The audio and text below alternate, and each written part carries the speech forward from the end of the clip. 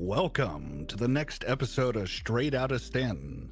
I'm today's guest, Dave, and here's Chegg and Mazzacast. Damn, that was good. All right. No, well, I don't have to say anything now.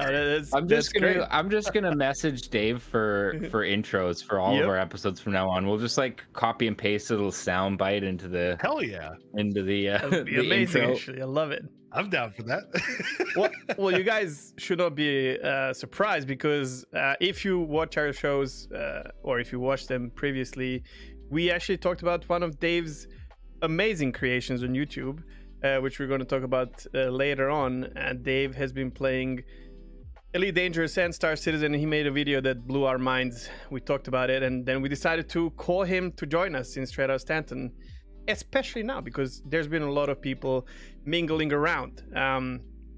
Preface to this episode, neither me or Maso, and I believe Dave as well, we don't hate Elite Dangerous. We're not favoring any of the games. I personally want both games and Eve to be as good as they can because they will do better for the other two games. So yeah, just want to say that this is not an Elite Dangerous hate podcast or anything. If you are looking for that, you know where the exit is. I haven't even played ED, so like I can't hate on it because I just have never played it. So all right, Dave, welcome to the show, man. People. Thank you. We're super happy to have you. It's been an awesome couple of weeks for me. So I can't imagine. All right, so we'll start with you. Just briefly, what we usually do is like we're gonna talk about like what we did last week. Have you been playing any games, doing anything interesting that you want to share?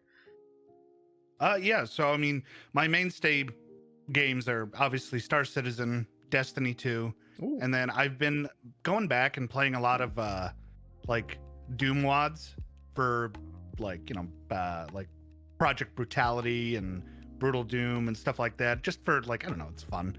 And the fact that that game is still being modded like almost, 20 years later is still a testament to how, much people love Doom. That's really been all I've been doing. Just kind of been having a real focused gamut of games.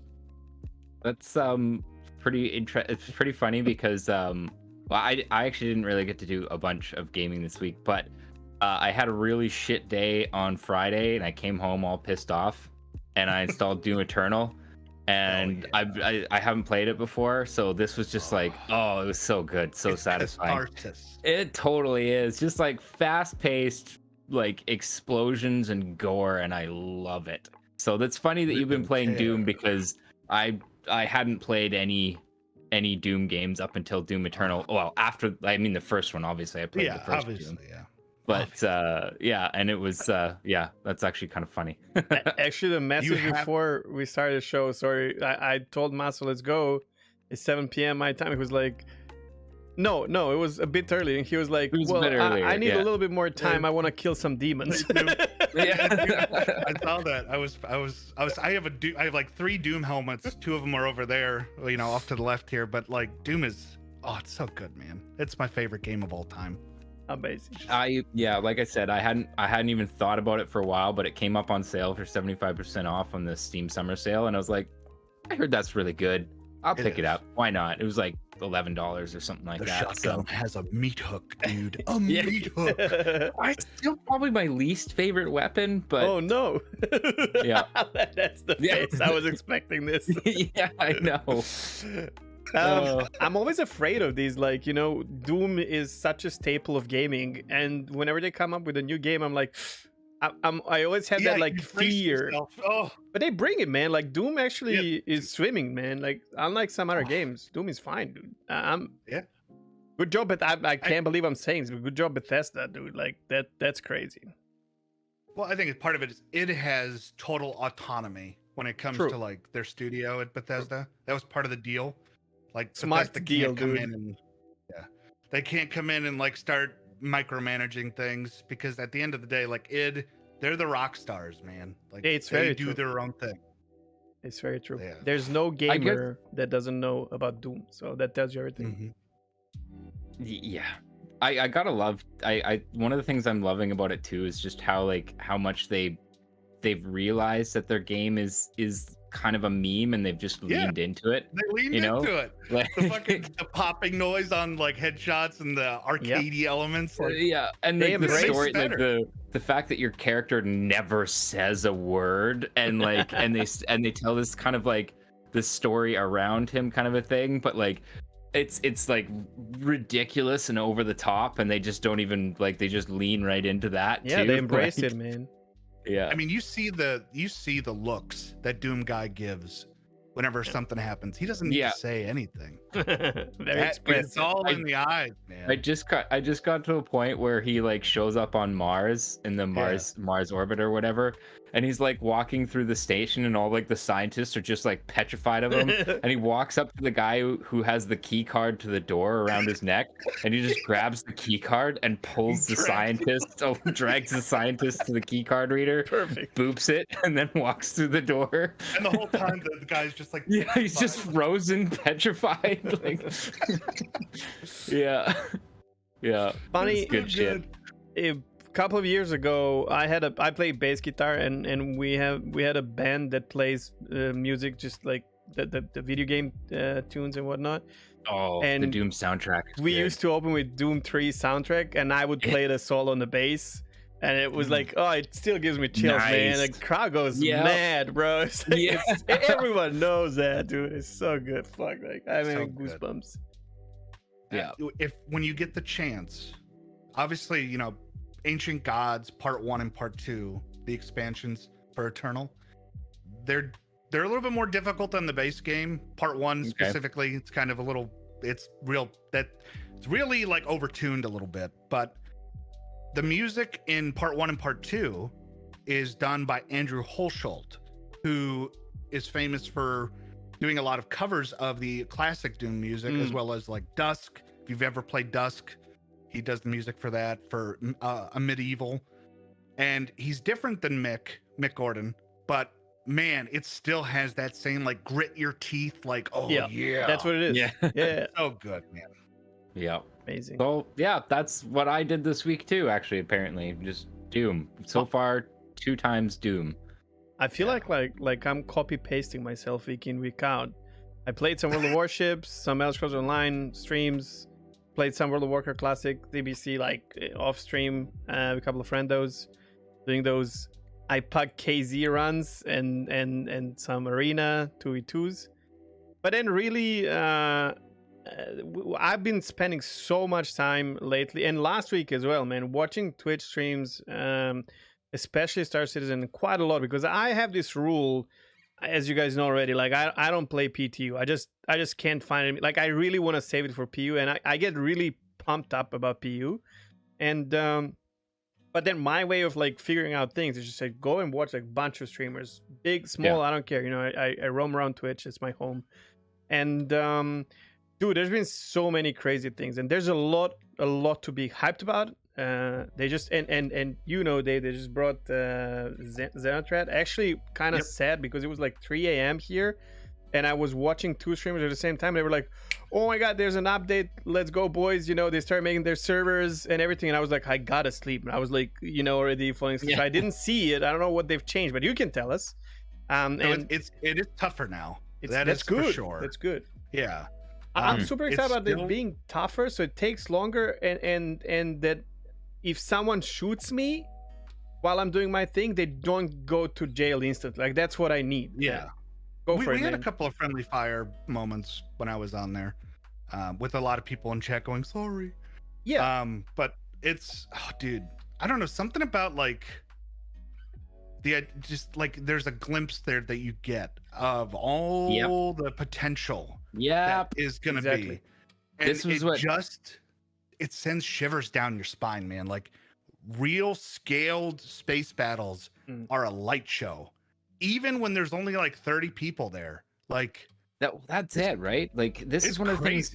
This is one of the things that we said when Xenothreat came out the first time and we played through it. It was the first time where you actually felt like this is an MMO, or like this is what the MMO would be like, right? Because everybody's there, everybody's interacting, you know, like everybody's cooperating, everybody's like communicating and trying to work together and stuff like that. And you don't Or have to the push people opposite, in there. where Like, there's people jumping in and like trying to Throw the trying to wrench into disrupt the- things and stuff like that, which Yeah. ends up being its own sort of fun and stuff like that. And yeah, so I get what you're saying when you say that, like, it's the first time that you kind of sit there and you go, oh, this is what it could be like, like when I mean, we this actually is the first time that I got to do Xenothreat. Like, oh, you didn't do it all- last time. Nice. Yeah. Well, I wasn't envy playing you. at the time. Yeah. Like, so this is my first real dip into that, and it was on the PTU, which again, I kind of wish I had waited till it goes live, because like all the problem, like anything that happens on the PU, multiply that by 10 on PTU.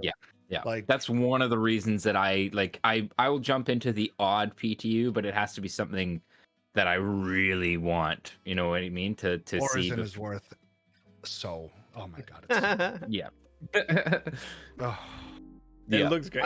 I've never had it my looks breath great. taken away by something like that before. Like, nothing comes close to those moments on Horizon. Nothing. I would say that that's just kind of like a Star Citizen thing in general. Personally, I feel like I don't think that I've had. Now that I think about it, I don't think I've had many other games, maybe a handful, that have kind of given me that kind of like step back and just go wow moments, right? It definitely does that to anyone who makes it long enough. Because I know people who stopped, including myself. Like, the first day I couldn't get to the hangar, man, in Area 18, and yeah, it was great to see things around, but I got frustrated after 2 hours, and I was like, F this. And I didn't want to check for YouTube a guide or anything. It was like, what, am I that dumb that I can't find the ship and fly out and whatnot? Yeah. We're not going to go into that story. Yeah. Like, But it doesn't stay, there's it doesn't. But there's layers of non-intuitiveness that are in Star Citizen right now, And it's you okay. can tell what's been worked on, and what hasn't been, and what's been kind of left on the back burner. That new player experience, when you just wake up in a bed and you have no idea what's going on, like, it's a little rough. It's rough, and we talked about this. Like, this is, I honestly think that that is very, very bad. And I think it's important because we have that decline of people like buying into the game and never coming back. And even if they like it, still like a simple like I don't. We talked about it. Like, at least, go here and watch a YouTube video, whatever. Anything will help, because it's very, very confusing. Or just like appropriate tool tips. Yeah, actually, this is actually kind of funny because our last guest that we had on was similar situation, like brand new to Star Citizen, and that was what the topic of the whole thing was about, was like the new player experience or lack thereof, kind of a thing. And it's interesting because like there's definitely a type of person who is fine with it the way it is, because they're fine just kind of like wandering around and being immersed and figuring stuff out. But I think it's pretty evident that I would say, let's say the average gamer, would find that incredibly frustrating, which it's a shame. That's right? Totally true. That's totally legit to feel frustrated by that kind of a lack of anything. I feel like there'd be direction. more people, like if they could overcome their first hump. That's the problem. Yeah, I mean, it's not even specifically contained to Star Citizen. Elite has this problem too. It took them until Horizons. Yes, it took them until Horizons to even put a basic tutorial on how to fly your ship. Dude, that tutorial is not good enough. I'll just tell you right now. I started playing. It's horrible. So I tried playing Eve like 3-4 times, and I just gave up. And then Horizons came out. I got Horizons, and you get this like instanced flying tutorial, Maso. Like, I finished the tutorial and I was like, what? And I play Eve, I play Star Citizen, like, turn my lights on. It was, it's not. And then I had to watch like 10,000 videos on YouTube and then figure out how. And then honestly, and I stopped again, and then I went back to it with sticks and everything. And I have to say, like, the last time I played it for like 20 days straight. I did a lot in it. I did a lot of exploration, some combat, and I loved it. It actually was enjoyable. But that's the problem. You're like tossing, like, there's these people who say like, if you don't want to deal with this at the beginning, you should not play Star Citizen, and I understand that their point of view, but it's not, especially from developer point of view. Like, why would you want to toss these people away? You know what I mean? Like, because a lot of them will enjoy your game once they get the chance to like actually figure out how to. And a lot of them will spend more money if you do manage to sink a hook into them. For sure, more money than you would spend on making a freaking TXT tutorial or whatever the crap, you know? Yeah. I think one of the things is like Star Citizen actually had a tutorial at one point. I've heard it was great. Yeah, great. I think the thing is like they tried to make it super Star Citizen in that it was like supposed to be immersive, but the game was just not at a point where it could handle that. So Dave, I don't know, do you remember that was a few years ago? I think that would have been 2015, I think. I'm sure I tried it, maybe. But I probably just like zoomed through it. So basically, at that point, I had already figured out most of the game mechanics. Yeah, so basically what it was a separate instanced kind of like an arena commander thing, and you start out next to a Gladius, and your drill sergeant trainer type person basically, says, get in the cockpit and follow me out of this like really tight asteroid hangar. And at this point too, like there was the thruster controls there was basically like unless you were running dual stick, you were lucky to get out of that asteroid hangar. Not to mention you'd have to set up your dual sticks probably first. Yeah, that is endeavor. I wasn't flying dual stick. I wasn't flying dual stick at the time. I was flying joystick and keyboard, and so like you're trying to like you have to lift up off this pad very gently, which you can't do because you're basically just like tapping the thrust up, whatever, right?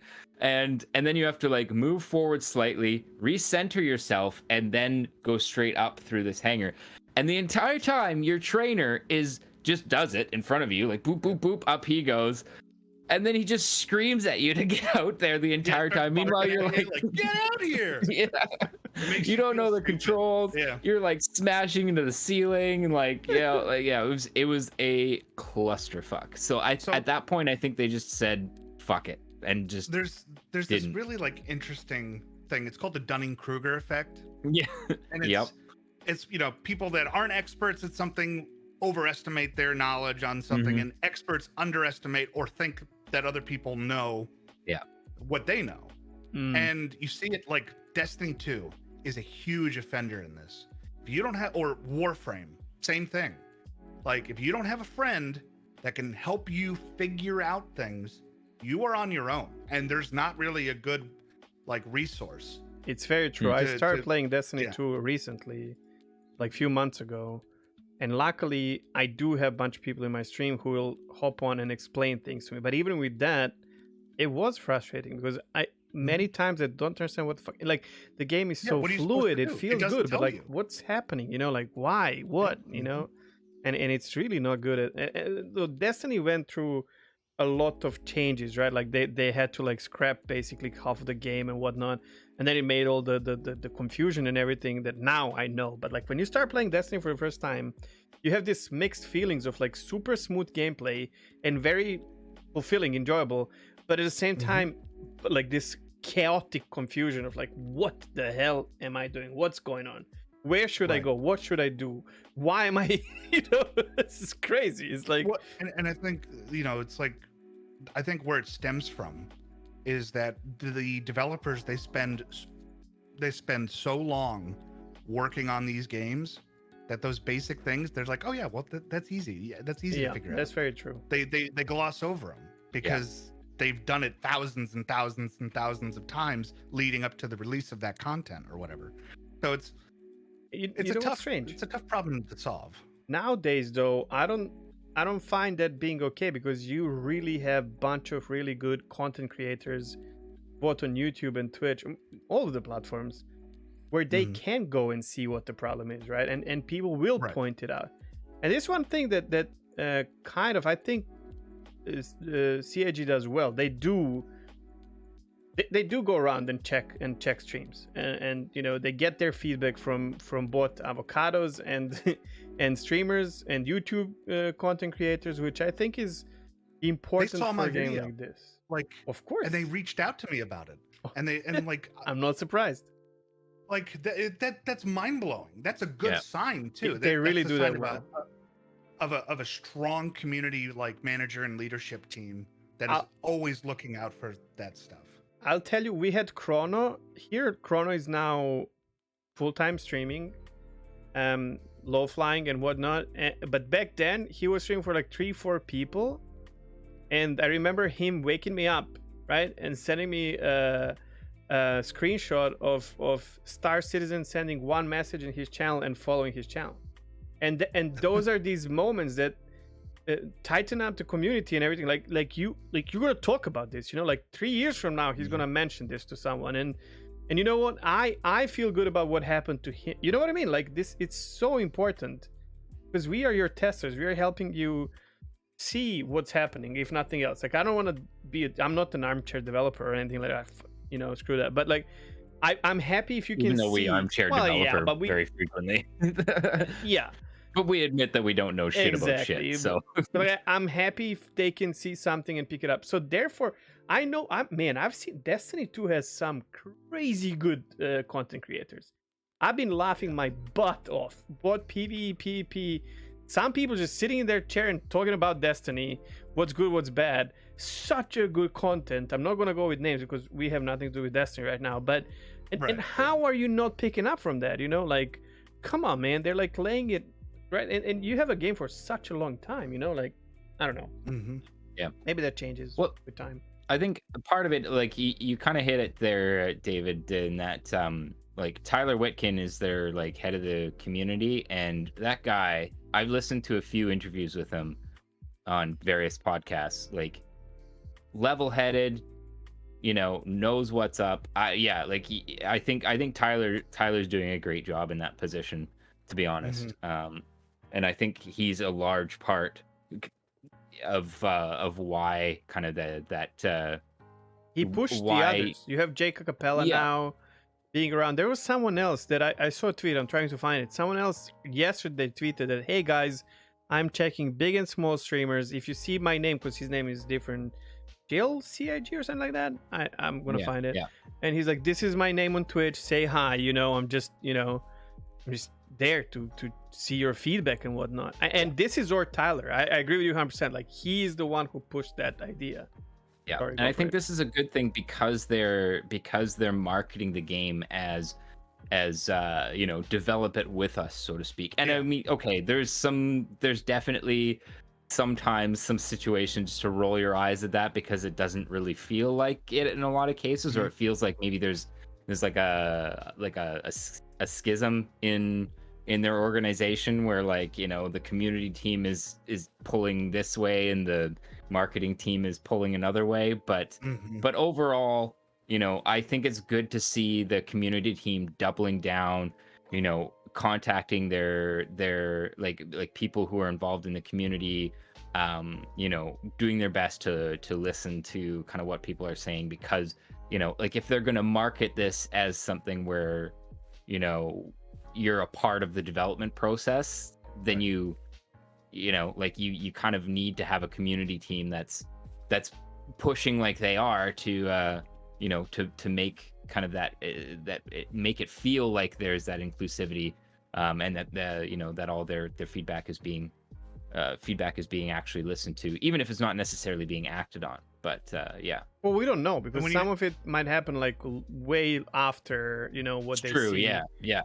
Plus, they actually get in touch with. Well, they got in touch with you, man. Like that's what I'm saying. Like, you can feel it with, like, all around. Like, we know that we have them in different Discords. They reach out, they answer some things. Obviously, not all the time. I mean, these are humans, you know. But like, that's very nice to know, you know. And it's not only the top end, you know, streamers or whatever. Like, they're gonna reach out. It's nobodies like me. Like, you're not nobody though. We'll talk about that later. Not anymore. I was. But like, when you have your ear that close to the ground, then people don't have to be as loud to get the things they want changed change. I like that. True. That's a good. 100% That's a good quote there. Yeah. Oh, thank you. You can quote me. I already forgot it. Sorry. It's all good. I Um, did too. So it's I had a profound moment, and it's gone. It's fleeting. crap. What was it though? It's It was a saved good forever. one. It's saved forever. Oh, that's true. Yeah. Right. You're recording it. All right, so that's gonna do it for what we did last week, and obviously some tangenting because this is Outta Stanton. You're probably used to it. Yeah. Nothing wrong Because with Chegg and I are basically walking tangent machines. that. I'm gonna say Dang. Dave. Did you know Yeah, that he that's feels true. at home? Yeah. I would say, which I'm happy about. 100%. 100%. I am always on that tangent. All right, Dave. Yeah. You are. This is going to sound strange, but you are going to be our episode's topic. It sounds very very wrong, but I have some questions for you. But before we do anything, I tell us about your yourself, your YouTube channel, your connection with Star Citizen and Elite Dangerous. Maybe, but in your words, like how did we get to you? Like to be part of this Star Citizen community or space gaming community. Well, I would say I've been playing space games for as long as probably since like 2001, and Freelancer was definitely my first love in that regard. Nice. But as far as like the creative stuff goes, I'm actually pretty self-doubting. A friend of mine named Patrick, he has a Twitch channel. It's Lost 2010, I think. But he pushed me for a good like 3 years almost. Dave, you got to do something. Dave, you got to utilize the talents that you have. Dave, you got to make videos. You need to do something. And I kind of caved because it was like a perfect storm. Odyssey was not what I was expecting. Star Citizen was in a huge leap in terms of development from my perspective, because the last time that I had seen it and really looked at it was a year prior. And he kind of gave me that push, and I felt that moment of passion where I just opened up a Word document and wrote 11 pages on a script. No double spaced, just 11 pages in one go. I probably should have, but I didn't even edit it. Like the first draft was what I went with. Because, I agree with you. Sorry for interrupting you, but sometimes it just comes out raw, man, and it's perfect. And even though maybe if you edited it, it would probably satisfy you more. But dude, and obviously, guys, the channel is in the description. You can also see his YouTube name on the screen. And that's one video we're going to talk about, especially later a little bit. But you need to watch it, and we talked about it in our other show as well. But you can feel that raw emotion in it, man, and that touched me. Like, honestly, Genuine. Yeah. You remember, like I watched it halfway through. I stopped and I've sent Masu a link, and I was like, "You gotta watch this, man. It hits the spot." And I'm so happy you did not edit that. That's amazing. Sorry, go for it. I didn't want to interrupt you. And and part of the reason I didn't is because I know myself really well in that regard, where I'm kind of a little bit of a perfectionist, and I would have kept tweaking it, and then it never would have happened. My partner calls this fire poking mentality, because like I can't remember, we were out camping sometime or something like that, and I was just like constantly poking at the fire because I wanted to like get it. I was trying to like move a log and ended up like collapsing everything and basically ruining it. So now anytime I'm like over editing myself or over like fiddling with something, she says, "You're fire poking. Stop it." Similar kind of a situation, right? Like if you poke at it for too much, you might lose it. Yeah, and then that's sort of it. Like, and I just finally I was like, what I did, I'll tell you, like in real short, was I wrote the script, I recorded the audio, and then I recorded as much footage in B-roll as I could in like a timely manner. And I remember sending him the audio, just the audio, and I was like, "Listen to this. It's like 35 minutes. I'm sorry, but I need like I need feedback." Yeah. And he's like, "Dude, you could do like an audio book." Yeah. Like I was like, "Okay, well, I'll take that." Like, And I just ran with it. And and the B-roll doesn't really match on some parts. And Sorry. it's okay. Like, it's okay. Like, it's not a big deal, because for me, that was the first creative effort that I had done in 3-4 years. I think the last one I did was Hellblade: Senua's Sacrifice. I did a review on that. It was like 8 minutes. I wasn't happy with it. But wait, are you happy with this one? No. Yeah, I was gonna say that. You ask any creative about something they're working on, and they're always gonna tell you that there's more they could have done. Yes, there's more I could have done. I think. Are you happy with how it did, though?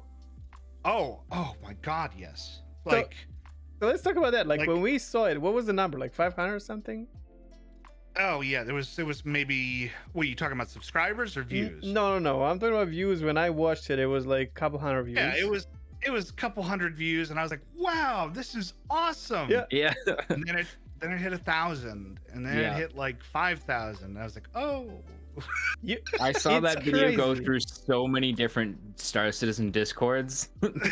You are now sitting at around 38,000 views with your first comment being Morphologist himself. Yeah. And dude, I gotta tell you, I don't man- know how you feel about it, but this video did so freaking good, and I'm so happy it did, because it deserves it. Yeah. It's a lot to follow up, though. But like, that's sort of the cool thing about this whole thing, is that all right, so I joined 2 orgs. I was in an org, but it wasn't really an org.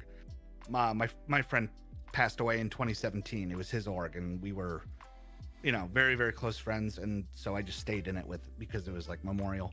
So I still am in that org, but I joined Reed, and they're awesome. Really good group of folks. But I joined it, and first thing I see in the Star Citizen channel is my video, and I'm like, that is bizarre. And then I joined Armco. Morphologist is, we know Armco. Yeah, like, and I see it in there, and I'm just like, because of course I went in there and hit like Control F, and I like searched my video, and I was like, let's see if anyone Of course posted you it do, here. man. You want to know. And I found it, and I was like, they love it. And that's a tough crowd, man. They're used to Morphs videos. Like, that's a rough thing to compete with, bro.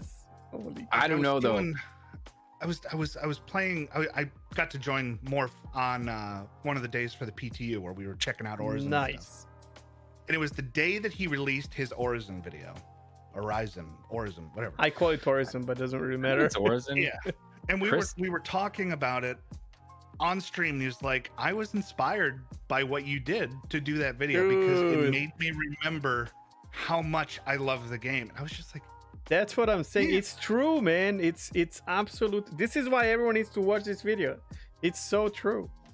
But it's kind of terrifying at the same time, because I went from literally just some idiot that occasionally PvP'd and occasionally did bounty hunting and stuff, to now people recognizing, they give me their salute when I come onto the server.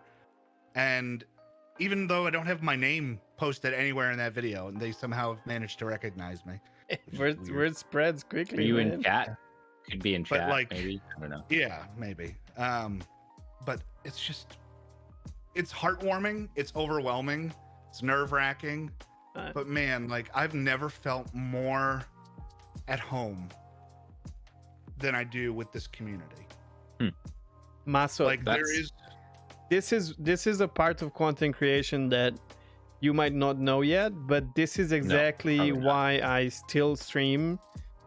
What this guy is saying right now, it's the true emotion of being recognized in a way that people actually enjoy what you did, and you brought good feels to others, and it's something that stays with you forever, man. Like, it's just so good. If my video got 40,000 dislikes, I don't really care. Or it only got a couple hundred views.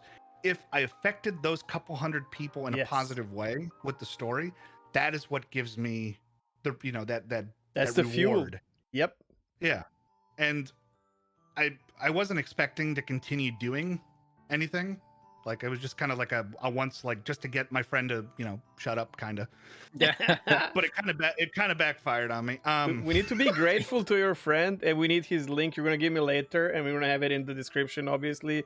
And guys, I'd be happy please to. follow. You know, He's trying so hard, man. Like he said he was kind of like upset with me, but at the same time like super happy, of course, because I dwarfed what he'd done in 3 years in one video, and he was like, this is bullshit, but also this is exactly what I said was going to happen.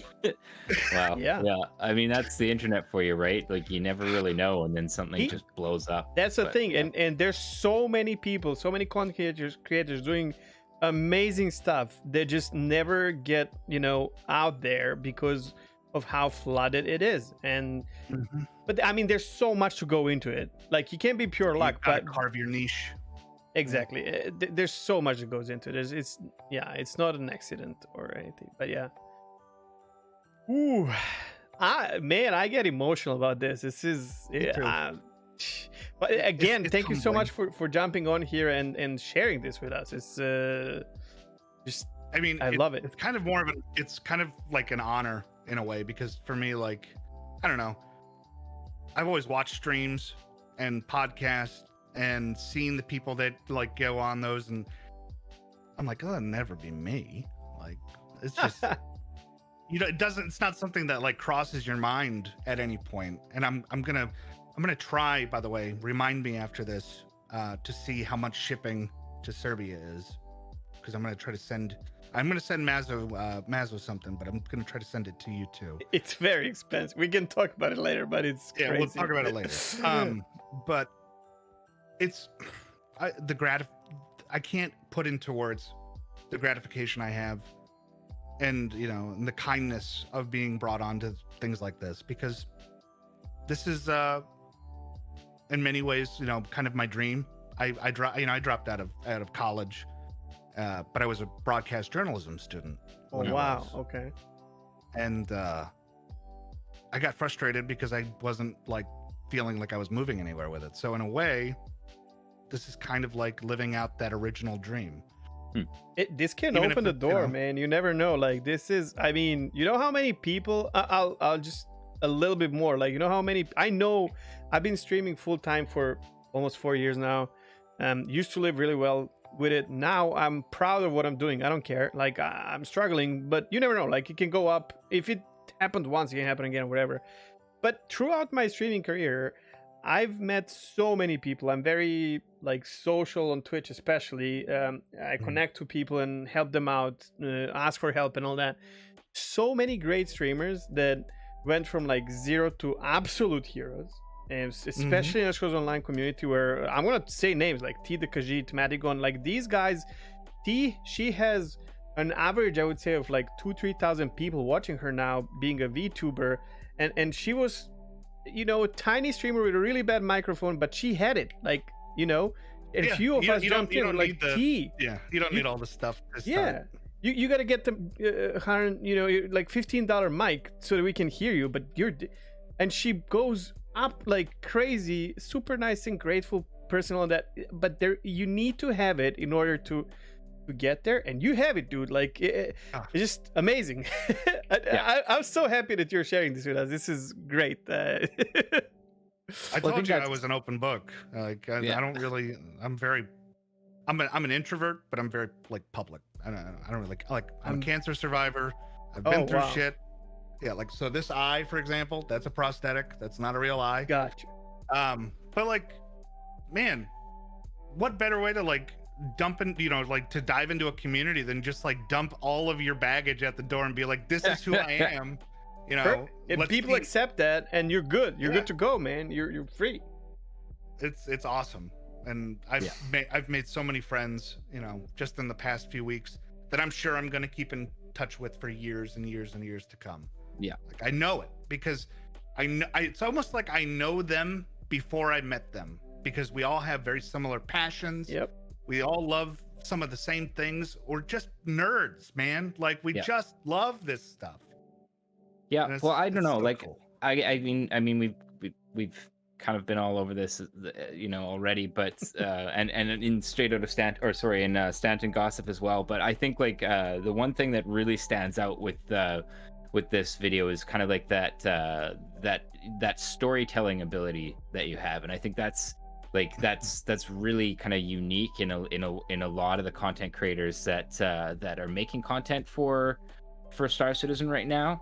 The way that you told it, kind of mixing in that like dry humor.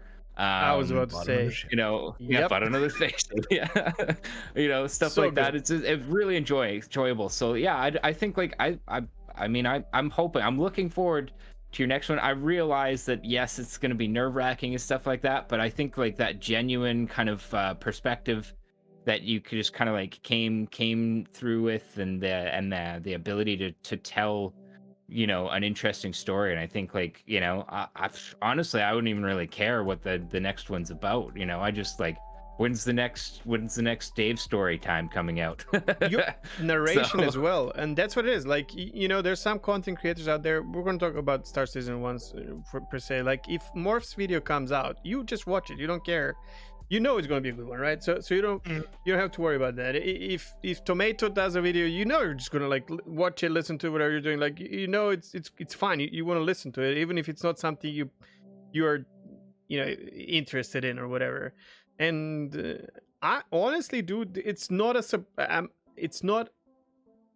a coincidence or accidental, the numbers that you see under your video. And I'm sure both me and Maso and whoever is watching us and watch your video would be super happy and stoked about having another one. Now I'm gonna be honest, man, with that, like you have to be mentally prepared for the next video not to do as good, or maybe a couple of next videos, or to do like much better, because I mean these things happen. It's internet, you know that you watch Twitch, we watch YouTube, it happens. It's a strange, you gotta get used to these things, and it's normal. But I want to ask you that, like what like not like, do you have a plan for the next one, or it's more like, do you want to keep doing it? Do you want to keep doing it? Great. I was afraid of this one. I didn't know I wanted to until just recently. But like, I do have plans. I have 2 videos that I want to do. One of them is Star Citizen related. I really want to. I love lore. Like, I love the world building that goes into games. And there's stories that are never told because they're all in text. And I don't know if you noticed, but a lot of people that play games, usually they just want to play the game. They'll listen, but they don't want to read. They don't want to read. That's so true. So I kind of want to touch on like how, like, for example, like how Crusader Industries came about. Tell the story of what events took place. Use Foley. Use a friend of mine who I want to bring her on as a voice actor for me, so that we can have a dialogue, so that we're acting out that dialogue as if it did happen. Sorry, I'm going to interrupt you for a second, just because you should remember how I was talking about the Captain's Table podcast to you? Well, he also does lore. He does like a Lore Citizen podcast. And he does. I didn't even know that. Part of his channel is called Galactic Historian, and that's exactly what he does. He does but he's like a teacher, right? So he's reading through these as if he's giving like a lecture, like as if he's a professor, right? But like, if you wanted to get a crash course on a bunch of the different lore, look up Galactic Historian, because he's got like the origins of Crusader. He's got the origin of, he does like lectures on the state of politics in the UEE and stuff like that. That's so cool.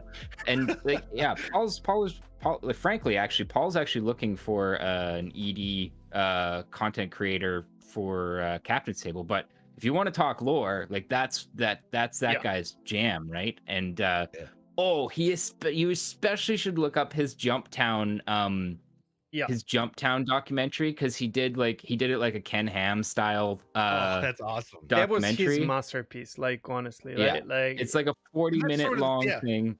That's sort about of the what I wanted to do was like the documentary or mockumentary or Yeah. whatever like Mm. style, because it hooks people in fast. yeah. It does not like, I mean, even when, I don't know if you guys watched like the National Geographic or History Channel Yep. videos Yeah. in school, but Yep. like even in school, even though it was And stuff out of that you school. really didn't care about, yeah, like it hooks you because you're like, Yeah. oh man, there's a story here. Yeah. You know? And I it's still totally, like anything with David Attenborough in it. Like I'm yeah. in. Like I'm in. Yeah, I'm in, man. and it's just so much easier, especially nowadays. Like most of us will either do something, play games or working or whatever, and having someone, we need that background noise nowadays. We're always getting like, hooked on it. Where my Mhm. second screen is always a Twitch channel, a YouTube, video or something. And Yeah, I'm me listening to it, feeding into it. And you know what? We developed ourselves to a point where we can totally play a game and pay full attention to the audio that comes from someone else and memorize these things and enjoy in it. And I Yeah. think it's great. By the way, Paul Shelley, obviously, shout out. He's, I would dare saying friend of the channel now. But this is another thing about CIG, man. Like they recognized Paul big time, and I'm happy for this. Like they are aware of him being an internet historian when it comes to Star Citizen stuff. Some other games he did as well, but like this is his jam, and he's a space bartender. It's Astro Pub for a reason. And Yeah. whatnot, and Maso is right. Like he does this thing that we don't. What we do is like it's usually two of us, and every now and then we'll have a guest, but it's not like every time. Paul there's like two content creators who do this the best. One is Paul, the internet historian, it's every week he's gonna have two. Last week was three actually, but two other either content creators or someone who has something to say, but he calls it like captains, right? And you join him, and it's like 3 hour long show where he gives you like the topic kind of, but then you go deep into like whatever. The other one is Salty Mike. I don't know if you watch Salty Mike. He does a little bit of a different thing. Yeah, So he's gonna give the microphone to those who are not content creators, mostly like he gives a voice to the players, and I think both of these guys are very, very important for and others who follow their steps as well. But yeah, if you're gonna do this, you're gonna this is a beauty about YouTube, man. Like because on Twitch, if you had someone who does exactly the same thing, or I mean, obviously everyone does it differently, right? But like the same topic, you would be enemies immediately because you have to you're simulate competing for the viewer base. Yeah. and you have Whereas, to do it like undercover, because if people realize you're being an enemy to someone, it's like that's not gonna work, right? So you gotta like respect each other, but at the same time, you don't really like the next person to you. Or in channel terms, this is very difficult to explain. But on YouTube, dude, anyone who does something similar to you will actually, if you know how to utilize this, will help you grow. Yeah, And the algorithm will bounce you and next to them. and they can watch in like different times. Like they're not, they're not limited to when it live stream or whatever. Sorry, Master, go for it. Well, no, that's exactly what I was going to say with the respect of like why I'm like saying you should check out Paul's stuff is like not saying 100%. like, oh, he's already doing it, don't bother. It's like, no, do it because he's obviously got a different take on things than you're gonna do. And like it like Plus, you're going to enjoy it, man. Paul does really good stuff. So yeah. But like, it's that ability to use a resource that's already out there and then spin it into kind of more of like your kind of unique, more like storytelling form. But there's more. Like, absolutely though. check out his channel. There's so much in Star Citizen lore already. That it's like infinite potential. What do you call it? Content that some of you guys can turn into something amazing. So I'm so happy to hear that. And then you can collaborate and well, that's kind of where I was going with like his Lore Citizen podcast, right? Like once you've kind of like brushed up on lore to an extent where you feel like like you want to get in on a discussion like that, I betcha if you kind of sent a message his way or something like that, that he'd be interested to have another kind of lore contributor on that show as well, which would be fun. I would look forward to that. I mean, that sounds like right up my alley. Yeah, I'll get you in contact with his Discord actually as well, but definitely watch his Galactic Historian stuff because it's really fun. And are you familiar with Jumptown? Do you know what Jumptown was? I mean, I know that a lot of like PvP happened there. Yeah, you gotta watch that. You're gonna love it, dude. Because I never lived through that, and I know about it. And then I watched it, and I was like, "Oh my god, it's now so good." It's actually canon now. Like CIG has put it into lore. So great. Speaking of which, if we don't get some sort of explanation for standing on chairs and tables in the lore, like I'm gonna be upset. Like I think we will protesting or something. Like that's what I've heard is that it's a form of protest against an authoritarian government. They have to make it a thing. Man. At 2020 CitizenCon didn't happen because COVID and stuff like that. But that was something that a lot of the content creators were going to push people to do as a meme. Like in the actual like con, people were just going to start T-posing on chairs. Absolutely. I would do it. I don't care. I would too. It's so iconic, Yeah, like the two most iconic things I think about Star Citizen: Port Tollister and T-pose, on a chair. And that's it, dude. Like instead of applause, everybody just stands up and T-poses on their chair. T-poses on their chair. Oh man. Just one more thing before, like, on topic of Paul and this whole like collaboration and just making content in Star Citizen quickly. This is one beautiful thing about the relatively small and new projects such as Star Citizen. It's not, don't get me wrong, like, but if you compare it to like the I don't know, like World of Warcraft or something, we don't have that many content creators. We don't have these numbers. Even the biggest content creators, I'm gonna use more for an example.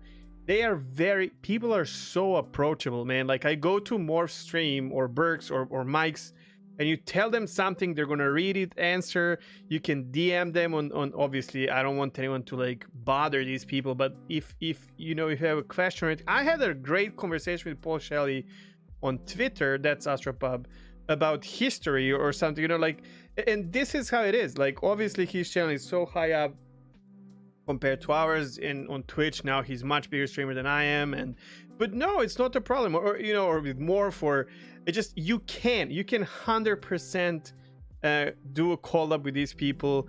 You just have to start the conversation and they're gonna answer, and that's so freaking nice, and this might actually build a really good community of content creators for the future, which I think is great. Well, cool. I mean, it's right time, right place, right? Yeah. Like I think it's going to be right time, right place for a while as well. Like there's still time. Yeah.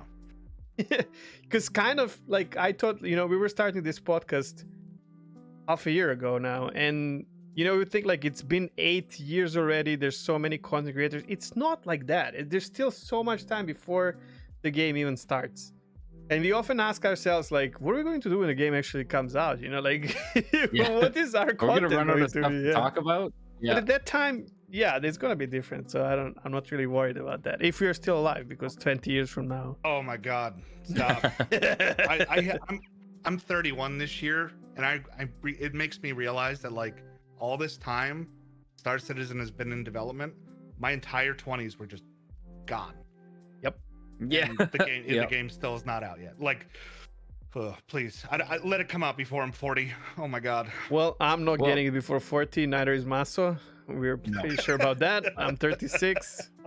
But this is where Chegg and I have very different kind of opinions on games and stuff like that. Because like for me, so long as it's in a position where it is mostly finished and playable, I'm okay with like early access stuff.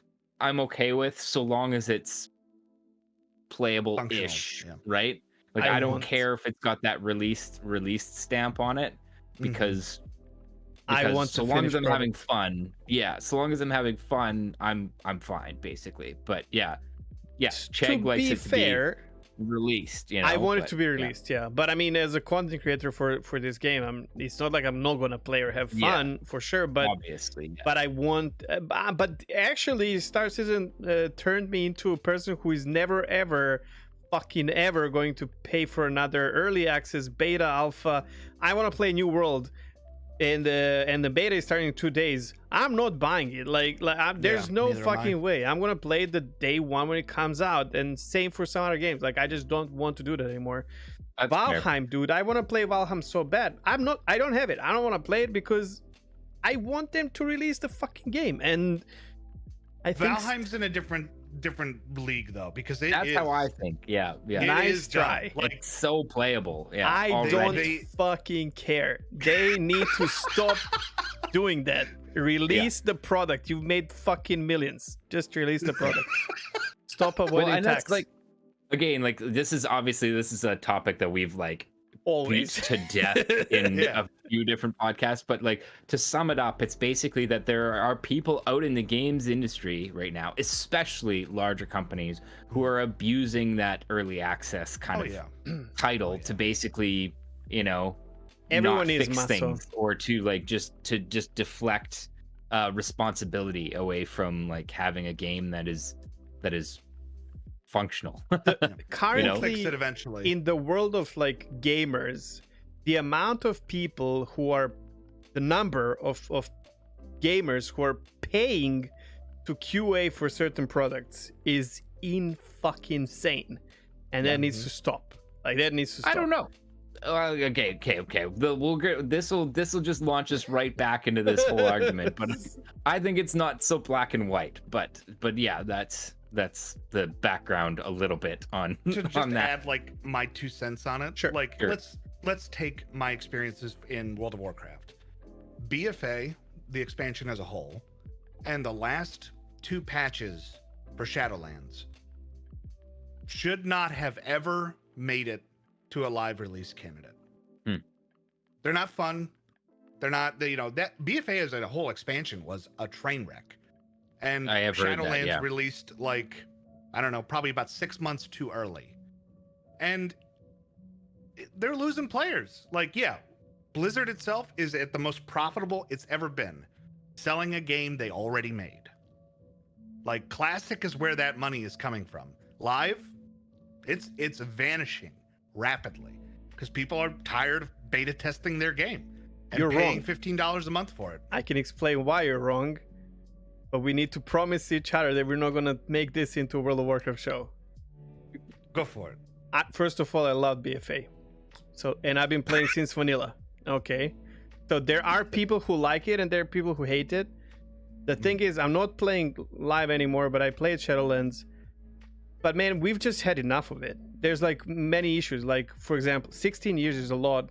Then there's achieving something now is meaningless because there's so many mounts, so many titles, so many achievements. It's been too long. In my opinion, they need to cut it and start the new game, which a lot of people are like, yeah, but there's the same devs, it's gonna be bullshit. I don't think it's bullshit. I don't think that's a problem. It's just like the new player jumps in and they're like, fuck man, this guy has 28,000 achievements or whatever the fuck.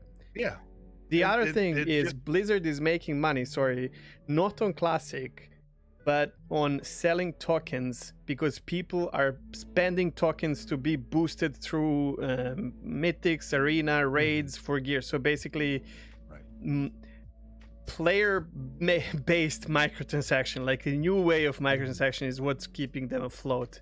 But anyways, you can actually boost your gear. Well, no, you can pay like the gold. You can pay people gold. Yeah. Oh, okay. But you can buy gold officially, like not from like third party, but like through these tokens and what.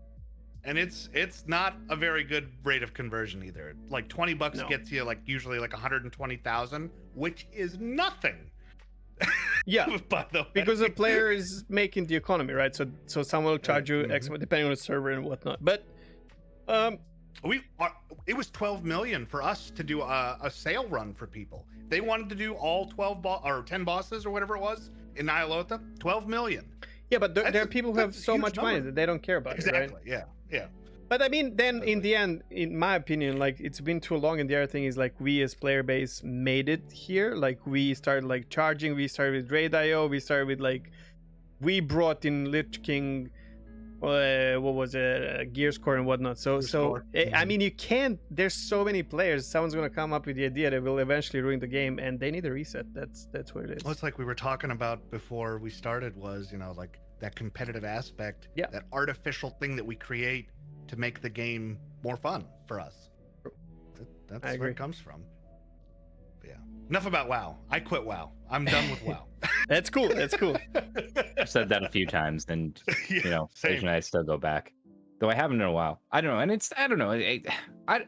I think WoW is what it is, and is, you know, It's a titan, man. Like, yes, you know, like it should be appreciated for what it is, but you know, so I don't know, like people this is tangenting again, but people talk about like, oh, this was good, like, especially like 5-6 years ago, you know, this is going to be the WoW killer, this is going to be the WoW killer. Yeah, everything is WoW killer. Why do we want a WoW killer? Just let WoW be WoW, you know. Like, I enjoyed it, you know, I'm not playing it now, and that's fine. Yeah, because it was something different. Yeah. So innovation is what drives, you know, gaming. Do something that no one's done before. That's Or why Star steal it Citizen is so awesome. from small enough studios so that people think it's yours.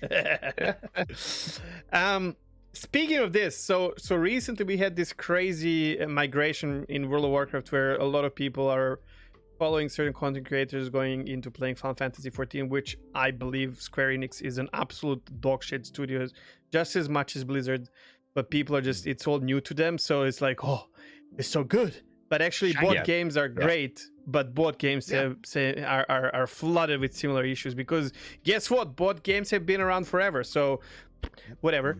I'm not hating on either of the games. I'm just saying, like, this is just the flavor of the month, year, or whatever the fuck. The same thing somehow happened in our smaller space, no pun intended, with a lot of Elite Dangerous players crossing over to Star Citizen. And we talked about this already. I've explained, like, from my point of view why this happened. But I would like to hear your take on this entire phenomenon, kind of. I'm not expecting you to be salty, but be yourself, obviously. But again, just like we said, like, this is not hate towards ED. These things, these waves happen, man. Like, it is what it is, you know. Like, yeah. I have gone through episodes of, you know, playing and not playing games, and it's not because I hate it. It's just because if I come back to it at a later time, I'll fall in love with it again, right? Very true. Elite, I have nothing really bad to say about, because it's given me so many memories and so much experience. And I mean, I spent over 1,000 hours in something is not anything to laugh at. Like, let alone, I think my playtime's like 3,200 hours or something in Elite Dangerous or something like that. So, like, it's a lot of time that I've spent doing that content. But Odyssey was supposed to be something new, but it wasn't. And that's where I think the migration is coming from, is that people are tired of doing transportation missions. They're tired of doing passenger missions. They're tired of blowing up bases. Like, the most cost-effective way to make money in that game is to, or at least it was, I don't know if it still is, but was to load up a big ship with passengers and fly for 45 minutes to a star, drop them off, and then bring passengers back and do it all over again. So, like, I remember, I have a memory of, in the middle of Thanksgiving, just getting up every 45 minutes just so I could, like, restock my ship with passengers and then send my ship out, walk away from the computer, and then come back 45 minutes later, and I'd made like 330 million, you know, credits or whatever. Very immersive gameplay. Like, why would I want to spend my time doing that? And, the like, thing is, the thing that I'm a little bit worried about, just to jump in, and that is that ultimately SC is no different right now. Right.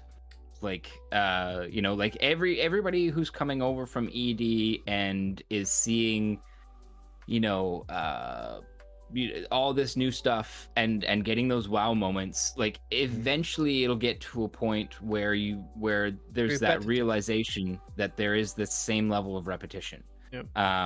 With one exception, and that's the I guess you'd call them like the micro events or events, whatever, the dynamic events. Yes, that's community a new goals thing.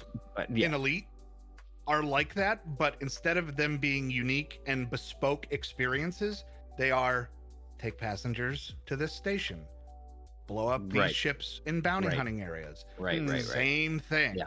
The problem is So- we and don't that's- really know what's it gonna be in Star Citizen, especially at this stage. We know Xenothreat, Right. but that's not gonna be how all the random events are going to, you know. I mean, Ninetales is going to be hopefully Yeah. really awesome. Well, this hopefully, is this but thing, we don't know. right? Like coming into these dynamic events is kind of a new thing. So this is a Mhm. question mark, but like It's a promise, but kind of. That yeah, and from what we've seen, there's a lot of promise there, but Mhm. but as the game is right now, it is similar in that repetition. let's Long term, they've said that it probably won't get there, but yeah, let's talk Sorry, about I this. didn't- Let's talk about this that was a big later. tangent. Yeah, because I want to touch on this as well, because there's so many limitations that will affect that. But here, these were my takes, and please tell me how wrong was I. So I feel like Elite Dangerous, and not for the first time, has overpromised with the upcoming expansion. I'm not saying like we said we're going to do this and then they didn't. It's more of like we said we're going to do this and create this image in your head, but actually it looks like not that, kind of like less than what you would expect. And the other thing I yeah. think that what really, and I'm going to let you like expand on this, but the other thing that really would screw me up if I was an avid Elite Dangerous player is, you guys think you want ship interiors, but that would get old very quickly. Am I right? Okay. Now go for it and explain this from an Elite Dangerous player perspective, because I want to hear it. Because I could be wrong. I don't know. I'm going to go in reverse order. I'm Go going for to start it. with those ship interiors. Because, so Elite Dangerous has been, and still is in most cases, a pinnacle VR experience. It is Yes. it is the game that you show to your friends when you want to convince them that VR is awesome. I know this. Because you're not- I agree. You're not just playing a game. You're flying, and pardon my language, you're flying a fucking spaceship. This is a Yeah. mature show. Yeah. You can swear as much Yeah. as you want. Don't worry. Okay, fucking awesome. Yes. But like, you are flying that ship. There's no disconnect, especially if you have like the setups that a lot of us do, like throttle sticks, pedals, Yeah. everything. Yeah. You feel you forget that headset is on. However, I can't tell you how many times that I got up out of my chair and walked around my cockpit, because you can. You're detached from your body, so you just see a headless dude sitting in a chair. But like, I walked around my cockpit, and it felt like one of the that was my first Space Legs moment. And Interesting. Yeah, I didn't know that was the thing. You're Yeah, bonding but- with your ship, dude. You're getting Yep. to know it. It's becoming your home. And we talked about this. I said if they at least let you walk around your cockpit properly, even that will make a big change.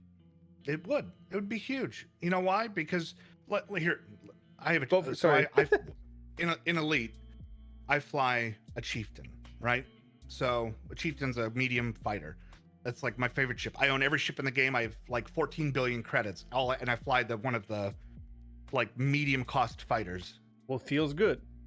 Yeah, it feels good, but I've had experiences with it, so I've bonded with it. I named it a Pale Horse. It's got, it's got all these different decals and stuff on it because it's my ship. It's got its own call sign.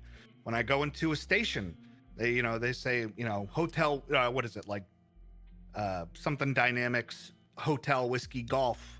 Like they say that because it's my call sign. Yep. But when I get out of my ship, I just get like, boop, I just get shot out of the back, and there's no experience of getting up out of the cockpit, turning off the systems. All that stuff is like, it doesn't get tedious. We live for that. How many times when you were a kid did you like play Dude, make all the believe time. and like, All have the your own time. cockpit made out of like shovels and stuff? Like, Yeah.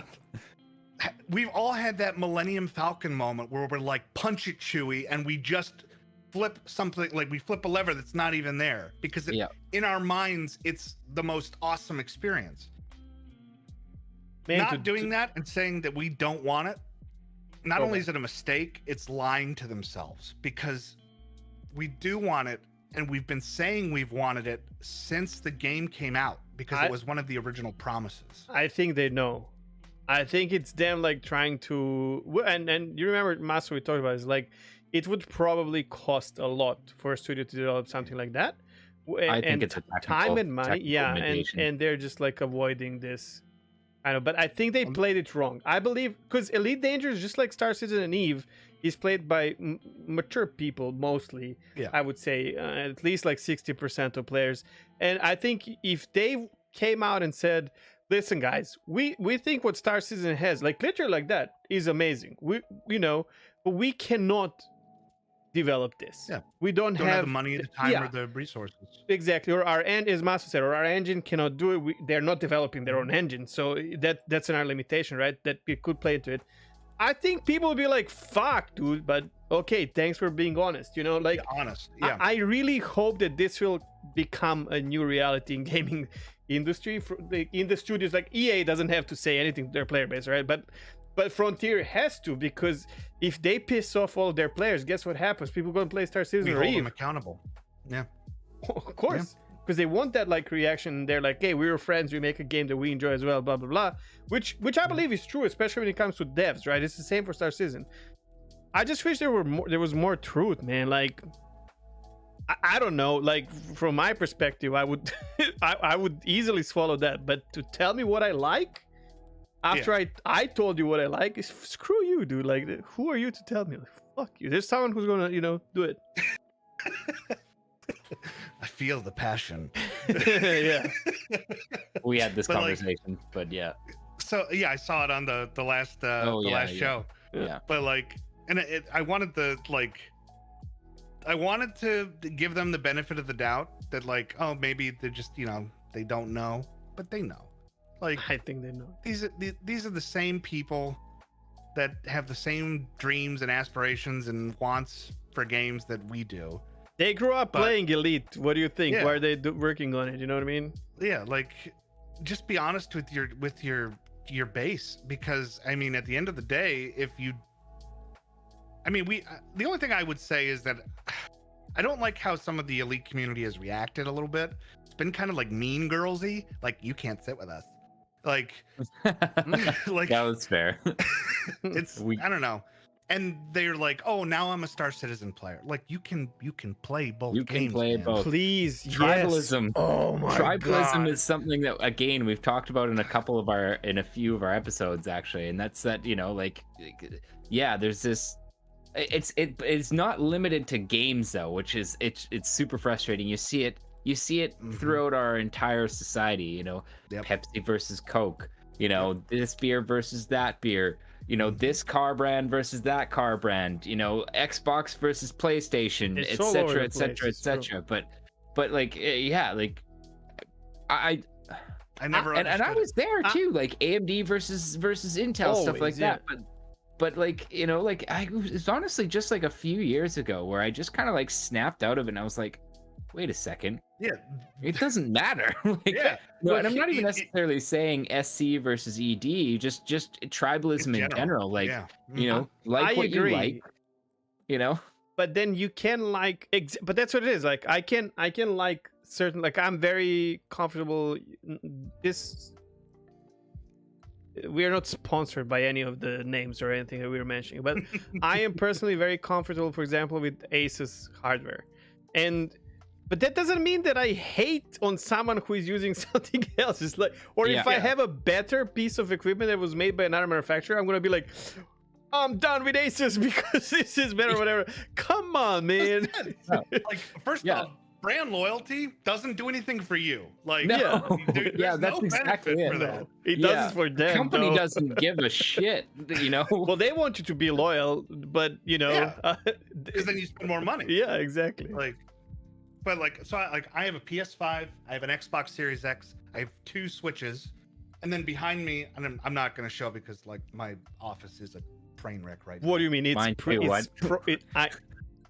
everything you guys see on the camera is exactly how our rooms or studios, offices are all over the place. There's no chaos behind what where you cannot see. No, I definitely don't have a green screen to. He lives in a fucking. But like, I have a whole row dedicated to Nintendo consoles that I've modded with HDMI and stuff. Whole row to like Xbox, PlayStation, whole row to Sega. Like, you can love all of those things. Exactly, you don't have. It's You actually don't have to healthier, pick. and you're gonna Yeah. have more fun. You know. You will experience more and you will grow. Yeah. You know, and You can have your favorite, right? That's fine. But absolutely. don't shit Mhm. on the rest, and don't shit on our people who love both things. Maybe Yeah. you know what As- what got me really bad, like when I saw that video in my feed that said why even play Elite Dangerous, and I went to their channel and this dude is making videos about Elite Dangerous for a long time. It's like, what are you doing, bro? Like, don't do that. I don't know. Did you watch the video? I watched that video. I just felt like he was Was it a like, clickbait? no, it was. I just felt like he was being honest. You know, like he was clearly Who is like this? I can't remember his name. Shit, we don't know I think names. I saw it too. Yeah, I'd I have think to I dig. saw it too. I'd have to dig it up. But yeah, it wasn't a super long Long-time video. Elite creator. Like, Yeah, and he was just clearly frustrated with Odyssey, frustrated with the directions that things were going. And again, did the same thing, like switched over to Star Citizen, had a bunch of those wow moments that you do, you know. And yeah, was just basically frustrated, and at the end of his was like, why would I play ED, you know? And like that's I think that's okay to feel like that coming from his perspective, you know, if you were frustrated and you found something that kind of hit the spot in the meantime, you know what I mean? think context makes a Yeah. huge difference. Well, that's the thing. Like, I don't mind this guy coming out and saying, "Hey guys, I don't feel like playing ED anymore because yada." But if you're a big content creator and you're like, "Why even play ED anymore?" That's, I don't know, man. Yeah. Like, you know, Yeah, you have to basically be what responsible. it You know, with power comes responsibilities. It's very I true. guess so. Yep. But again, like if you watch the video, I think he does a good job at just illustrating where he's coming from and saying like and because that's the thing, he's like, I like this, and this, you know, and SC has that. ED is in a position where it's apparently not going to have that. So like, I don't know. If you watch the video, I personally felt like it was pretty clear that it was like a personal opinion, not like don't play ED anymore, only play Okay. Star Citizen, you So- know. But so maybe I see where he's- you're coming from. Maybe it's Like, like the title- overbaiting. Yeah. The title is a very kind of like it's designed to get a reaction. I didn't want to from- watch it, man, because and that's Yeah, I don't like that style of baiting. I mean, I've even tried to, you know, my friend Patrick that I was talking about, he's like, you gotta do all the things. You gotta like have a clickbaity title and thumbnail and caps like, lock, comment, and subscribe. And I'm like, yeah.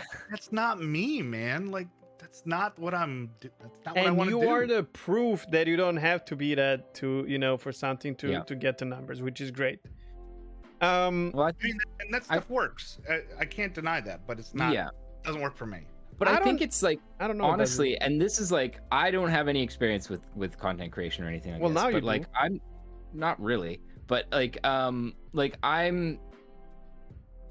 I kind of feel like that sort of thing on YouTube, the whole like it's so like the whole YouTuber has become such a meme almost that it's like, you know, like is it even necessary anymore because it's so commonplace that yes, people just know, like people are exactly. you know like familiar it enough was with necessary. YouTube content that 5-10 years It ago was, where people yeah. did not even understand how it works. Nowadays, first of all, subscription to YouTube channel doesn't mean anything, because guess what? I'm not subscribed to so many channels and they keep coming in my feed and I keep watching them. And to these people, it means more that I'm watching the entirety of their video and maybe click on the next one that comes up on their screen than anything else I can do, except maybe give them money directly.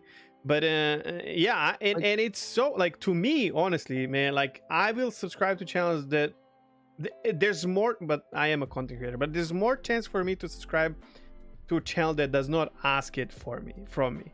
Like if I feel like doing it, I'll do it. If I'm not gonna forget about it or anything, you know. Yeah, I don't care if they ask. I'll just do it if I feel like it's, you know, if I feel like if it's worth it to me, right? Like if I enjoyed it enough that I want to see more, you know, yeah, I'll do that. But like at the same time, I do kind of understand where that's coming from, insofar as like when people are looking at their metrics and they're seeing that like most of their views are like, you know, 60% are coming from people who aren't subscribed and stuff like that. I can understand people kind of like trying to make that push, you know. to like increase that number, but I'm not experienced enough in the YouTube It field doesn't to matter know how anymore. important that actually is. Not anymore. It But the used to be algorithm- very important. No. not Yeah. anymore. Because what gives you revenue from those things? It's not the subscriptions, it's the watch time. Yep. Like, Yeah. and, Okay. and I mean, I'm looking at my metric for that video. 25 to 34 years old, right? My age group makes up 40% of the demographics that see that video. And then the next highest one is 35 to 44.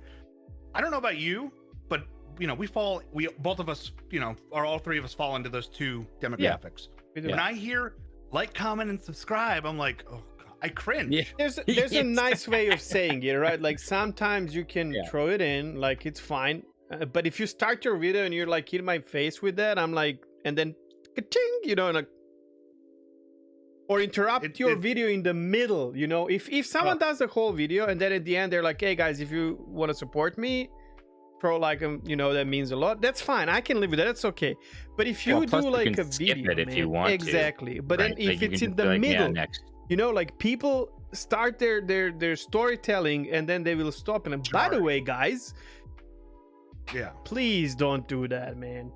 Yeah, If you're it takes you out sponsored, of that's another thing. everything. Like if you're paid to do it and people live off content creator and they're like, okay, I gotta interrupt this to tell you about, I'm not gonna mention any, we all know all these. Yeah. Rage. Shadow yeah. Blastwire, NordVPN. So yeah, then I understand that's different. Like sure, Rage Shadow you get Legends, money fuck. straight out of it, so it's different thing. Yeah. All right. But a lot of those people put it at the start or the end now. So, Yeah. Yeah, and that's okay. it's I'm okay very with that. easy just to go right Yeah, past it. If I'm you okay with that. really want to. Mhm. Okay, so you touched on something I want to roll back, which is people are coming from ED to SC to either just try it, and I think it's really good to really refresh yourself, and then a month or two later you go back to ED and you're like, feels like home, right? However, they get this wow moment that both Maso and I are talking about, and it's beautiful to see this, especially for someone who never played any space games or whatever. I go around Twitch and watch new streamers experience their first flight or whatever, and it just makes me giggle and relive my memories and all that. However, what is and this is the same with like World of Warcraft and Final Fantasy. You guys, well, not you personally, but those guys don't really know what's lurking behind, and it's just like first impression of like, wow, this is amazing, which Star Citizen does to you, and it almost makes you feel like it's not an alpha, like it almost feels like, holy shit, this is so good. But, and not to bash on Star Citizen either, it is an alpha, and it can get very frustrating. It can get very tedious, repetitive. very Yeah. repetitive. And another thing is, the problem is that us content creators have it completely differently than just a player, because player is investing their free time to play it, and you are representing this to the potential player, where ED has, it's a complete game, right? They can sit, play 2 hours, they know what they're gonna do, get something out of it, and go and continue with their life. For us, like I can sit and stream Star Citizen for 8 hours, because guess what? I mean, I'm streaming anyways, right? And for me, it doesn't matter if it's gonna crash 20 times. We're just gonna laugh about it, it's fine. But what if you're actually playing the game, or it's so. What do you think about that? Like, how many people will go from ED to SC and be like, oh, that's amazing for the first like 10 days, and then start realizing that it really is alpha? And what happens then, man? Like, Well, all right. So, Elite has a full game, but it still has bugs that are present from the release of it. Like, we're talking like back from 2014. oh shit, I didn't even know that. Yeah. So, this is where like this is where I'm going to be a little less positive towards Elite, and part of the reason why I don't play it as much anymore is that the dev staff don't give off the vibe that they hear us. It's their generic response for any kind of bug report or any kind of problem is, we're looking into it, and then there's no real follow-up to that. And it only takes a few times hearing that just to stop reporting and stop caring because you don't feel like you're being listened to.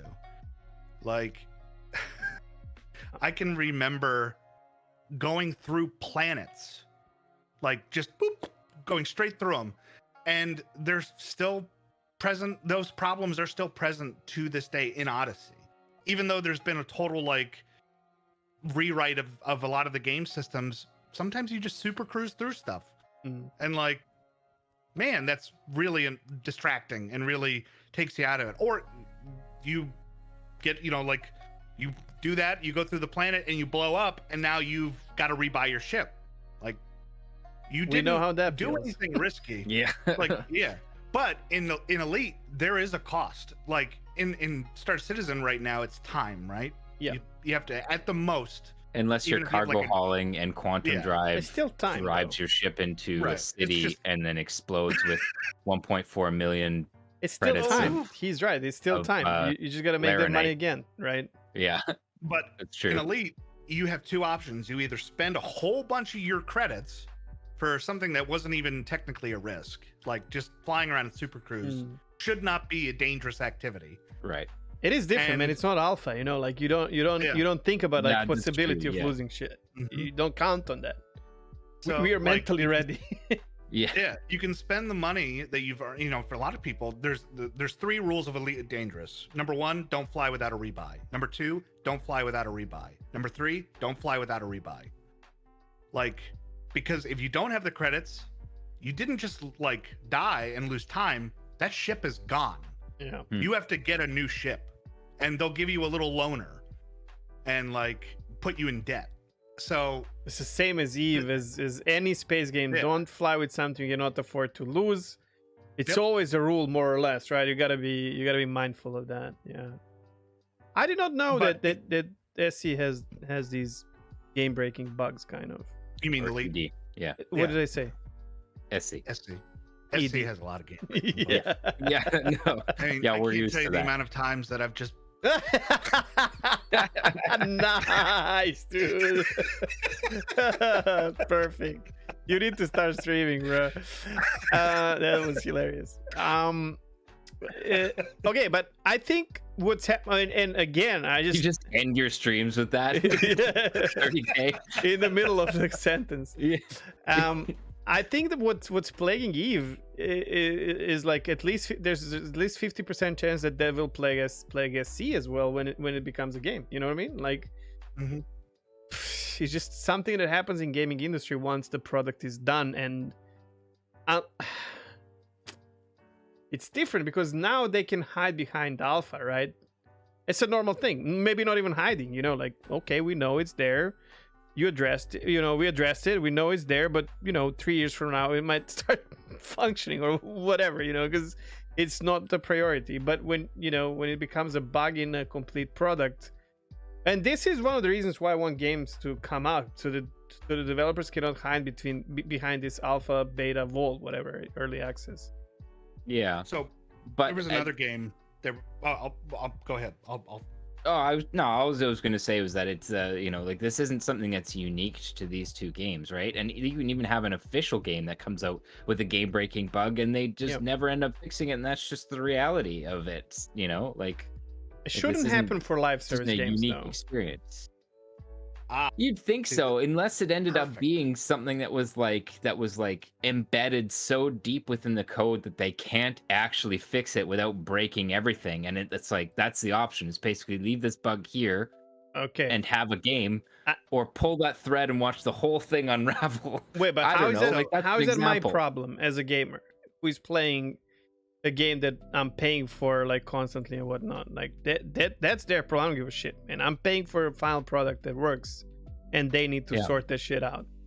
Okay, well, basically at that point, I think they would say, unless it was something, if it was something game breaking enough that you had players leaving en masse as a result, like let's say the rubber banding issues that were happening in PUBG. it wasn't PUBG that I was thinking of. Oh my god, totally brain fart.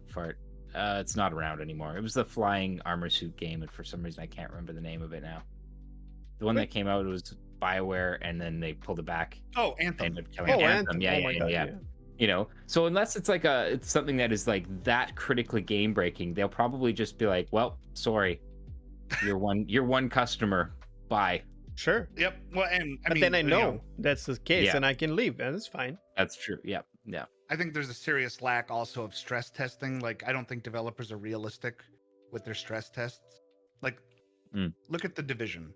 Like, do you remember when The Division came out and people had to they had to create a line because one NPC couldn't be interacted with by multiple people. Nice. Like, fucking how do you do that? Oh my and that was God. how you started the game. Like, so it was a lot of people just quit right there. Like, they never came back to it because that was their experience with it, and it stuck with them. But then, you know, you look at a game. You know what? There's a game that came out the same year that Star Citizen went up on Kickstarter. They both had a Kickstarter campaign. Warframe. They were like 2 months apart when the Kickstarters came out. Warframe, if you load it up right now, it still says in the bottom left, or wherever it is, beta. Don't step on my toe, man. I know this. They said they're not going to change it ever, and I'm telling you right now, that's tax evasion and hiding behind it so that they can just say beta. I hate that. And they'll never probably ever. I mean, there are bugs that are still in that from 2013, like with the marker bugs. Like, sometimes you'll be running towards a marker and it will just it'll disappear and be behind you all of a sudden. So like, they're not innocent of it either. Like, it's a industry wide problem. And I feel like we've kind of come full circle on this. Like, it is a problem. I think the only way that this gets sorted out is that there's some kind of enforced law in like gaming industry or whatever that says you are not allowed to be in beta for longer than, I don't care how long it is, a year, 2 years, whatever, Sure. Okay, fair. But I thought we were talking about like the like potential bugs in a finished product, and even then, like I think in that case, like that's just here to stay, man. Like, we always have bugs. As these games become so big and so complex, like there's just no realistic way that you're going to have a flawless finished product. Okay, I have a crazy analogy with this. It's like a long relationship where like your partner has these things that piss you off, but you either can live with them or not. And if you can't, you just gotta find another partner, right? Like, there's no way. Yeah. Or if you can, just get used to it and it becomes a normal thing, I guess. Yeah. But there's also always the possibility that like they could want to change something about themselves that you don't like. Sure. And then that's a patch. But you right? should like, but you should not expect that. Like, if that happens, that's great, but you should not push people into changing because you don't like it, right? And I guess that's just like how I approach it. Sorry. Like, there's no rule, right? Yeah. But I think maybe I should be the same about the games. And I think mostly I am. I will not trash talk the game. I will just stop playing it. And that's okay. And I always say that's okay. Like, even now with Star Citizen, I'm like, if it comes out and I don't like it, I enjoyed while it lasted, and it's fine. I'd be sad about it, right? But it's okay. It's fine. There's some people who love it. So, okay. Or again, like hopefully it's to a point where it's like maybe there's aspects of the game that you don't like, but you there's can live still with, enough to right? enjoy. Yeah. Or there's still just like areas you can go where you don't really have to deal with those aspects that piss you off. That's that is most kind of us one need to hope for, right? Yeah, well, that is kind of one of the advantages potentially of such a large dynamic universe. Hopefully, is that there's just there's enough out there that like if there's an aspect that pisses you off, you can go somewhere else and do something. I mean, look at World of Warcraft, dude. In WoW. Yeah, I was about to say. Right, look at World of Warcraft. So many things that piss you off, right? But there's so many more things that make you want to keep playing, and as long as that balance goes to a place where you enjoy it, you're fine, right? Like, that's what you need to expect from a huge like MMO project like this. But then and you remember in BFA to get one of those corruption or whatever it was, you had to PvP. I play PvP, so it doesn't matter. But PvP. So I had to do something I didn't want to. And it's so ruined my time in the game. I'll tell you, Elder Scrolls does this. Sorry. They push people you were there to from vanilla though, right, Dave? Yeah, I mean, I remember playing Yeah. the alpha when I was. So like, you 13. remember basically that that well, I mean, if you weren't into PvP, but like there was, if you wanted to exceed in PvP in the earlier patches, you had to raid. Yep, you You had know, to. yeah, like get the so, gear. yeah. So there's that push both ways, right? Like there's And there was a loop that fed into itself because then you could get the glad gear, which let you do more damage in the raid, and like Yep. there was a back and forth. wasn't that and a I hated thing in man? There was like a was it actually Burning Crusade where In it might have been BC Burning phase Crusade one, when- your best for most casters, your best slot item is PvP bracer and whatnot. And it's just yeah, I remember I that. hate this. Elder Scrolls Online, that is a super fucking casual game. Like that's that and Guild Wars 2 are the most casual MMOs that you can play, which you can stop at any given time and come back after a year and you still play the end game or whatnot. And they have this like if you want to do housing, for example, and there are people who spend a lot of money housing and whatnot.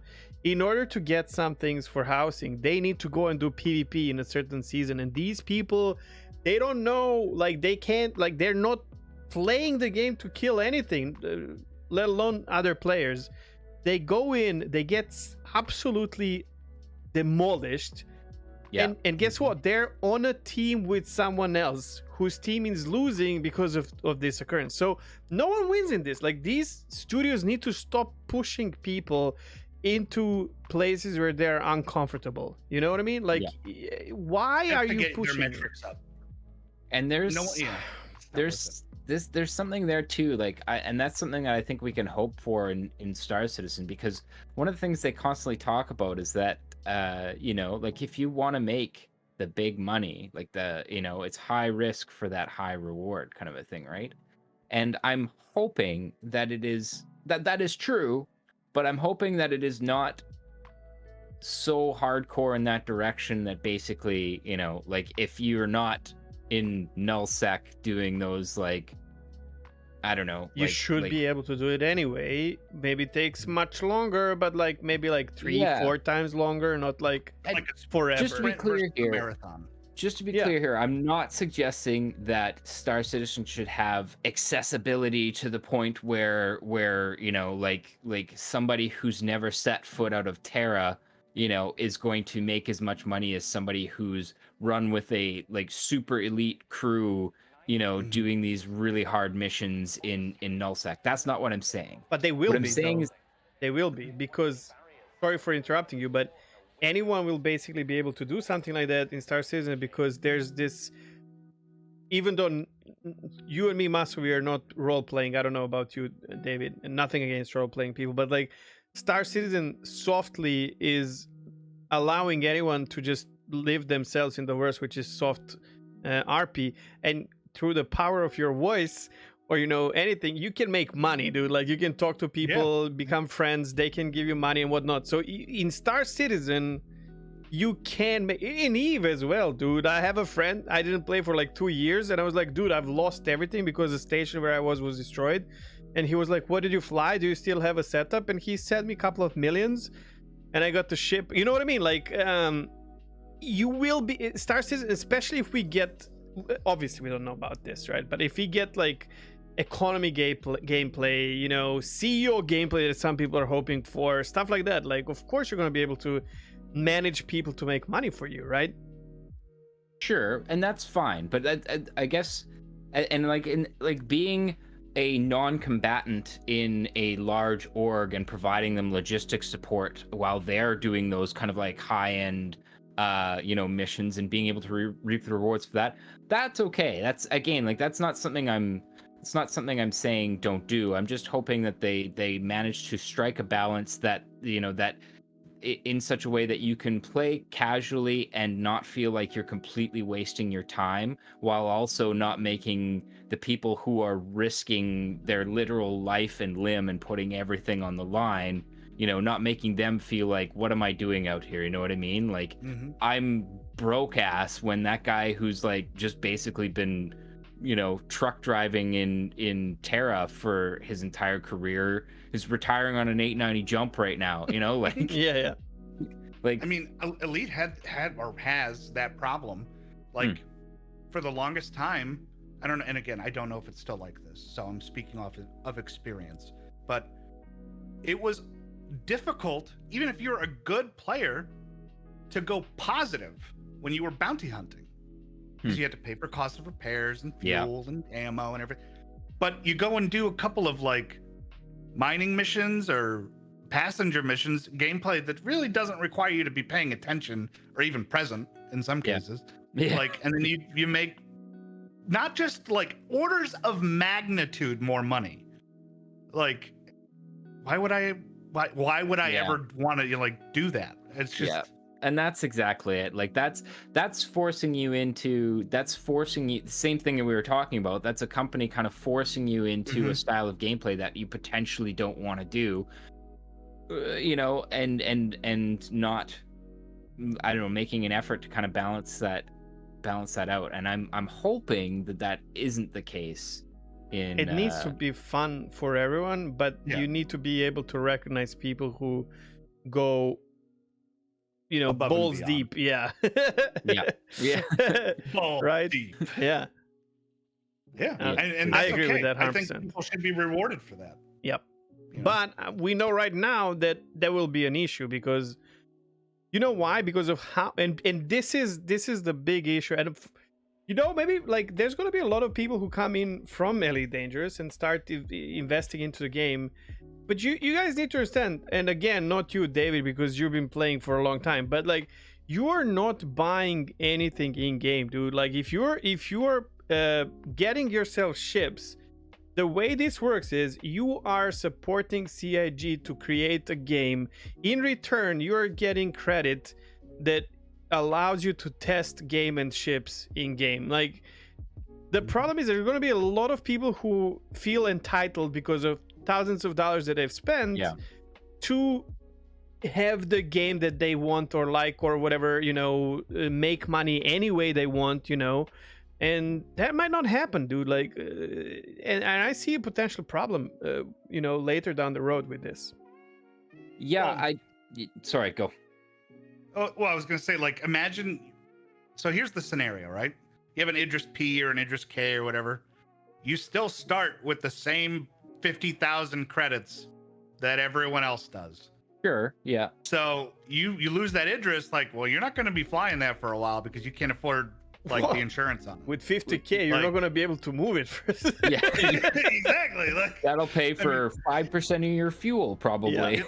It's something where you can come back to it, and maybe you don't have to invest as much time into that grind. But I think like the issue I see isn't necessarily at start.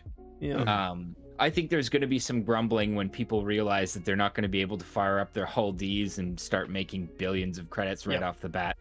But I think where the uproar might really start to show is slightly later on, when people are able to kind of start dusting off these bigger ships, but because but because of the way that they're trying to design this whole high risk reward thing, are still kind of potentially feeling like they're being funneled into these unsafe zones where they have to interact potentially with other players, where they have to get into situations where they're potentially going to be in combat scenarios and stuff like that.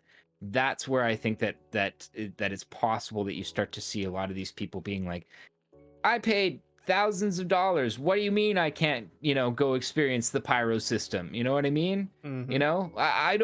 I play solo. I don't want to, have a squad to get me through the pyro system, but I paid thousands of dollars, right? Like, that's where I could start seeing, and all I can really cross my fingers and hope for in those situations is that at that point, those people are, and I'm sorry if this comes across as rude, but are just blatantly ignored because I think like going down that pathway is like, is the way to start kind of like ruining the game. I mean, look at, and I never played Star Wars Galaxies, but from what I've heard of Star Wars Galaxies, it's when they started nerfing things to a point where everything was was fully accessible to everyone, that nothing mattered anymore and nobody wanted to play. Yep. This No, happens 100%. to all of the MMOs, man. World of Warcraft has the same issue, you know, like that's what it is. When you start trying to make it so that everyone enjoys your game, that's impossible. It's just like the game is just not made for everyone, and that's the way it is. Your lowest common denominator gives you the least amount of return. Yeah. You know, it's the idea of that 80-20 rule, right? Where That's quote number 2, buddy. He's good, man. He's good, man. Where like you have 20% of your player base, right, that are giving you 80% of your profits. Yeah. What is it called? Zipf's law is what it's called. Where it's like this, it's a power law where it's that, you know, 20% of like the furniture in your house receives 80% of the wear. Yep. Yeah. Right.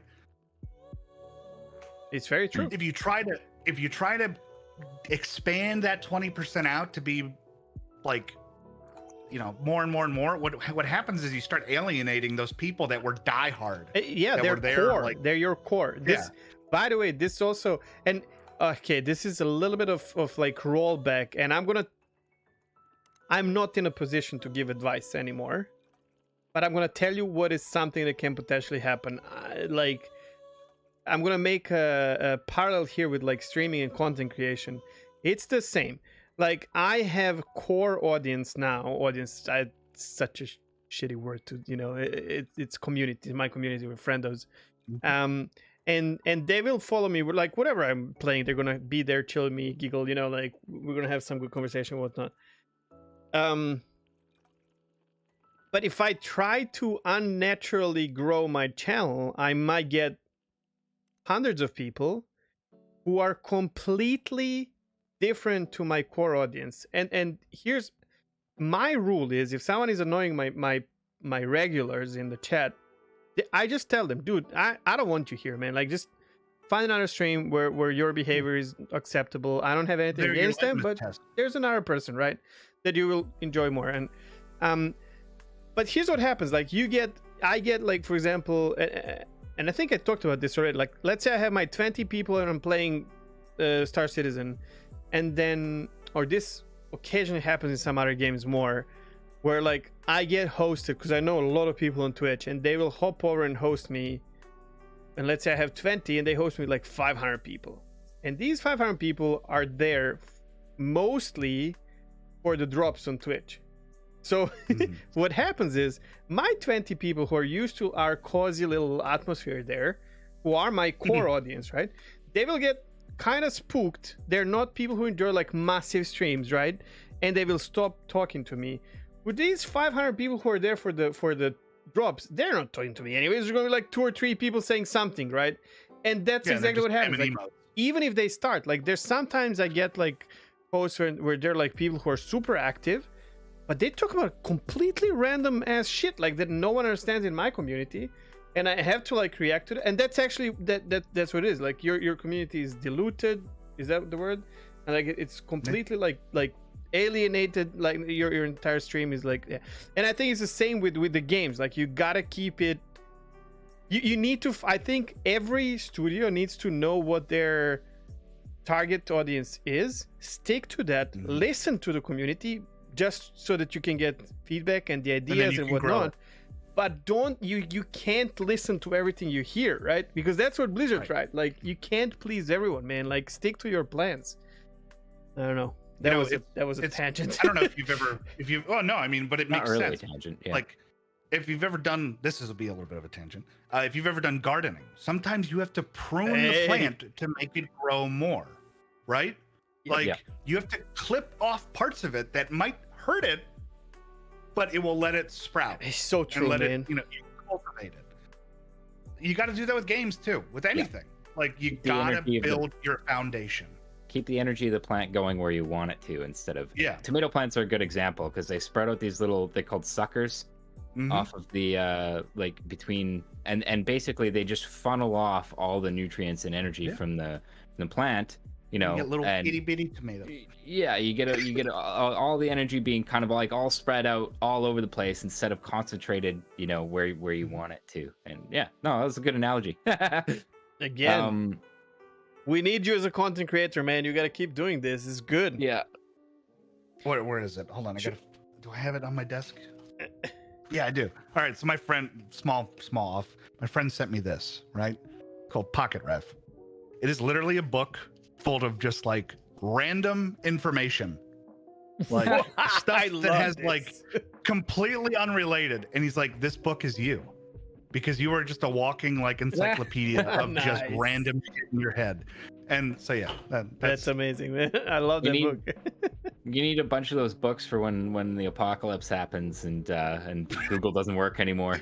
Holy moly, true. And we also have to make like the deposit of these books for the next race that comes here or whatever. Yeah. The next Mad Max. Yeah. Mad Max crew to roll through. This is where you poop. Okay.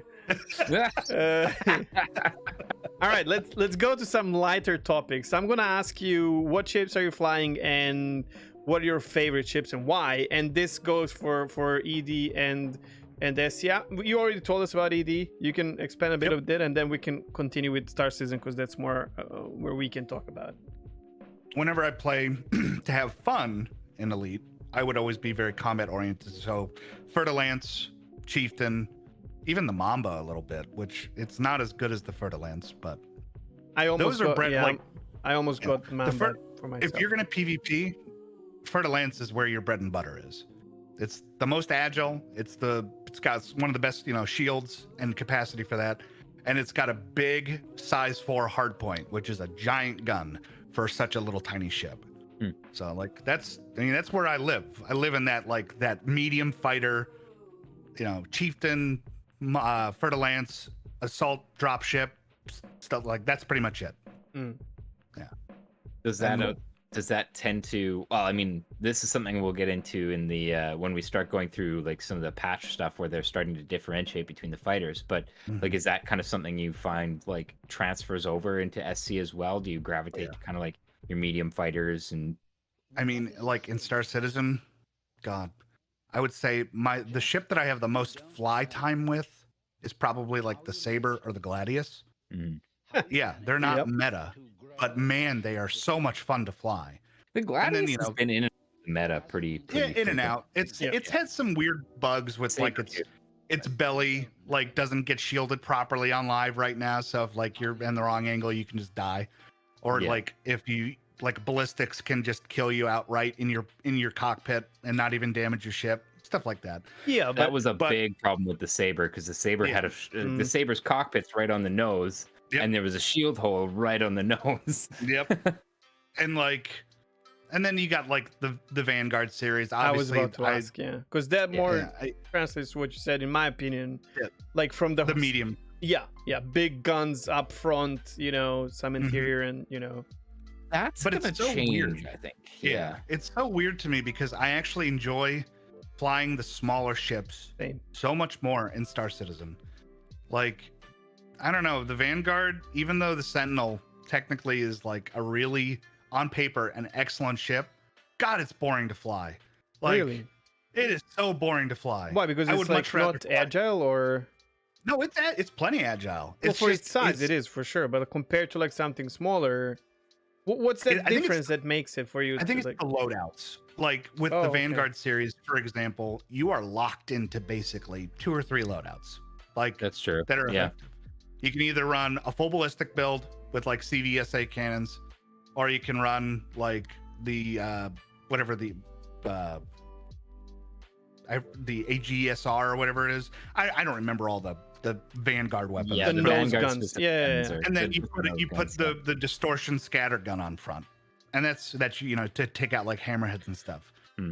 Outside of that, like you don't really have any options. Like there's a few Vanguard loadouts I think that are and it's like, going to change a lot now, by the way, because the shields and everything. Absolutely. So that's the thing. Like honestly, these loadouts with the Vanguard especially have gone like through the meta and back again a lot. Like it used to be that you'd put you'd have your nose guns, your quad nose guns as your distortions. And then you had your like either an attrition or the size 5 alpha damage. size 5 Badger.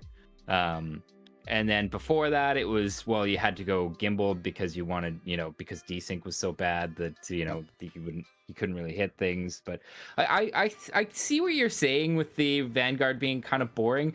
I like it because I like the way it looks, and the main reason that I fly that ship is because it has that size 2 quantum drive. Yep. So when I want to, oh my god, such a big difference. But then we don't know how much of a difference this will be later down the road, right? Yeah, totally. Here's another thing about Vanguards, though. We right now, and you've played PTU. I haven't played it, but I watched like 30 hours already.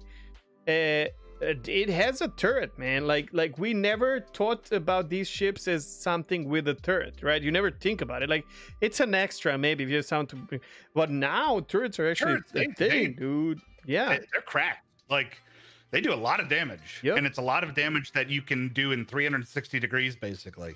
Which is surprising to me because they're only size 2s on there. Oh yeah, but just in general.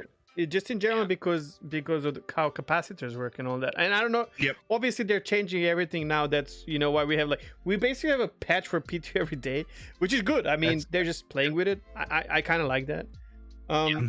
But I think every ship with the turret will now be looked at a little bit differently than before this patch. And then Vanguards have these they have 4 size shields, right? So that's a big difference as well. Wait, no, or do they go up to size 3? I think they're still size 3. I think size 3. I'm not sure, but if it's size 2, then it doesn't matter. But I know it's FR66s, so it's whatever. FR66. FR66 2 or 3. FR76s are size 2s. Yeah, 66 is 1, 76 is 2. Yeah, and then it might be size 2 because they're medium. I'd have to go on Urkel. I think they're size. Don't worry. They're definitely size 2s right now, and I think with the shield changes, I think they're staying size 2 because they specifically said in this patch breakdown, which we'll go over, that the heavy fighters are going to stick to size 2 shields. But I think other than that, you are kind of right. I mean, it's but I think the flight characteristics of the. I'm really curious to see how the flight characteristics of that Vanguard change, because right now, in my opinion, it's too agile. It is. And on PTU, it's much more reined in. It does not fly the same on PTU that it does on live right now. Okay. Which is good because it's got a lot going for it. Especially like the Sentinel. You got EMP, you got a turret, you got not big guns either, though. I think that's a lot of things that people don't realize about the Sentinel is that EMP is temporary. It's actually supposed to be an E-war ship, right? And it does, according to the Matrix of Lies, does have it's supposed to have EMP missiles, but because they don't have those in the game yet, they just gave it an EMP. Right. But then I think for me, there is a ship that I am excited about, and that's the Harbinger. The Vanguard Harbinger, when we get proper bombs, I'll be flying that a lot. That thing is badass. I like how they diversified, all of the Vanguard. Vanguard, if you take something like 300 die, right? They're all different, right? But not as much of a change as Vanguard ships. Although, what is the point of the Warden? Can anyone tell me why that thing costs $1 million more? Well, I don't know why. But probably low down. These numbers are all over the place, anyways. It doesn't matter. Ignore the cost. Yeah, costs are irrelevant right now. They're not in any way going to reflect. The idea of Warden, I think, in the first place, is just your ballistic heavy punch. Go in first, deal a lot of damage. Your bread and butter fighter. Exactly. Medium fighter. And then everything else is kind of thank you, Maso. Everything else is kind of, something added, something removed from it for the rest of them. And I think when we talk about EMP, what I was told, and this might not be true, but what I was told long ago when I started playing, someone mentioned that there's supposed to be EMP missiles for right, for Sentinel. I was saying, but I think the Discord server was probably garbling things. Oh, okay. I did not hear missiles. The Sentinel is supposed to have EMP missiles. Yeah. And then that changed a lot. Oh, and then what's the Harbinger one torpedo boat, but then the turret on that thing has rockets, turret, yeah. which I played with recently. A friend of mine has bought the ship, and we were doing the bounty hunting missions, and he was like, "Can you try these?" And I'm like, "What?" I know what turret is on Vanguard. I have it. And he was like, no, it's rockets. And I'm like, what? You mean missiles? And he's like, no, these are rockets. I'm like, rockets. What? They're like the Delta rockets. Dude, yeah. it's the Jericho XL like rocket pods. Those things It's are awesome. actually I love them. fun, dude. I enjoyed playing with it so much. It's like such a hit or miss skill shot ability, but it's fun, They dude. Missiles used to impart like a physical force to Right. a target when they hit it. And those rocket pods used to, in fact, actually the Mustang Delta was actually meta for a while in AC, because Wow. if you caught somebody with those rockets, it was basically a stun lock. It would it would just tumble. That's what we need. So That's a yeah, snare. No, There you please. go. Do not. Okay, so this is where I'm gonna. Anything that takes control away from the player, it's not fun. It's not fun for the other person. At least if I'm fighting someone and I died and I had full control of my stuff. Well, here's I a am, problem. In space games, you have to limit Right. the other play. I'm not talking about like, okay, we all have PTSD of World of Warcraft. I play Priest, mind control. I'm the one who mind controls you, brings you to me, sends you with fear to like cardio training, mind controls you again, sends you into my Mage's Nova, etc. Right? But I'm not talking about that. That's crazy. But we need, like, Eve has snare. You in space game that has, complete freedom of movement and insane speeds. You need a way to ensnare someone. Otherwise, you're never gonna, like, when we start playing the game, actually, we're not going to be able to kill anyone, which is crazy. Like I'm sorry, but in a PvP game, sorry, my friend, but you need CC, like, for PvP to work. There's no way it's gonna work without CC. Like, maybe something like, what's the name? What's it? The warrior Rand is on my mind now, but whatever you hit and then you slow them down, so you Hamstring. don't hamstring. Yeah, sorry. So something like that, where you like limit their movement or something like that, So that I'd be okay with that, just- And if it's a Just skill don't shot, take control away. I You can agree. limit me, Although EMP But- kind of does. Yeah, EMP is kind of more. See, I'm okay with like, if somebody nails you with rockets, I absolutely want my ship to react to that. You know what I mean? Yeah. Like, I want to tumble a bit, not Yeah. necessarily completely take control away from me, but simulate fun. the fact, Yeah. simulate the fact that I've just been hit by a rocket, and like, like my ship is going to be lurching, possibly tumbling. You need to regain especially if there's control, some right? sort of like, exactly, because then like if I'm there and I'm able to struggle to get control back, that's fun. Yeah, I agree. exactly. Like, if I just like have to throw my hands off the stick and just like, tumble until I stop, then you're right, that's not fun. But But also, I these do are sim skill racing, shots, right? Oh, you do? Yeah, they're skill shots. Nice. Yeah, so I've got I have 2 rigs, but you can see the seat of one of them I behind can me. see it, yeah.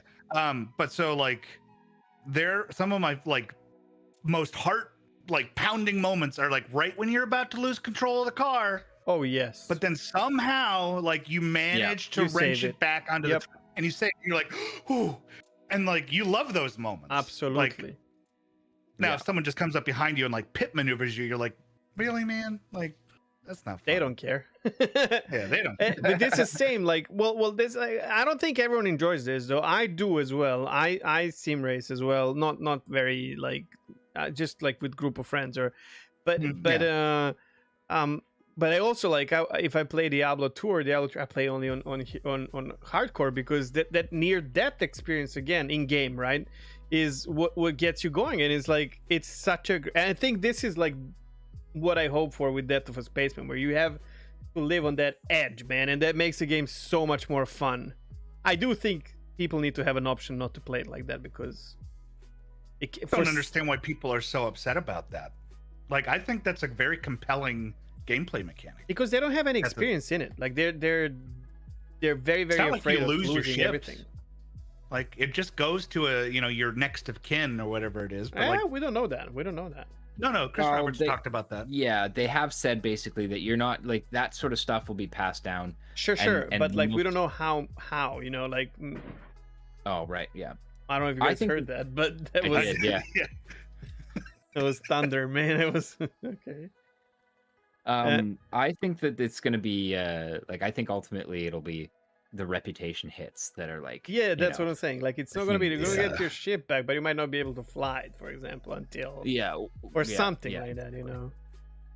But Well, you got to re-earn a lot of that reputation. And Well, that's basically what. Yeah, it might hurt you still. We'll see. Like that's so it's far going to hurt, fetched. and it should hurt to an I extent. agree. should, Like yeah. because then you're gonna be very careful about what you're doing, as long as it doesn't make it as Yeah, scary There's a- to a point where people are not going to do it. there's a there's fine a very line. simple. There's a very simple answer to this, right? It's just don't die. Oh, if I agree. Yeah, you've heard it here first. Maybe. Yeah. Get good, scrub. You can Yeah, quote yeah. me. Yeah. So you're mostly. I'm not surprised. We talked about this. You said you like to PvP. So you're mostly like pew pew ship oriented, for lack of a better word. Is there Oh, yeah. any other profession that you're interested in Star Citizen? Potentially, I it is actually love in-game. mining. You do love mining. Okay. Oh my god, I've never I hated mining in Elite. I hated Yeah. it. It's so strange in Elite, man. God, I there's tried two something different times. So satisfying of cracking an asteroid. I can't even Well, like. now they look so good when they start like Yeah. shaking and the sound and everything. There's Oh my god! gases and it like. Oh my god, man! Like Okay, Yeah. this is a Ugh. $1 million question. Do you mine in asteroid belts or on the planets? oh, I go to the air and Halo. Ah man, 2-1. Screw I you, have a little, Mazo. like, I don't know. I have a Mining on little like planets star is- chart, It's so much more interesting than No, it's not. Probably. space. but man, like when you find a rock that's like 90% quantanium, Yeah, and then it quantanium or whatever it is, and you're just despawns. like. Okay. Yeah. The reason I love Arrow Halo is, first of all, it really makes me feel like I'm playing a space game. The other thing Mhm. is, I am fucking safe, and I mine when I want to chill. And there's no Yep. way, even if people are stream sniping you, there's no fucking way they're gonna find you in Arrow Halo. Like, there's no No, way no they're way. gonna find you, right? So No way. Yeah. it's very, very chill experience. And that, like, if I don't want to chill, I'm gonna go and pew pew someone. With the That's kind retaliator. of cool how, So that, how I like don't people to have worry. figured out how to get there. Like I don't know if you've seen the It's charts so Yeah. good. of like, Yeah. dude, that's emergent gameplay. Like that's good. That's really we good. have really patient and creative players in Star Citizen, and Mhm. sometimes they blow our minds. Like these guys that went to the center, they tried to go to the center of the Stanton Oh, Star. did you see Yeah. that actually? They Yeah, went I to the did. star. It was Yeah. awesome. Took them like So what cool. was it? 22 days. 22 days? Yeah. And they just, and I don't that was think- just to the surface of the star, right? So they wanted to continue to the middle Yeah. of it to see how it is. Yeah. Um. That's so like cool. fuel rat level crazy. Yeah. Yep, There. So I mean, I did that in Elite too. I was a fuel rat for a while. Like There you go. that's We actually talk one of about the- that quite often Yeah. because it's such a. That's what community creates. It's like and that's, you can only have these things in MMOs, right? And that's why Mhm. one of the reasons why people play MMOs, because it gives you an ability to do something extraordinary and creates a story which you don't get in any game. Mhm. Personal narrative. Yeah, absolutely. Okay, so what how do we put this? What's your not even vision, like expectation for SC, like just briefly, and then like you know what I mean, like what would you be satisfied with when it comes out? Maybe how big is it, stuff like that, like subscription, no subscription, price, stuff like, just like, do you have any ideas of like things that might come with Star Citizen and in future? Well, I think my vision has changed a lot. Not only as I've like gotten to experience the game, but as I've gotten older. I think I've become much more realistic in my expectations. Mm-hmm. There was a time when it was promised like 120 systems, but you couldn't land on the planets. There was like a Yeah. little cutscene, That's very true. and like the scope was very different. It was very, very wide but shallow.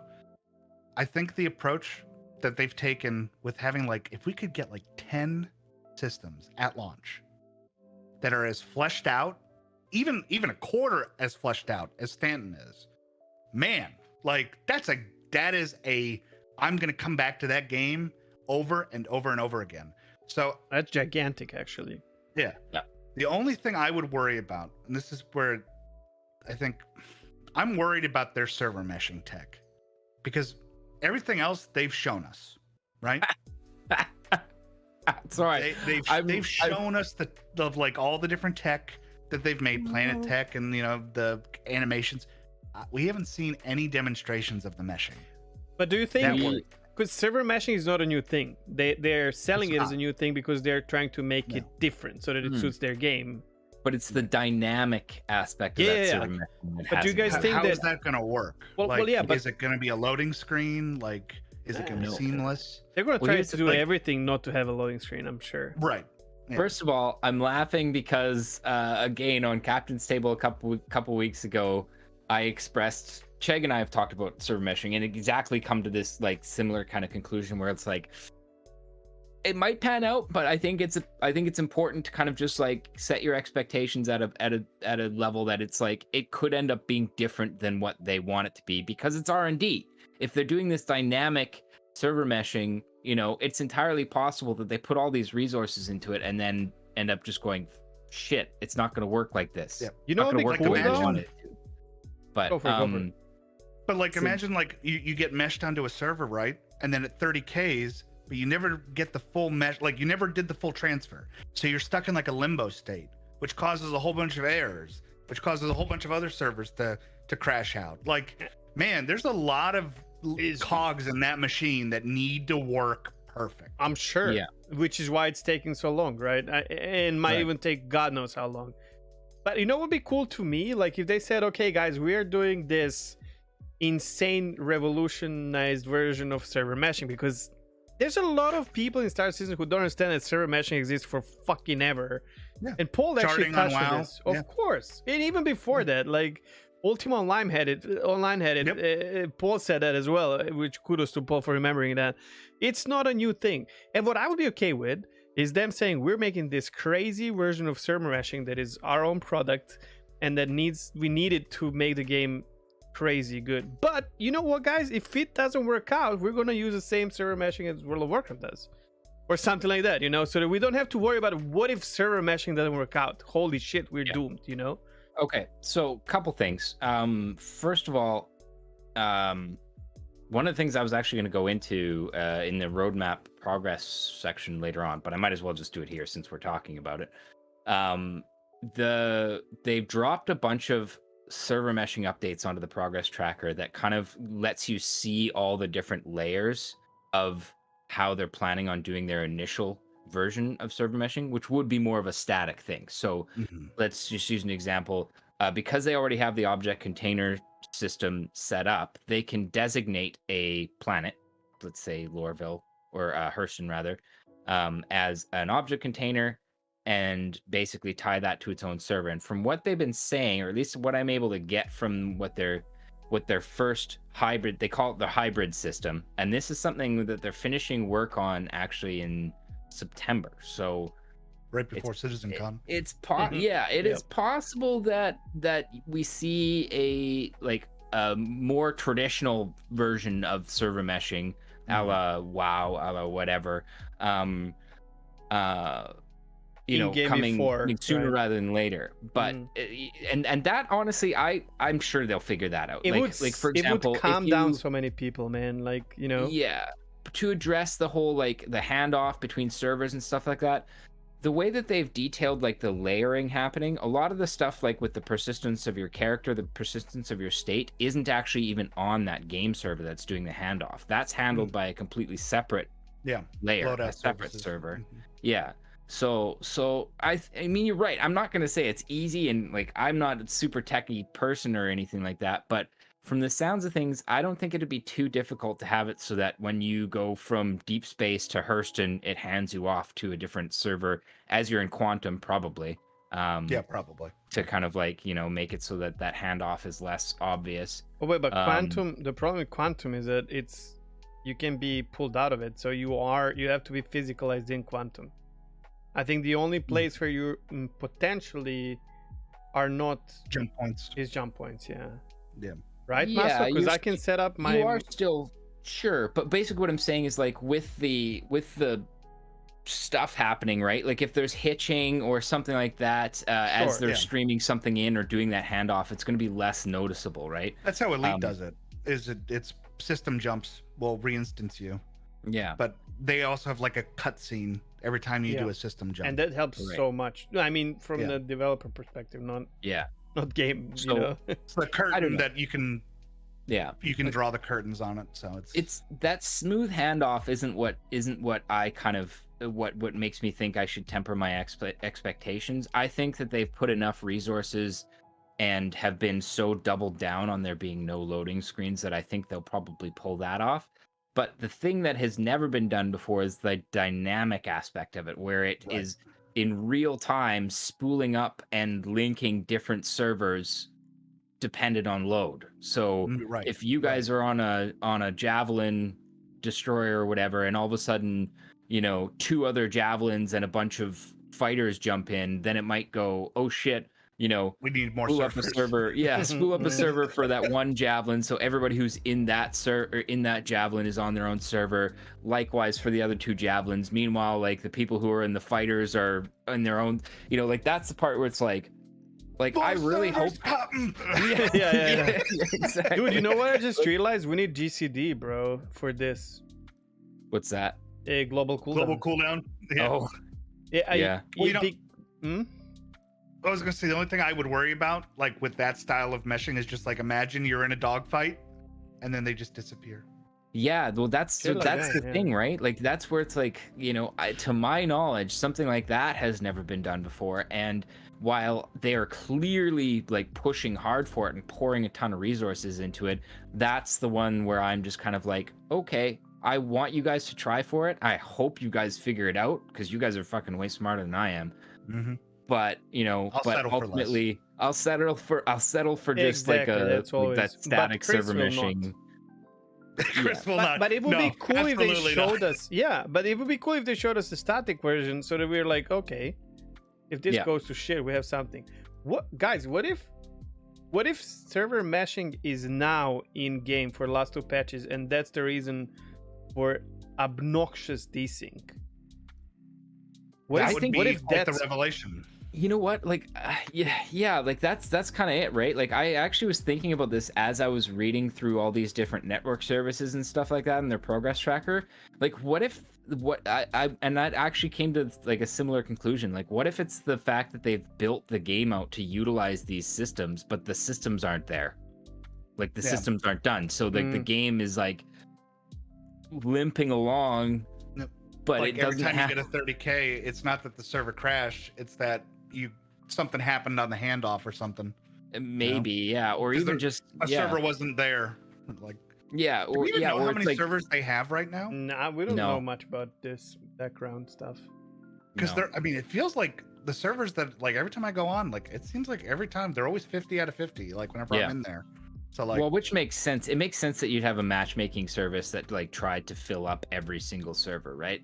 Right. It happens that you get, like, if you make a new group, you're gonna land on a new, like if you make a group of like 10 plus people, you're gonna hop on a server, you're gonna be like 12 out of 50, and then it'll start filling up. So there's it's not always a full server for sure.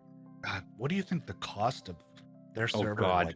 Like, I think they struck a really good deal with Amazon, probably because because New World and the freaking... all the work that they've done to the Lumber World or the Lumberyard engine, right? Like that's almost guaranteed to be something that Amazon can use, which is good trade. I don't mind that at all. If it results in like just like killer AWS servers and the ability to actually do something like this dynamic, server meshing, then great, and a great. But I only worry about like the upkeep cost, which is why I'd be fine. Like I already pay a subscription. Yep, I'm a subscriber, but like I'll give them that money. I'm not paying for a subscription right now because I think it's dog shit. but I would gladly pay for a subscription if it was done properly. And here's, like, we talked about this like long ago, but like right now, what you get for subscription to me is just like like, why would I not pay $10 a month to add to my account, and you know, potentially buy ships at the end of the year or something with that money, then giving them every subscriber dollar goes towards you getting closer to Wing Commander, which I don't give a matters crap to you. Yeah. Or when, you know, the moment the game becomes playable, yes, even if it's not the complete and final product, yes, I would play. I would pay monthly subscription, and I am 100% okay with. As a matter of fact, I prefer games to have monthly sub, because when you pay $10-15, doesn't matter if it's a lot for you or nothing, you still feel like you invested into it, and you're gonna play the game with a completely different mindset. And I like playing with people who have, you know, that kind of mindset rather than just YOLO, you know.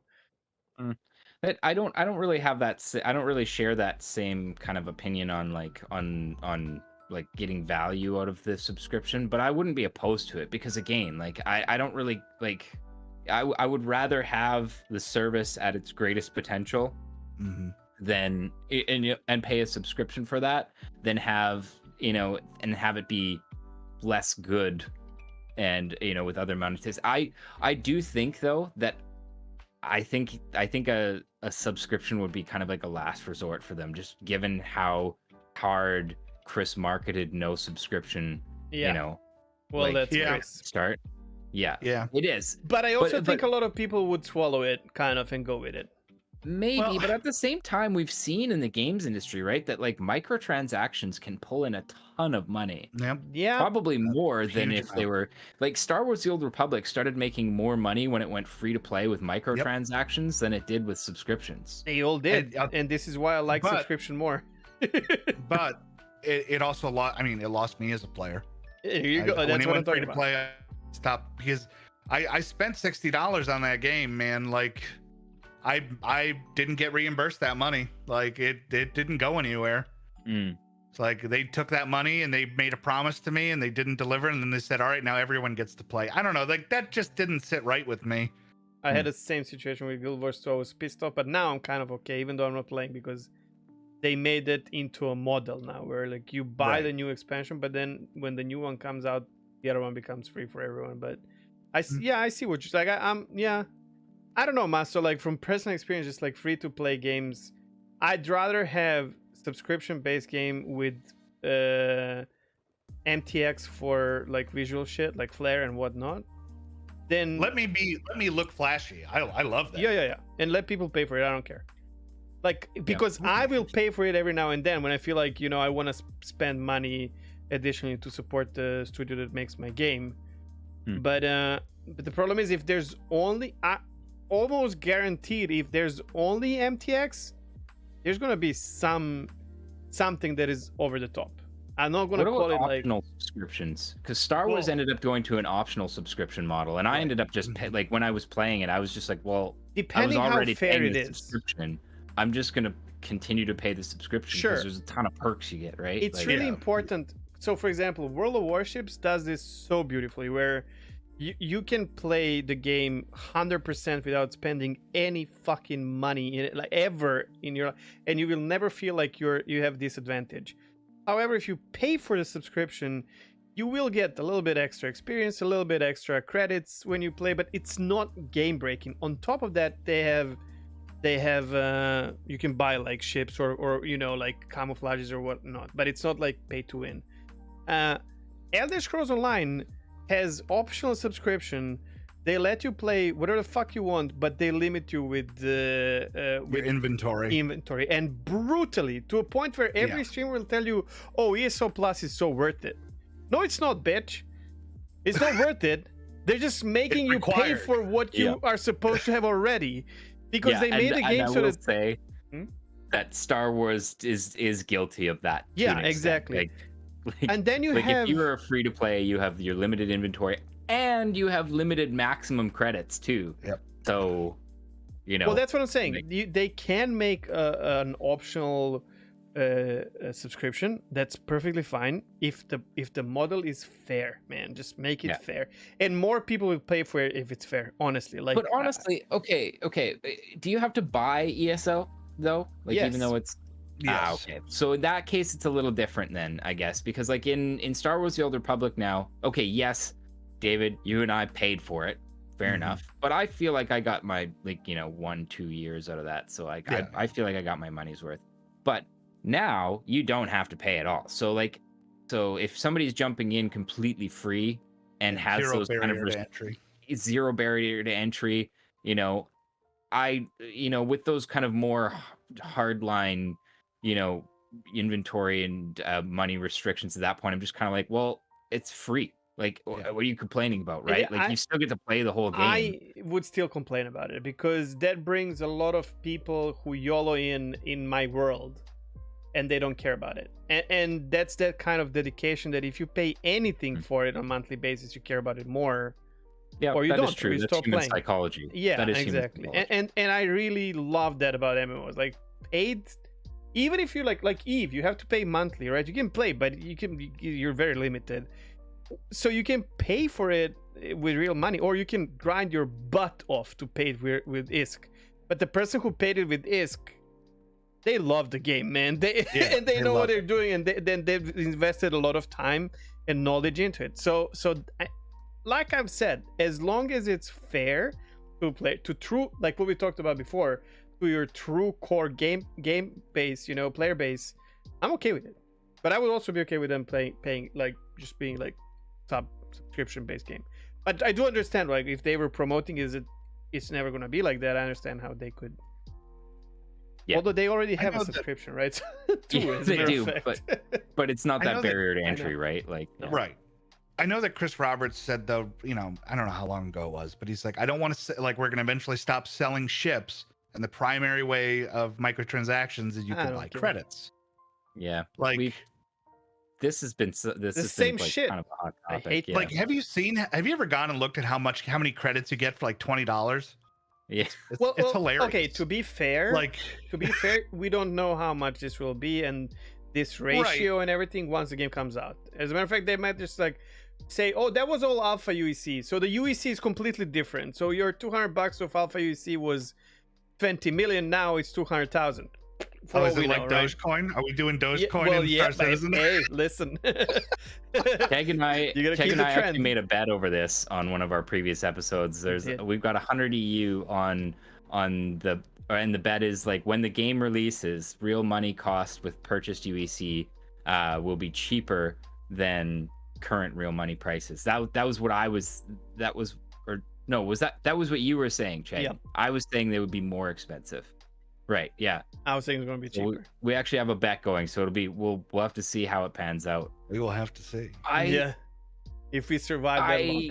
I think after that conversation and after listening to like other content creators tackle this, I kind of hope they just don't sell currency at all. Yeah, I agree. Like, for me, selling currency is the same as selling ships. So whatever, just don't do anything. Even with like daily limitations. Yeah, sure. But you know what, Maso? I can have 7 friends. I can send them money with PayPal, and they can all send money to me in game. There's no limit to making money by limiting an account on like daily purchase of Alpha UC. It's an org leader can have 1,000 people do that or whatever. Sure, but like, let's be honest here. It's like that is that extra barrier. We're talking about barriers. Like, that is the extra barrier where your average person probably wouldn't go through that hassle. God, I hope not. But that doesn't matter in the end, because it demotivates other people who are working hard. I don't know, because of the ratio of players versus NPCs and all that. Like, this is a never-ending, we don't have enough information, basically. That's the problem. Yeah, exactly. I want to touch on something you said before that, David, where you would be okay with them starting with 10 systems out of 120 that they said. And we talked about, and when you said that, this crossed my mind. So this kind of new thought in my head. We would usually talk about, like, okay, they have this like 105, I think, systems, right, Maso? Correct me if I'm wrong, that are known, and then I don't know, like 15 or whatever that need to be found, whatever. Like we don't have them in lore, but they exist or whatever. Yeah. if we s- Well, potentially more. Like that was kind of the idea, was that like, as the game progressed, Yeah, like yeah. if they released an expansion, it probably would come with a bunch of new undiscovered systems and stuff like that. Oh, you don't but- think there would be like some systems that you have to discover, like the player Oh, needs to discover it? No, absolutely. Yes, Okay. absolutely. Like that was kind of the plan from the get-go, was like, 100 known systems plus some more that still needed to be discovered. And then basically, that those undiscovered systems would just keep increasing as the game developed. So they'd be constantly kind of like adding to the universe. Would you be okay with them starting with limited amount of systems, let's say 5 or 10, doesn't matter, and then not telling us that 2 more are in the game, and as we go on they're like adding these systems into the game, and we're just finding them, even though these are like from the pool of these 105. Right. Oh, okay. So like discovery. Yeah. Well, But, there's like- exploration gameplay, right? So They can tell you on But- Twitter like, there's been disturbance in this system. That's it. So okay, let me just clarify here. What you're saying is like, there's still the 100 plan systems or whatever, like which they'll get to when they get to, but Yeah. but we get to 10 that they've released or they've got polished to a point where they're like, okay, 10 systems, we're considering us beta right now, let's say, or whatever, Yeah. or released. But then they don't tell us about like 2 of them, so it's actually 12 systems they've released. Or they but tell don't you. us there's 12, and we're like, no, there's not, there's 10. And they're like, okay. And then Masa sits in his character, and is like, wait a minute, what would be logical here, or whatever. Or they can give hints in like Galactopedia or social networks or whatever. yeah, make it a whole, Yeah. like one of those like what is it, alternate reality games, Yeah, ARGs, kind of. like. Yeah. But so like, let me throw a figure out at you, right? Sure. So Elite, over 100 billion systems. I know. Wow, sounds insane. Until you realize that every single one of them is exactly the same. Yeah. I Like, know. I've done exploration, and it was fun Yeah. for the first like 3 days. Now, let's get now. There's a system called Kronos, right? And it's got a planet that was literally made by humans. Synthworld, right? What Right. sounds cooler? You going out to some random space where no one else is to find another same planet colored a different color, or literally landing on a planet constructed of metal and bolts and crazy shit? Like, Well, man, it's different right there. Like, if nothing else, there's value in that, it's right? just so much cooler. Yeah. Like even if there's not a 100 billion systems or whatever, or 150 even, like, man, like, even if there's just 10. The problem, okay, so ED has couple of the station models and couple of planet models and systems and stars and whatnot, but that's what makes it repetitive. Don't get me wrong, it's fucking beautiful. I don't know, like Maso, even you, like you've seen how beautiful it can. Yeah, it's pretty. Yeah.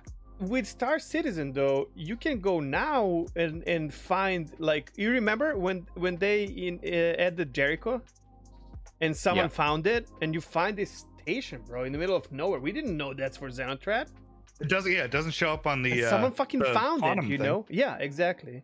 And so this is what I think. Like, you're gonna find some old Port Olisar type of a station somewhere as an explorer or something different, even without like additional systems. Because Star Citizen gives you that ability of like, because we have actually Giving me chills, man, just thinking about it. See, you might want to reconsider combat. You might like exploration as well. I love flying my one of the character. things- I will There say you go, that. bro.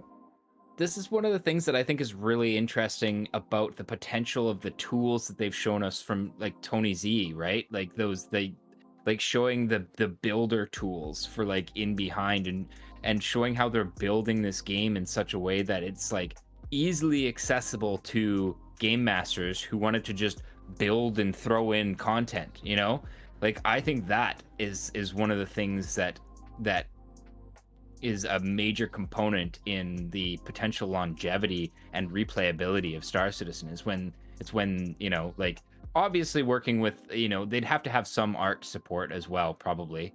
But like the ability to just generate and drop it in, somewhere in like a high axial orbit or something like that the average person isn't going to stumble across, and just throw it in there and wait for people to find it, like even now, man, they announced like how many, 12 or what, the jumping puzzles now within the direct ships. 24, yeah, 12 in space and then a bunch more on planet. I'm fucking excited about that, dude. Like, and that's what it is. Like now, I used to do these a lot, like the derelict sites, and I would go there and be like, "Ooh, I haven't been here." It's different. Yeah. I would go around and explore, and that's something that I think is going to be super super cool experience with SC, and I would be okay with that being the way we discover new planets as well. Why not? And you can leave breadcrumbs on like an unrelated mission.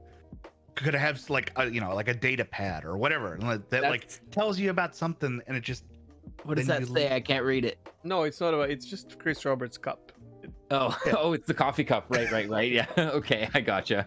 I'm following now. Following that trail of breadcrumbs to something completely unrelated, and like it's awesome. Well, it's one of the things that they would have got it. Well, we have that already, right? Yeah, we've already, like if you get a crime stat. And you get those missions that pop up. Yeah, true. But have you done the Kovalex Lost Delivery mission? Think so. If you haven't, you have to do that. Yeah, it is one of those, like, it's an investigation mission, and I won't spoil it, but basically you get hired for what looks like not that much money to go and uncover, what really happened at this. The package is missing, and something happened, right? Well, no, specifically, it was her brother was working at a station that had an accident and he died. Do you know about this? Wait. Do you know about this? Okay, dude, you have to do this. Let's not, because it's fully voiced. It has different endings depending on what you do. So you can do it multiple times to see what happens. It's a very touching investigation story. Just fucking do it. Okay. I'll send you the name of it and all that. And this is so powerful. So many people don't know about this, by the way, Maso. And I did it a couple of times on stream, and people were like, "Holy, this is..." And this, like, me knowing this is like, okay, they're fine. They're gonna make really good missions for us. Yeah. I'm never complaining about this, like, content-wise. This is kind of where I was going with this, and that like seeing the tools being built, like that's been their approach to building this game, is building powerful tools that allow them to like either procedurally or partially procedurally generate content that is interesting. And that's one of the things, the whole like finding breadcrumbs and stuff like that, that's something that they've talked about as an end goal for their mission system, right? Where like the dynamic mission system, it might be a completely generated mission, like no person had a hand on it, and it's built in such a way that if you do this on this mission instead of this, it spawns another mission chain that kind of connects to something you found on that mission, those sorts of things, and that, in my opinion, is what this Kovalex mission we're talking about is like their first kind of demo of. It's the idea that and this is one of their oldest missions too. Like this is not a new mission. That taking a mission and behaving differently during that mission results in different in different endings and where potentially it carries on from there. So it also scared the shit out of me. That was the most I've been scared in Star Citizen, because you EVA through the mission a lot because you're in like close, and then while I was like listening to audio, whatever you'll see, someone just like a ghost just like EVA'd across the room, and I was like, fuck, with that lamp and everything. It's scary, and I was so invested, man. Like, oh my god, it's crazy. Okay, so like, have you ever played Warframe? I played a little bit. I did, not too much, but there's a mission in Warframe it's all about someone named Rel, and it kind of taps into the horror element. And Star Citizen, okay, there's nothing scarier than space. Like, let's be real. 100%. People need to understand that everything in space kills you. Space is like every place. Yeah. So if they could tap into that, like that horror element, oh my god, man, you could have so many people hooked. But even like, there's a mission for Twitch. I forget what the name of it is, but you have to go. It's like, no, it's a prison break one where you have to like go into the prison ship. Price of Freedom. That's it. Yeah. Like the way that played out, because I did it twice. I did it once, pretty much like go in, blow shit up, kill as many people as fast as possible, and get it done. But then I did it once like stealthy, and that mission plays out entirely differently when you like are less like lethal and explosive. And it's, doesn't she kind of give you shit if you go in there all guns blazing? Yeah. But who cares, right? Like right it now. makes a mess. But like there's just so much potential in their missions. It's true. 890 jump as well, the one with Jurez. Like I love that mission, right? man. When it works, like, it's so good. And then again, a couple of times we ended up like killing guys from one side, and then we see like numbers dropping down when we are not killing them. Okay, shit, there's someone else in the ship. Yep. And then suddenly it becomes. I don't know if they're gonna shoot at me or not, man. Like it, and even there in that one mission that they showed us, Star Citizen shows you the potential why it can be so engaging and crazy. Like their horror, like they don't even have to make a horror gameplay in any way, because the way the lightning is, everything's moving around. You get like, you never know what kind of lights you're gonna get in the ship or whatever. Though. Like, read the lore on the Hades system. Read the lore on the Hades system. There's going to be some crazy supernatural alien horror there for sure. I mean, if you've been through the caves already, you're like, holy shit. You guys know, and who was that? One of the streamers was going into the caves for the first time, and Xylo was trolling him. Like, have you seen that clip, Maso? This was I don't slightly think I have. Oh my a long god. time ago. I think they just announced Argo or something like that. It was not that long ago. I was playing already, and then we got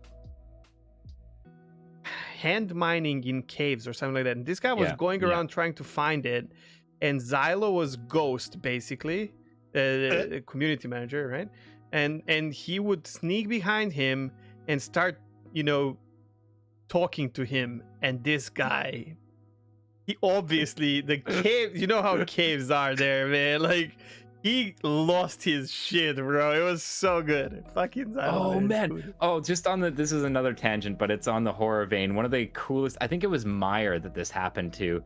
He went to prison, and there was a girl there who was using VoIP, and she had the shiv, and she would just like hum eerily walking around in the mining caves, and when she see you, she'd scream and run at you with a knife. It's crazy, dude. Dude, the stuff people come up with to entertain it's insane, bro. Like, I did not stream a game for like a month, and I jumped in now for the event. What was it? It's IE or whatever it was. And I, like, bunch of people, I played something else, and bunch of people came over, like, watching the event. And I come out of the elevator, and there's this naked guy with a hat, crouching like a golem, following me around and be like, "My precious!" I'm like, what the fuck, dude? Like, leave me alone, bro. It's crazy what you can see in Star Citizen. But I mean, they allowed this, and once the game becomes a real thing, holy shit, it's gonna be crazy. Well, that's all player shit. But man, like, yeah. How did we get here? What were we talking about? I don't remember, but God, I'm glad we went on that journey. Well, we start with like talking about like planets being discovered by players and whatnot. But yeah. Oh right, yeah. Good thing Chegg has a memory. And a piece of paper in front of you him. both have seen Firefly, right? I refuse to watch Firefly. Don't hate probably me. Wise. No. I hate the fact that it only has one season and it's not a complete season. I don't know, man. It's heartbreak. Seriously, it's heartbreak. I would want more, man. I wouldn't wish that on anybody. And then you just have to know that there's not going to be more. There's never going to be more. True. They made that movie and all that, but like I love the fact that the Expanse has so much, and I've read the books and all that. Yeah. I live. Expanse is my MMO as well, like I live in that world, kind of, with the books. But like being out that far in the black does weird things to the human mind. Oh, Yeah, 100%. Episode just- 1, man. With the hope- commander who's like, Yep. like I hope when we go out to like Nyx and Pyro and Hades, like, I hope we find the equivalent of like some Reavers or something out there, like people that have just detached so far from humanity. yeah. Sounds more They like look every like a day, man. dude. Yeah. One thing too is I'm almost certain you'd be able to play with those factions as well, because you know for a fact that they're like CIG has already even put a what am I looking for, like a label on those styles of players, and they're marauders. They're people who aren't interested in, well, they are interested in profit, but like they're not like, they basically just like salt the earth, like burn everything down and move on kind of a thing.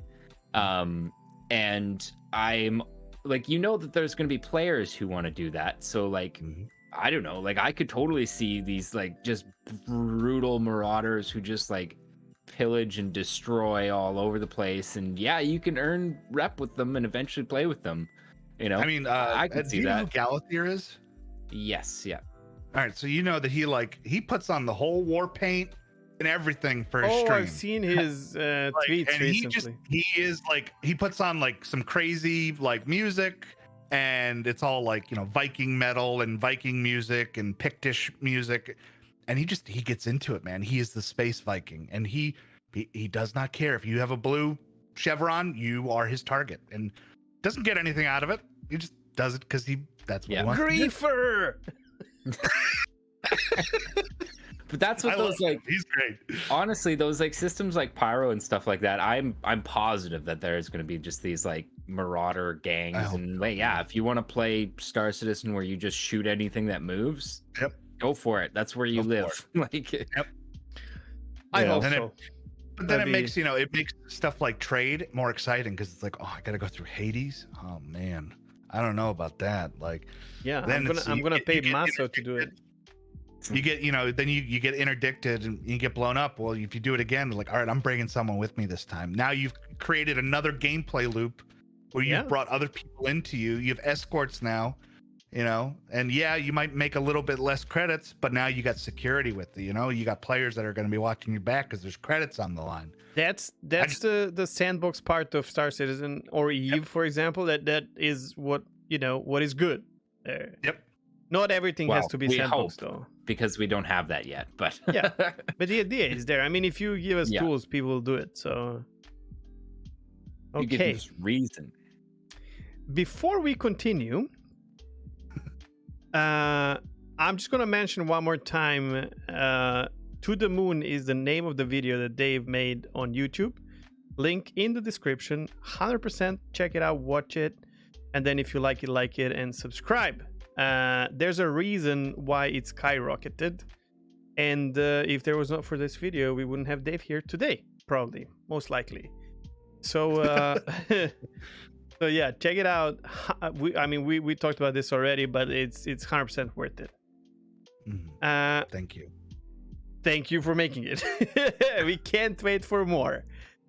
Okay, so usually we say what we did last week, and then we go into the news and then topic. We did switch around a little bit so that Dave can feel more at home, and now we can like go into the more techie stuff or whatnot. And I'll say it straight out, like the first thing is we always do is if we had any CIG made content, which is SCL or ISC, they're not doing it right now.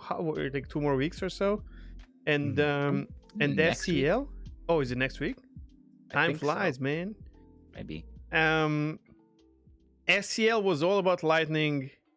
I mean, nothing against these guys. Yeah, I watched it in the background.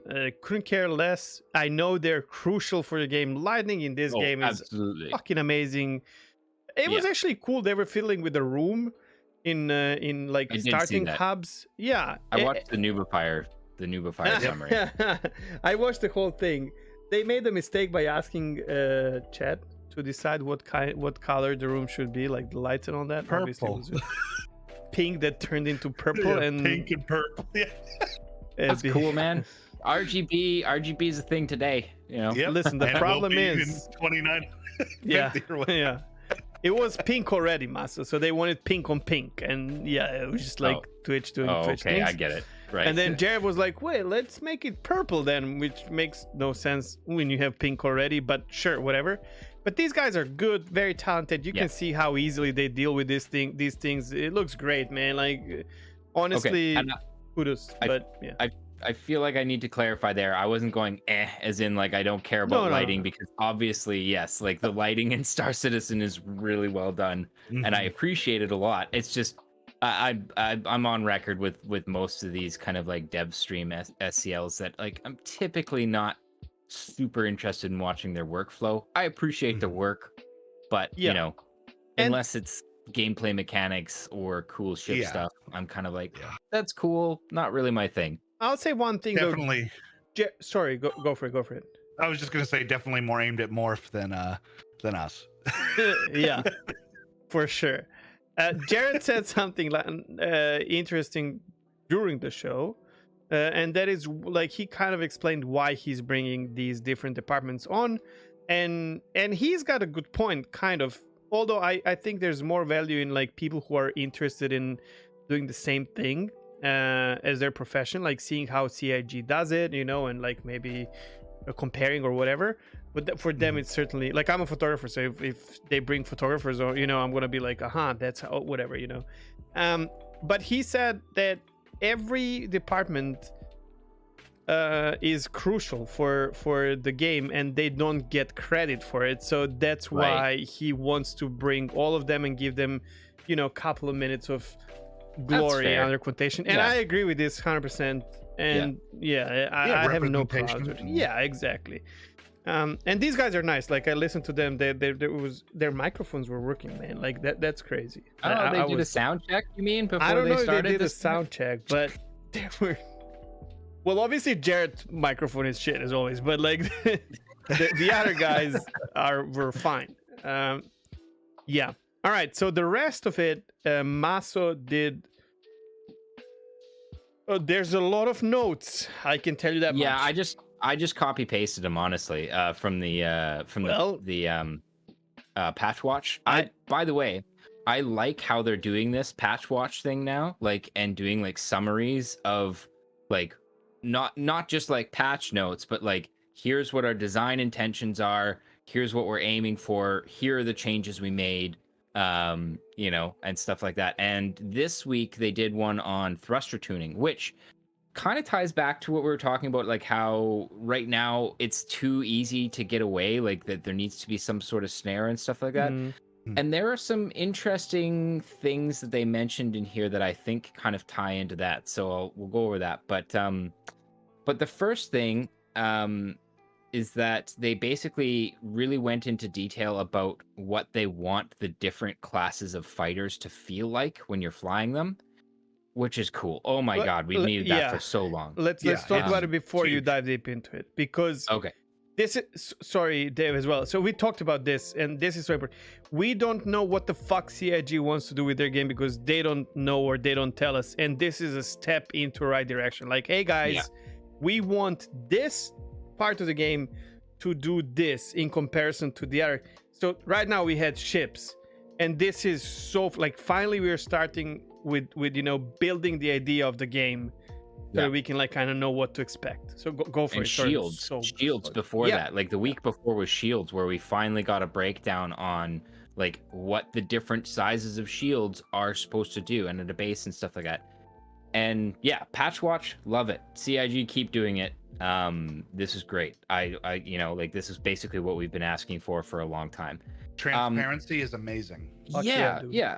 And like specifically this here, like design goals, so that you know right off the bat, not only these are the changes we're making, but this is what we're trying to accomplish with these changes, which is awesome. So important, because we are testing it with that idea now. Now I can, you know, do something and I might like it or dislike it, but then I can see what the idea was, and then I can say, okay, so if that's their want, That's And working. then we can give more refined feedback too, Exactly. right? That's what I was. Yeah. Or if it's not working, it'd be like, hey, you said this quote, and Yeah, this is how this it isn't works. working. So not really what you're trying to do.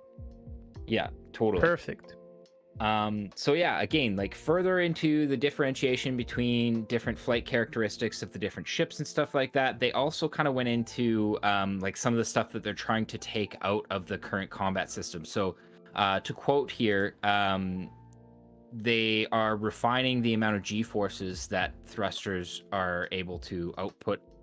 Well, not necessarily the thrusters output, but like how much you can actually endure before you start kind of like, you know, taking deleterious effects from G-forces, which is cool. The main one, this is the one that I think is the just something music to my ears. They are designing flight characteristics to avoid nose-to-nose ship combat, also to negate things like pip juking and pip wiggling, scrubbing, stuff like that, and making it so that people aren't able to just kind of rely on movement scripts to make them harder or impossible to that part is great. I agree. Avoid nose-to-nose ship combat I don't think will never happen for small fighters. Like, I don't think they can ever remove that. What's nose to nose? Like, what distance are we talking here? They're like, talking. I don't jousting. think it's necessarily the distance. I think. Oh, see, nose to nose. I saw that as it's interesting. I thought of circle strafing. Yeah, me too. That's what I think. When because that's what happens a lot right now. Is just all of a sudden you just get locked into this rotation with whoever. So you're everyone's fighting. strafing, right? Basically. Yeah. I don't know. I guess like the jousting thing is something that I think might be kind of we'll talk about a little bit later, because they're making a change to afterburner and boost, which I think could really have I think an effect. G-force will also affect that, because we're gonna have to slow down finally. Because okay, maybe our ships can go as fast as they want to, whatever the fuck. But if you can't survive it, there we go, dude. That's the way to slow down. Mention, they've talked about wanting to implement G fatigue, so it's like diminishing returns on how much you can push it, right? So like if you go like into a 9G boost kind of like one way, then flip around and do a 9G boost the other way, well, guess what? You might pass out on that second 9G boost. And I just want to say, for those who don't know, even though I'm very pacifistic and all that, but passing out in a fighter jet in our like era is a normal thing. So they do it on purpose with Stuka, and like you're gonna hear that crazy sound. They wake up and pull, and it's just a normal. I mean, normal. It's crazy. It's fucking crazy, insane human thing to do. But it does happen already. So us passing out in a spaceship in order to survive combat, or deliver a fatal punch, that's okay. I think that's 100%. We're doing it now, like I think using G-forces to kind of, I think that is possibly one of the keys that they've been looking for to really balancing out how combat happens these days, for sure. The second one, and I'll just say it right now. So boost is changing insofar as when you push boost, it's not instant boost anymore. It takes a bit to spool that boost. Like, not a long time, but like from the sounds of things, it's like push button, pause, boost. So like that right there, that really changed. Like, one, that definitely, like, that kills pip wiggling right off the bat. I mean, like if the boost is not on instantaneously. If I understand this, is like you press the button to charge the boost, and then you let it go to discharge the boost, which gives, I don't know, maybe, which gives you it just, think of it like a turbine. Like when you push that air through it, it starts spinning, and then it gets faster, and then it starts to ignite. Right. Okay. Like, so like you're holding boost down that whole time. You're feeding fuel. No, Alexa. You're feeding fuel into it. Who is Alexa? And you're feeding, whatever the Amazon Alexa. Yeah, Amazon. Yeah. Okay. You're feeding that fuel into it. You're feeding that power into it. So it takes a minute to spool up. Meanwhile, you are still using up fuel. You just don't get that full boost right off the bat. Away. You remember like turbo. when we talked about fuel, Yeah, by like the a way, turbo. Yeah. I want to explain this. I know what Alexa is. I thought you have a pet that is called Alexa, and Yeah. I found that fucking hilarious because that'd be amazing. No, my dog's name is Cade. I named him after Oh. Cade 6. So Oh, okay, good one.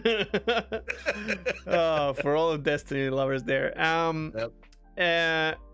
You remember how we almost like got into a fight about fuel, where I was like, I don't want fuel to limit me to fly around and whatnot, and I still to this day agree with that. What I've said, I want to be able to fly as much as I want, and every now and then go and refuel, obviously, but not like.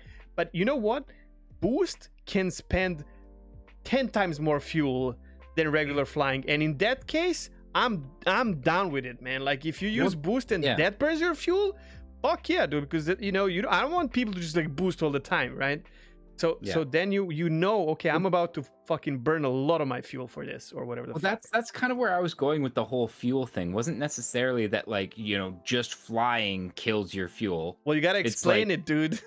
I'll try. Yeah, it's the types of flying you're doing. Sure. Yes. So if you are in a dense atmosphere, if you're in a dense atmosphere though, and you're like full throttle, well, guess what? That's gonna burn fuel. If you're sitting there in a hover, like in a high G gravity environment, that's gonna burn your fuel. As long as I have an option, to economically fly, right, and enjoy it, totally, I'm okay with that.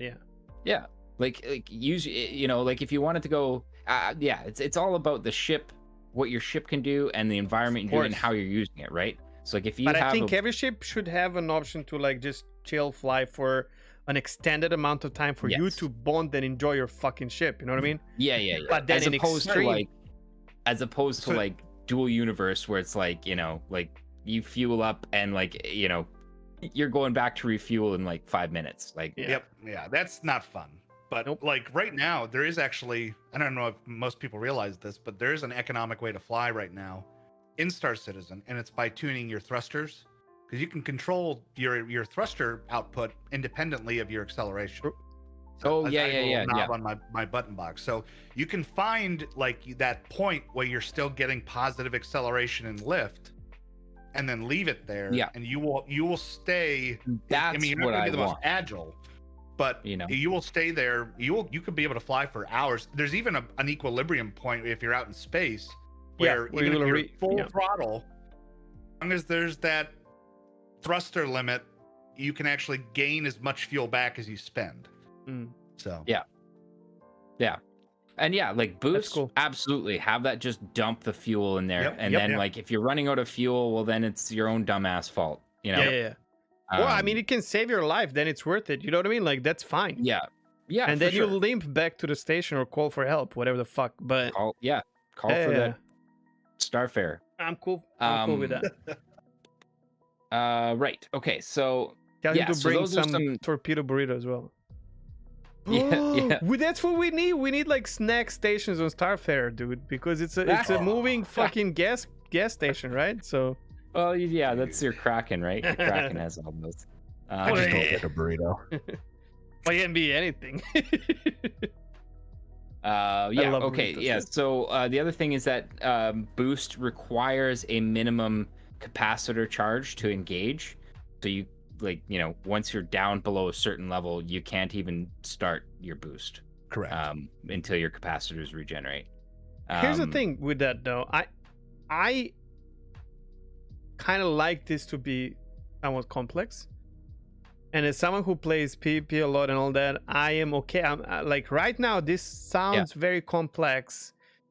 Yeah. And I think I'll be okay with it, obviously, but I have to say that they need to be careful not to overcomplicate it, because a lot of people just not use it if it's too complex. So especially now in like testing phases, I guess, or maybe not. I don't know.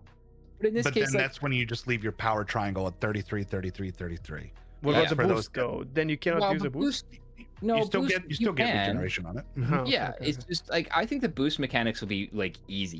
I think you'll just pick it up probably. Like Yep. you push They're and hold already- the button, yeah. eventually you go faster. You know, oh, I'm pushing the holding button, nothing's happening. Oh, I'm out of power. You know, Yeah, like, there's a red bar that shows up when you're below that. Like you can boost past it if you're already boosting, but if you're below it, it's like 20% or something like that. You just won't do anything. Like Okay. Yeah. Yeah, you played it So- actually out of 3 of us. So yeah. Neither of us have been in PDU yet. here's a technical question, and you might know this, Maso. On T16000s, you know the top joystick that you have on top of your stick, the Yeah. four or the cross one, whatever. Yeah, Can that. you use that to like bump like left, top, and right to change the triangle, kind of? Power? Yeah. Yeah. Okay. Cool. I had it bound that way for a little bit. I don't have it bound on my left stick, so that's. It's annoying. It's not very like. Oh, it's not very responsive. Well, it is. It's too responsive. So you got to kind of Yeah. like. Oh, Tap, but you tap, can tap, change tap. that, right? You tap, can tap. change the curve of that one. Can you? Oh, okay. Yeah. Well, I just found like when I was using it for that, I was just like just tapping basically, like tap tap tap Okay. tap tap tap, just kind of like move it little bits. But I hope that they get rid of that. I was listening to I agree with I think it was Darklaw on ATC. It might have been Moist Noodle. I don't know. Basically, just like I like the try. Sorry. That name, Moist Noodle? Have you watched Yeah. Noodle though? I love No, I Noodle. haven't. He's He's- amazing, dude. He's a really funny and charming guy. But no, so they were basically saying like instead of like having it so it's that sliding scale around there, just have it so it's like power to engines, power to Oh to yeah, he shields, wanted to power like make you it more big, and he's right because he said that was Darklaw in Mike's show, and he said when I'm flying and fighting and there's so many things I have to worry about, I can't worry like 33%, 47%, 52%, Yeah. and he's right. He wanted like, it. He wanted it the more ED to like version of it. ED. Yeah, Yeah. Oh, I see. That's the thing, though, is I don't want that back. I know, really- but Why not? because he's Because sick it of comes down to you basically are playing a mini game while you're having to deal with all that, and if you screw up the mini game, you die well, because uh-huh. you got to go between weapons, shields, and thrusters. Because an ED with thrusters, like, it affects your entire like ship envelope on how fast you can go. So if you put all your power into weapons, you slow down to a crawl. Then you can't yaw as fast, you can't roll as fast, you can't pitch as fast, and you move slower. But can you do Okay. that now in Star Citizen? Have you tried like doing that? If you put your power, It doesn't change your envelope. Yeah, yeah. You, Well, you that's- continue to go the same speed. sure. So what he wants is instead of like going like percentage wise in the triangle, he just wants that to be like 3-button thing, like in ED, more of like interface, like UI thing than anything else. Just- Oh yeah, Yeah, I would just get rid of the simplifying. numbers altogether. exactly. Yeah, Well, exactly. that's what he asked Yeah. for. Yeah. Not Okay, to I change the get it. system, Simplify it just like instead of- visually. Yeah. I get it. Yeah. Mhm. Quality of life. Well, it's Yeah. just easier to track and keep. Well, that's know, what it it's, is, you know. right? Especially in the middle of Yeah. the fight. So So one of the other changes with boost that is new in 3.14 is you can use it to affect your rotation. So if you're trying to turn a large ship around, like yaw it around quickly, you can boost that to spin your ship quicker. that is actually super cool. I just hope it's not gonna get very complex. To I don't know how they make it user friendly. You need like 4 or 6 different key binds for boost. No, it's the same It's all button. same button. Yeah, so it's the Yeah, same but what as if like I'm right turning, now. but I want my boost to come from behind so that I can like drift, kind of. Turn off decoupled, or go decoupled rather, and then you just have to finesse it.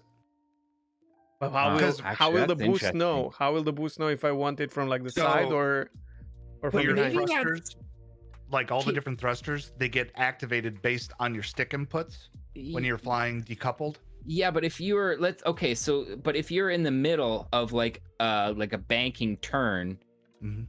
and you punch your boost and you're still yawing and pitching, all of a sudden that yaw and pitch is gonna like kick out faster too, right? It will. Because So that's interesting. Which That's also, gonna be actually, I don't crazy, know. dude.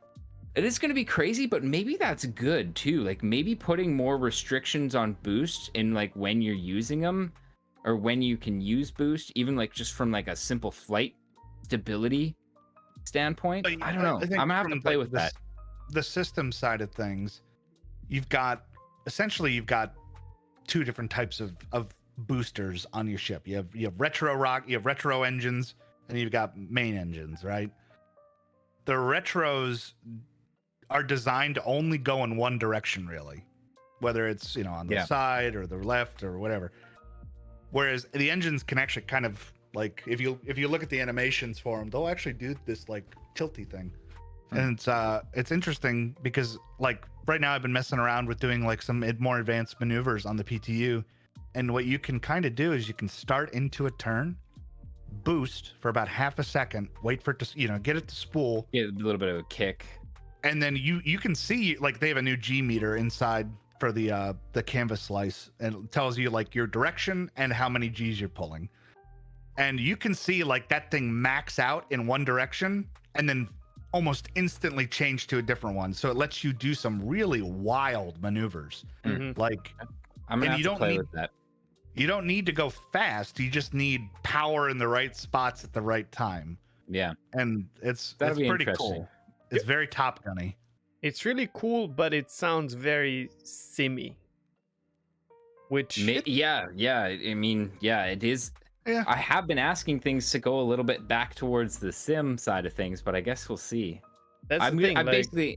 I'm gonna reserve my judgment on this one until I play. Yeah, you gotta around try with it as well. You tried it and you like it, but I don't trust you because you play Sims. So you are not the majority of the players, and we need people who are not playing Sims like you. Like I fly Microsoft Flight Sim, and I don't mind these things, right? For me, that's fun. But like I know for a fact that 90% of people will not go through what we are going to have fun in, because they don't want to live real life in a game, right? So it has to, like, there has to be like fine line where you have to be able to do most of the things. Feels very natural. Okay, let me put it that way. Fair. Yeah, okay. It feels very natural. Yeah, I don't want to judge it because I need to try it. So, but yeah. maybe they just found an elegant solution to this. I do really like the idea of being able to boost a large ship's rotation. Absolutely. Like, whoever like was the amount flying, of times I've had to do like an emergency like flip and burn in a like a larger ship, being able to actually like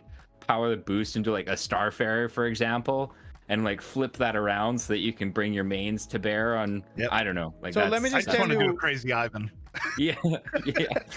What Maso means when he says how many times he had to flip and burn. The way Maso flies Caterpillar, for example, is he flies to a destination and then flips and burns and lands. He doesn't have to do it, but he's just crazy and does it every time. Wow. It looks very flashy. It's amazing, but you don't have to do it, motherfucker. No, but it allows. Yeah, but it feels cool.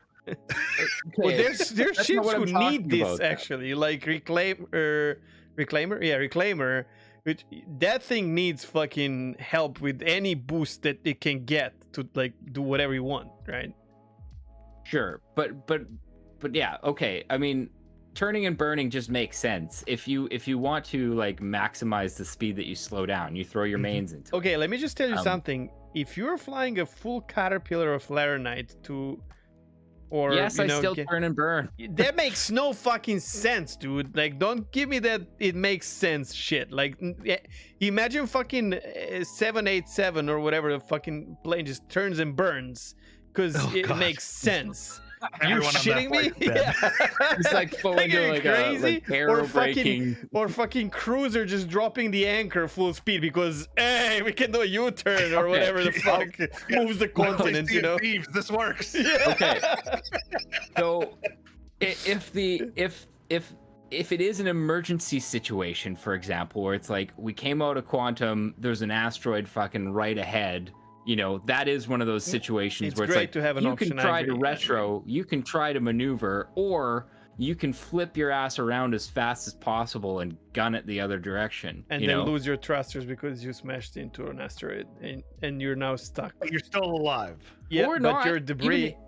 Even if you wanted to go like if you wanted to go 90 up and then No, like, I agree. get some It's good Yep. as an option. I agree 100%. yeah. But you're right. I don't need to fly a cargo ship like that. I He's just flying do. like a moron, but it's flashy and It interesting looks to watch. cool, man. It's fast, man. Everything's repetition in Yep. Star Citizen, especially when it's cargo hauling, right now. And I know it's not always going to be like that, but if you're trying to maximize your dollars, you want to be coming in as fast as possible. Dave, I've So watched him do this. Smooth as fast. He's so used to like turning that caterpillar and landing it backwards. It's fucking insane, dude. Like, Well, that's just I just do it. I just do it in such a way that I basically just like I go into full speed and then I just basically kind of coast it down onto a pad and then just let it drop. But that's just because it's fun. There is a That's change not- that was made that I think is going to infuriate you, and I hope they change it back. Is that space brake doesn't automatically enable No. boost? Oh, No, because okay. there's an option for that. You can turn that on. Yeah. Your total velocity, your vector icon. You know how it's like the two like like the carrots that are like going Rockets, one yeah. way or the yeah. So when it's in the middle of your screen, it disappears. What? oh shit. Yep. But didn't Even they Even if I'm change going that? backwards? Even if you're going backwards. Wait, but didn't they What? change that to like a circle on the left side that now shows you? It's not intuitive to look at. Okay. Well, I read rather that. sure. it's because that symbol is so easy to tell like what direction you're going, and then it Yeah. disappears as soon as it comes. So either you're like, where did my indicator go, or you have to try to think, is it in the center or is it behind me Mm. or whatever. Like I hope that changes. I hope it does too. It's infuriating. I've had a few wrecks because of that on PTU. Ugh, no, I don't want to deal with that. It's okay. Backspace is your friend. Yeah, I guess. But anyway, so those are the boost changes. With respect to the light fight or the different fighter class changes, they have some outlined here as for like what the different classes of fighters are and what they imagine that their roles, their strengths and weaknesses are going to be as well. Which again, something we've needed for a long ass time.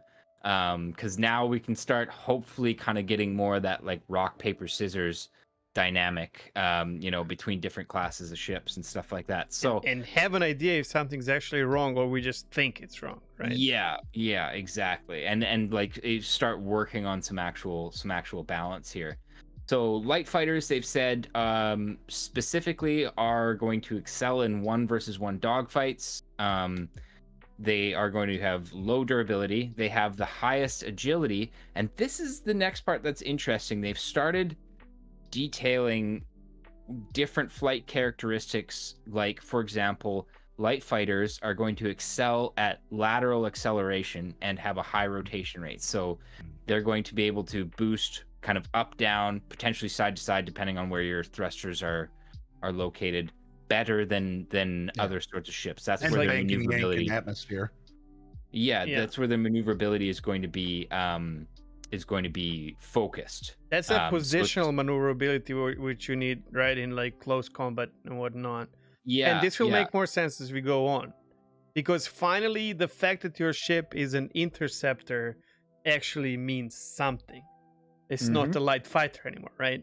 Yep. Yeah. Mhm. Yeah, so light fighters, they've said that the boost will mostly affect your lateral acceleration. I just love that they're starting to. It's not just it's a light fighter, it's agile. It's a light fighter. This is how it's agile. This is Yep. how This it is behaves. so good, man.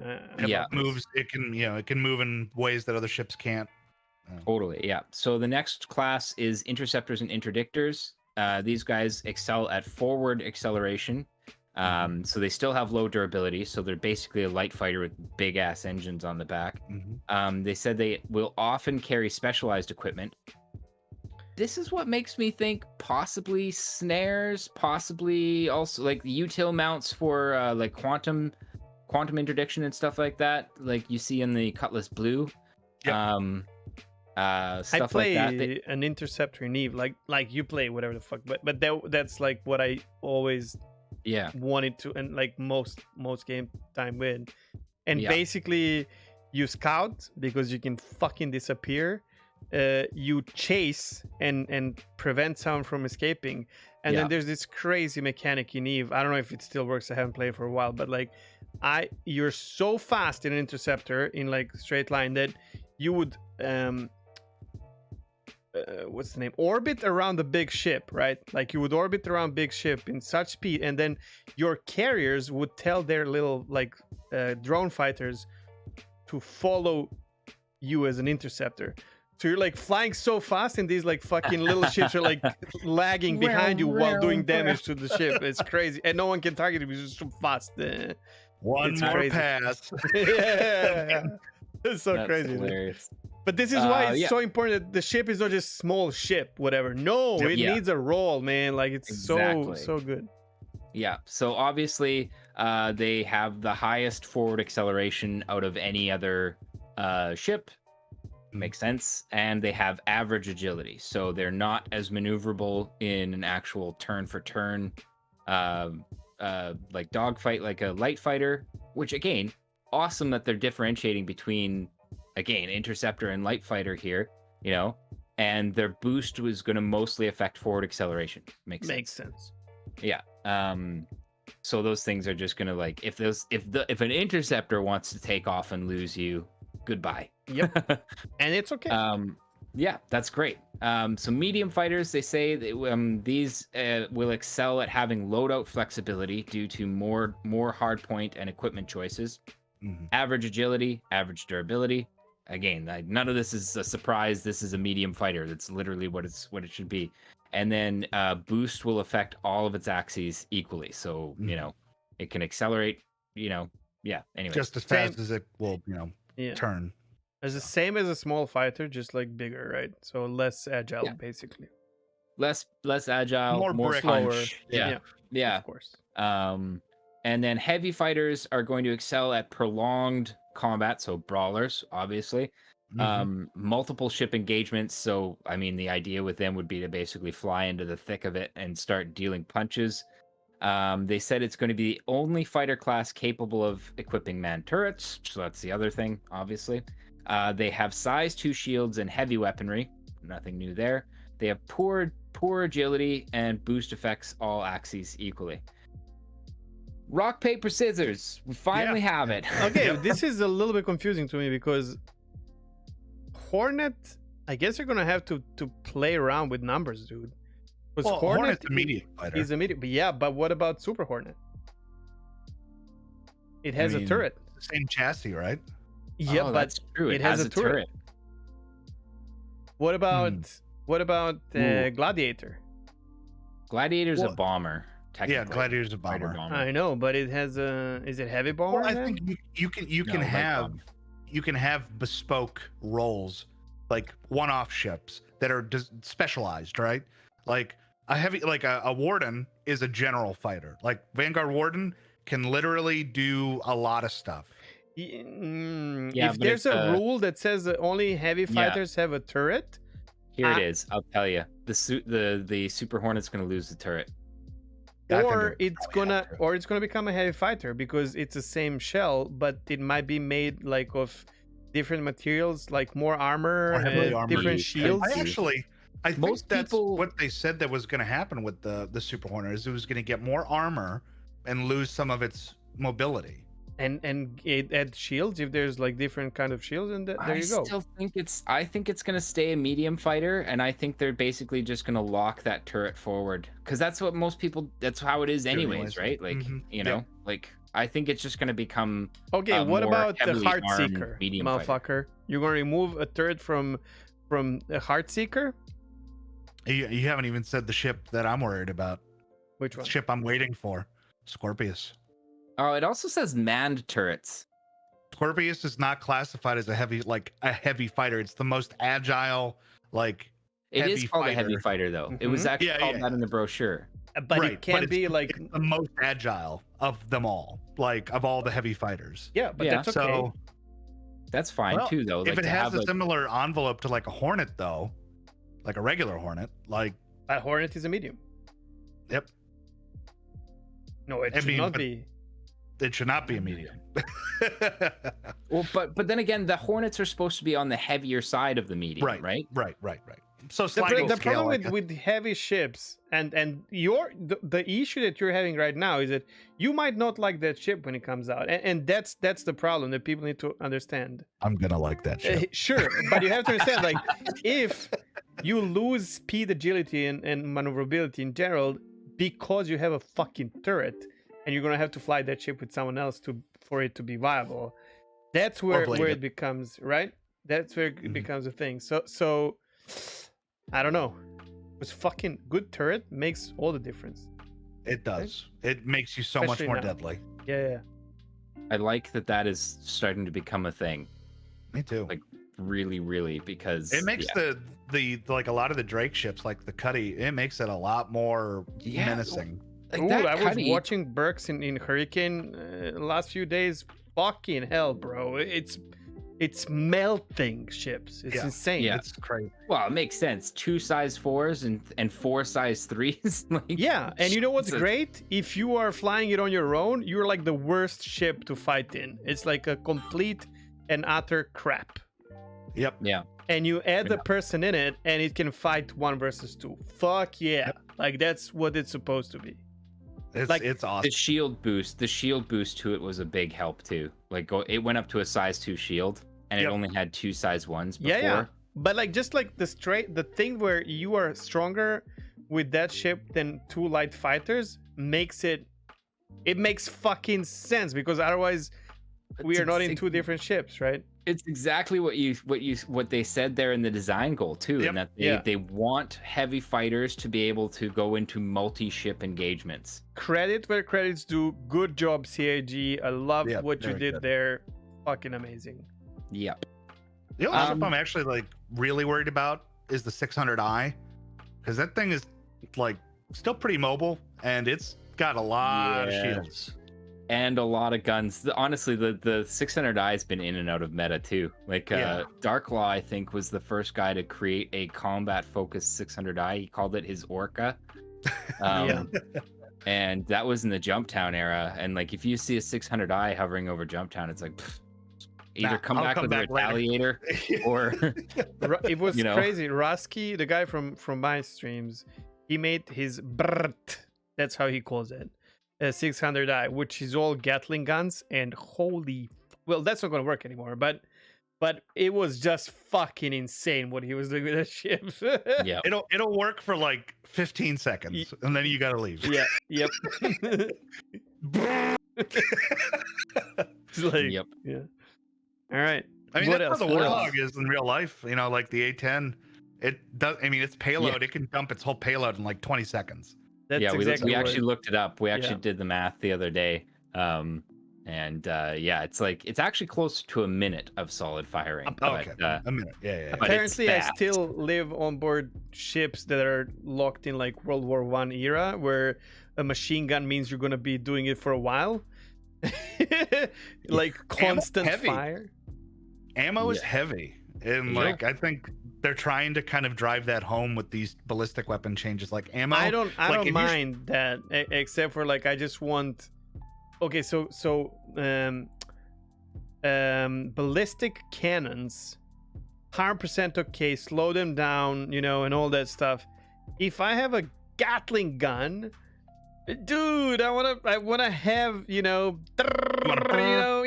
man, come on, and not for like half a second. Come on, dude. Well, okay, half a second. Like they've even said. Actually, I was looking on the dev tracker today, and they said that the ammo capacities right now are not in any way final. Like they're still playing around. Let me tell you something. And a lot of them are standardized. Like I know. Cannons that have the same. I know, and the argument whenever I say this, people are like, "Your buddy deals so much damage." I don't care. Make them deal less damage, last longer, and give me that feel where cannon can pack a fucking punch. A lot of damage with a one hit if you hit it. Just make just make Gatling guns be completely ignored by the shields. Like you can't penetrate the shield. And then when I do, then let me like. Yeah. This is where the choice should come in with like what weapons you're mounting, right? Because for example, a size 1 gun, a size 1 minigun, obviously you're going to be able to hold a ton more ammo in that thing than, let's say, a size 4. Yeah, but I cannot fucking mount size 1 gun on a size 4 mount, you motherfucker. Well, that's something that I think should change because they changed it in Elite too. And because if you wanted to do that, for example, like that's where like you should be able to split it down into like if you had a size 3 mount, go to like 2 size 1s on a size 3 mount or something like that. I mean, I can downgrade then you have your once, high ammo capacity. That's it. Yeah, you know what? Yeah. I don't care. I have Nomad. I'm gonna put one of those, in the back. the whatever standalone gun. The tripod. I'm gonna fill and I'm gonna fill the whole cargo with ammo and fuck you all. I'm gonna go like Rambo style, whatever, dude. Yeah. Anyways, the only other thing on there was just like their design goals for their ships. They just were talking more about how they wanted to tune each ship more towards the role that it should fulfill, while feeling different enough from its competitors to promote varied combat. We kind of went over how they're going about that, and they want to prevent any one ship from being the best at everything. Which as benefit comes with a drawback. Which, dude. Kiss Curse is actually a really good design philosophy. Like it really does, because there are things you can live with that other people won't want to. I'm so sick of like this happens every patch. It's like, oh, this ship is the best. Everybody uses that ship when it comes to combat. It's like right now. It's keep going. Say your things. Do you really wait? Do you really think amongst 100 ships that there will ever be a moment where there is no best combination? You guys play MMOs. There's always fucking meta. But you can have more than one option. You can, but one combination will always be the best, and then they might like try and balance it, and then the other thing is the best. But come on, guys. There's no way they can fight this unless every ship is fucking combination. Best combination is fine, because then at least it involves multiplayer. What I'm saying is like up until this point, it's been like literally 311, 312. If you're not flying an arrow or a talon, you're dog shit. You might as well just go home. Like I'm 100%. Sick of that. I'm fucking sick of that. Well, it's not gonna be that much of a difference for sure, but like there's gonna be a talon every patch, is what I'm saying. Like right now, it's Hurricane if you have 2 people. If you don't, it's Buccaneer, I think. And that's it. Just go and melt people, man. Like that's how it is. And it's always going. Like, I'm glad that they don't want that, but guess what? Yeah. It's always going to happen. See, I disagree. Like, for example, I played Star Wars Squadrons quite a bit. Star Wars Squadrons did a really good job at making it so that like every ship class they had there filled a role. And you just chose what kind of fit your game style. How many more ships than necessarily are there in that game? Oh, 100%. There's only like 6 per side. How much customization do you have on your ship when it comes to weapon loadouts? Quite a bit, actually. No, you don't. I played it. Yes, you do. In the multiplayer, you got quite a bit. You actually have quite a bit of variety you can choose from. I only played multiplayer. It's not even played through the story. I mean, you can change your ship, sure, but it's not like here you can. Oh, I'm gonna remove this gun, and I have like 45 guns to choose from of that size. Okay, fair enough. But but it was enough that like they went more for just the archetypes, like the weapon archetypes, right? Like you have your fast firing, low damage. Your whatever. Here's the thing: you are comparing like the Quake 3 Arena game to Star Citizen. Sure.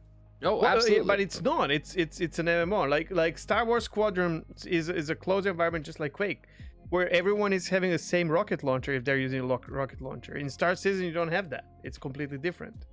I don't think it's that completely different when it comes to the actual combat mechanics. I think there's a lot of analogs. Maybe when you start getting into like deep component modification, which we can't do this patch. Currently it's at the lowest point where it's probably going to feel the most natural because everything is dialed down to 0, right? Yeah. But the moment they change that, which I hope they're not going to go crazy with, god damn it, the moment they start changing numbers, you're going to have the meta, and that's it. And that's okay, as long as the other ships are viable. Yes. Okay, yeah, we agree. I'm not saying no meta. I'm not saying that there won't be a meta. I'm just saying that there. there's That's always all going I'm to be a saying. meta, Yeah. which is fine. I'm okay with there being a meta. I just am sick of there being one ship, and Right. only one ship that everybody flies. You know what I mean? Or two ships, maybe, right? Like Well, I want, It's especially like in when you Melee, start. right? Like there's Foxes in Melee. Fox is meta, but there's like 13 viable characters that have won championships, right? So as long as Sure. there's still that kind of, viability, like you said, Maz. Like, Yeah. as long as it's there. Yeah, and like this is something that I think you even in WoW and like in later arena seasons, you did start to see more and more and more compositions becoming viable, Right. and it would fluctuate from patch to patch. But yes, because they made every class the same. Correct. Every healer is fucking same now. Every melee DPS Except for is Holy the same. Priest. I Holy haven't Priest played for bonkers. patches and patches, but like For 14 years you had RMP and that's it. Like that tops everything. It didn't though. Like even when I was playing, like RMP it's always strong. It's always a strong comp, but it's never for the when I was playing anyways, for the last like 2 expansions I played, it was powerful against certain comps, weaker against other comps. No, what? Yes. The reason Yeah. RMP is strong, do you know why it's strong? It's just like it's math. It's versatile. No, it's not. It's because they're not sharing diminishing returns on their crowd control. That's it. Yeah. Yep. That's fair. it. That's all. And they're the best combination, and there will never be a better combination, unless they change what shares cooldown, like GC. RMP used to lose to RLS. They have anti. Oh sure, Lumberjack Cleave. I love the names of cleaves in World of Warcraft. Like, that's fucking amazing.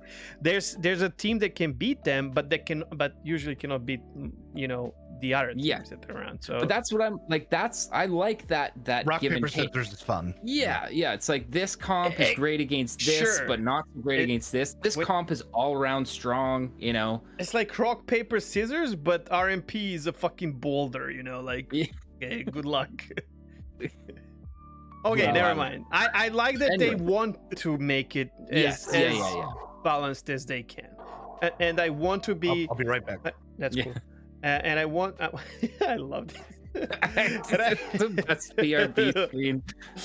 I like the idea of them like trying to balance, and there's like 2 or 3 almost similar options where you are actually flying what feels best to you, right? But then again, in Star Citizen, you have this where like Hawk has fucking EMP, or like it and then it's changed. It throws a fucking wrench into rock paper scissors. Yeah, well then we're also adds like spot. potentially talking about we're also potentially talking about like throwing mechanics like stealth into it, like who gets the jump on who. Oh yes, missile loadouts potentially. I don't know. And then, It's in the end, that's what it is. Like Star Citizen is not a game made for 1 versus 1, and no one should care about which ship is the best in 1 versus 1 scenario. And as a matter of fact, as we start getting further and potentially getting any kind of server meshing and anything, we're going to start thinking just like as in terms of arena in World of Warcraft, where like you want a setup. So there will be like these small groups of ships together that will just be so good if you execute things the way you should. Yeah. And that's like that's more what I want to start seeing is like different. It's like comps that are Mantis, meta. Mantis, maybe what's the Hawk and something that just is super vulnerable, but it melts once you are so the Mantis flies in, snares you, Hurricane for example, then and this motherfucking or maybe Warlock flies by, fucks your shields, your power, and then you just get like melted by some ballistics or or something. ditch the Mantis if you want something a little bit more versatile. Take a Cutlass Blue potentially. Sure, but just like that's the idea, right? Like you're gonna make a combination or 2 of 3 or 3 ships that together will prepare the fatal blow, and totally, and that's how I think that's great. And especially when you start considering kind of like larger ships is in there as well, right? Like if you have like we talked about this like with the Polaris, for example. Like the Polaris has a hangar that could fit two like small medium-sized ships. what do you put in there? You know, like that right there, like that's the essence of comp building right there. I agree. You know? I agree. But What's going to be the RMP for Star Citizen? Well, I'll tell you. We just talked about it. Retaliator. Wait, okay, we were talking about small Marauder, ships though. Polaris. I don't know. In the small ones, I said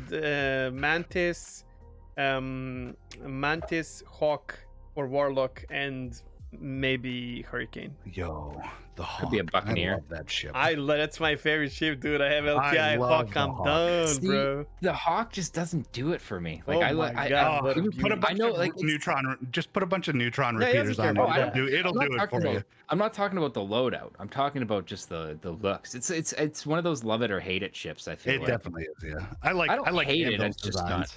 Yeah, it's just not. Well, this is the thing. Like for an Anvil ship, like it just it's Okay, it's sure, I'll too, give you it's too that. many It moving doesn't. parts. Yeah, I agree with that. But you know But what's it's not, strange to like, me? It's not How the criticism. fuck- It's just How the fuck do you like Raylan design and you don't like Hawk? It's like, it. because the Raylan is supposed to be an alien ship, right? Like when I look at the Hawk, I see like Gundam kind of like design, which is fine. Again, it's just not it doesn't do it for me. Like, I look you up. I love the I Gladius. look you up in the Gladius, Hawk until you change Gladius. your I mind. love the Gladius. Gladius is probably like my favorite. It's looking iconic. fighter. Yeah. You can see that silhouette from hundreds of meters out and know exactly what it is. Yeah. Is that good or bad? That's It good. looks great in the sunset. I think that's bad Yeah. because I know what I'm fighting against. Although Okay, I I'm kidding, think I'm kidding. none of these ships are going to hold a candle to my F8C and F8A. Just saying. Man, that's another one that I'm just like I feel like that's gonna be a cheese fighter. I think love it's cheese. Cheese it's- is delicious. Cheese is Well, I agree with delicious, that. you're right. Yeah. Do you know this is totally tangenting, but a particular content creator made a rant video about the F8. He's like, you know, or about the Vanguard. He's like, wow, you know, the F8 just makes it totally obsolete. Like, why would you? And I was just like, Thinking way you're too not paying small. attention. Yeah, Yeah. totally. Like, yeah. We're not going to name his name. I Yeah, can't. like just completely different roles, man. Like it's literally in the like the lore on that Vanguard. It's a long range fighter. Like it's you know, like It can go Anyway. from system to system and still come back. yep, totally. There's so anyways. there's so many reasons to fly certain ships, and like I always say, what if I just feel like flying Sen? You know, like I feel good flying it. Is that not reason enough? Fucking hell, Totally. dude! Like I agree. That's why the F8 is going to be amazing because it's going to feel amazing. No, I can't okay. fight that. That's fair, man. Like That's all I had for the news. The shields and stuff are from last week. What do you but, mean? That- yeah, like That's it. Well, I mean, we only have Imagination Station. We've only been doing it for 3 hours and 40 minutes. Only we've been going for 4 hours and 29 Well, minutes. that's not. You know, that's just warming up. before the show doesn't count. Yeah. If that happened, then Jesus, a lot of our shows are like 6+ hours. All right. I'm just gonna add one thing in the news. As mentioned before, I watched a bunch of streams, and one of the things that, although PTU, there's so much to be excited for next patch, and I can't wait to play it and stream it again. But the biggest desync that I've ever seen. By the way, Maso, when you were in the polls, Captain's table, I was the one who had that fucking desync. The elevator one. Yeah, didn't I say it was somebody from your community? Well, it was me. I literally had that bug. Oh, I thought you It said it was on my was. stream. I thought you said it was Rev or somebody. No, it was me. Like I literally went to Oh. fucking elevator, and then it like pulled me back into my bed, and I was like, Okay, because somebody the put a rubber comment. banding? Rev, Yeah. Rev Somebody put a made the comment clip in I one of think, or our- something. Okay, well, somebody put a comment in one of our videos when we were talking about desync, and he said, "I'll do you one better." And I thought he was in the elevator, but it could have been that he was at the spaceport. I don't know. Oh, From a there was comment in another one of one. our True. episodes, yeah. That's what I was trying to say. Yeah. But anyways, so watching Captain Burks, this was crazy. Captain Burks was flying a Hurricane, and the Dark Lord joined him, which is a crazy combination, really. And Dark Lord, for the first time, tried playing he was about to try playing a turret gunner in the Hurricane, but before they were getting together, they were at Port Olisar, and they were fighting someone. It was so funny. Dark Lord was like, "You don't want me that turret because I'm gonna give you a crime stat," and Burks was like, "I don't care." So they were about to meet so that Dark Lord can get into his Hurricane, right? And Burks approaches his arrow around Port Olisar, and he's like, "Dude, you're getting damaged." They're like, "What's happening?" And Dark Lord is like, "Where the fuck are you?" He's like, I'm in front of you. What do you mean?" So Dark Lord actually was in Grimhex. And Burks was in Port Olisar. Now, the craziest shit what happened is, he was like, "Wait, let me try something." And he fired at Dark Lord that on his stream is in PO and damaged the ship. And Dark Lord saw the damage in fucking Grimhex. Yep. Like, this happened to me on my M2. Holy shit. That is bizarre. I don't know if that's like spaghetti effect where he, like, when he jumped, his ship like stayed there and then you can like hit it. Me. That's crazy because you can die like that. Someone else was piloting my ship and I was in the turret on my M2, and we got stuck in Hurston, and he went all the way to Grim Hex, like in that thing, and I was still in Hurston and he was in Grim Hex. Oh, what? It was weird. That's crazy. It was dude. Speaking of this thing, dude, I'm telling you, if this is not like implementation of server meshing. Oh, I wonder if it's Grim Hex specifically that's causing Maybe it is. Yeah, I don't know. That's two of us. Yeah. But yeah, so this thing is horrifying. But yeah, there's a lot of fun stuff as well. So. I do have one thing for you. So this is desync related. I put it in the call chat. This happened to me on PTU. I can't see it because then we're gonna lose your camera. You'll have to explain it to me. All right, so a Hornet blows up, but doesn't blow up. All that's left is like the turret part and the booster, and it turns into the most violent Beyblade, and it's invulnerable. You can't kill it. It turns into this horrible, terrifying, invulnerable Beyblade of death. And like, if you get near it, it just wrecks your ship. What? Oh man, it is crazy. Yep. Is there a link to it or yeah, I put it in the chat. I put it in the chat. I'll have it in the description. Fucking amazing. It moves in ways I can't. It looks like a little fly, like flying around your kitchen. Like it's Jesus Christ. The way it moves is bizarre. Okay, well, okay. So I'm gonna propose something here, and I'm gonna say, if we jump into Imagination Station, we're easily gonna be here another hour. And I think. You think so? Yes. Oh yeah. Yes. Look at how long this has taken us. I mean, that will be the last thing we do. Do you have any questions? Because I can't see the chat when it's three of us. Okay. No. I mean, I think we can do it in 20 minutes. Okay. Because it's not like we can tangent, but yeah. Nah, let's roll it. This entire podcast has been a tangent. Yeah, and it's been so much fun for me. I don't know. All the way back to the beginning. Yeah. Super fun. It's been one big ellipses. Okay, well, here we go. Imagination Station, then. Here we go. Let's speculate wildly and keep it to 20 minutes. So, in Elite Dangerous, in order to get to Sol, which is our system, and to Earth, you have to jump through a bunch of hoops, which they will explain in a short manner. And then there's that super nice, to me, I've seen a lot of streamers and YouTubers finally making it, and there's this very nice feeling that they have, like finally it was worthy, getting home and all that. Can you just quickly explain how that works?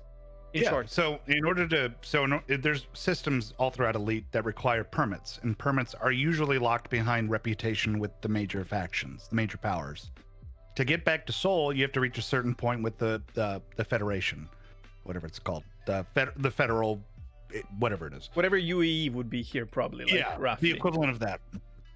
And now, not only do you get some really nice perks like being able to buy the Corvette and other stuff, but you also get a Sol permit, and you can go back to see like the Voyager. You can actually fly out to where Voyager would be. Oh yeah, so I saw cool. that. It's so cool. In man, like that's- 33, and it updates every year where Yep, it would yep. be.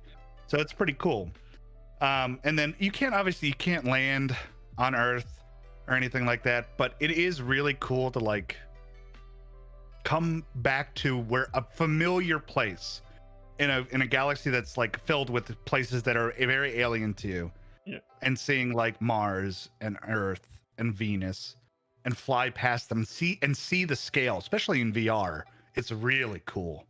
So like, so makes- to explain, like you cannot land on any planets in Sol, right? You see the sun, You might be able to go to Mars, I think. but but I not think Earth that's it. for sure. Like Earth Not is Earth, just not they're Earth. just 100% no. yeah. I'm assuming you can like scan it and all that. It's just like what you would do in exploration, like charted or whatever. But like that's as far as it goes. That's it. Yeah, you And it's can't really do still- it. You can't even fire probes at it. So And from the distance, like if you like look at it, it's Earth, right? You see It the is, yeah. same, right? Like continents and all that, right? yep, it's very much our little blue rock in space, and it's Man, very cool.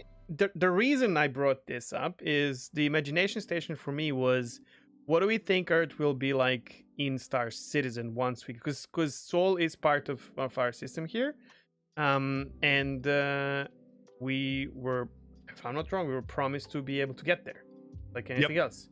Yep. And Obviously, like there's York, right? Like York's the big location on Earth for Star Citizen. There's a few places. there's Moscow, Shanghai, I Moscow, think, yeah. New York, London, I London. think. Yeah, I think London. And I know Germany. I know Berlin is like the home of Origin, or was, I think, the home of Mhm. Origin Engineering or something like that. But I So don't definitely know. in lore it exists, and we know that in this time and age, very simply, even if nothing else, for gamifying reasons, it will be different, because I mean, making Reason, one yeah. to one Earth would be crazy, right? And it makes sense that it's different so far, of in future. But what do we expect, man? Like, because Well- here's one thing, like we know now, and I'm afraid of this, but I have to mention it because I'm sure I'm not the only one who thinks that it technically they could try going for instance Earth and do what Microsoft Flight Simulator did, where like use Google Maps or whatever the fuck and have it. Holy, put a game in a game. Yep. The problem. There's so many problem with- problems. Okay. Yeah. The main problem is the scale, right? Like. Oh, it's 1-to-1. Fuck. Yeah. Yeah. And the Earth. size, think about how big Flight Simulator is, like size, storage wise. It's like 100 and something gigs Yeah. just for the Okay. Yeah. low res. Yeah, but stuff. most of it is streamed though. Yeah, that's true. But like planet size, I have to double check this, but Darj was saying that 1/8, right? that if you want something that's Earth size, Crusader, the gas giant, is actually the size of Earth.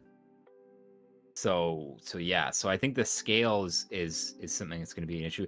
I just like, a lot of people are like, or think that we wouldn't be able to go down there at all, like because the cities are too recognizable and stuff like that. But I just think, like, man, it's 1,000 years in the future. Like, look at how much Earth and Earth cities have changed in 1,000 Oh, yeah. years.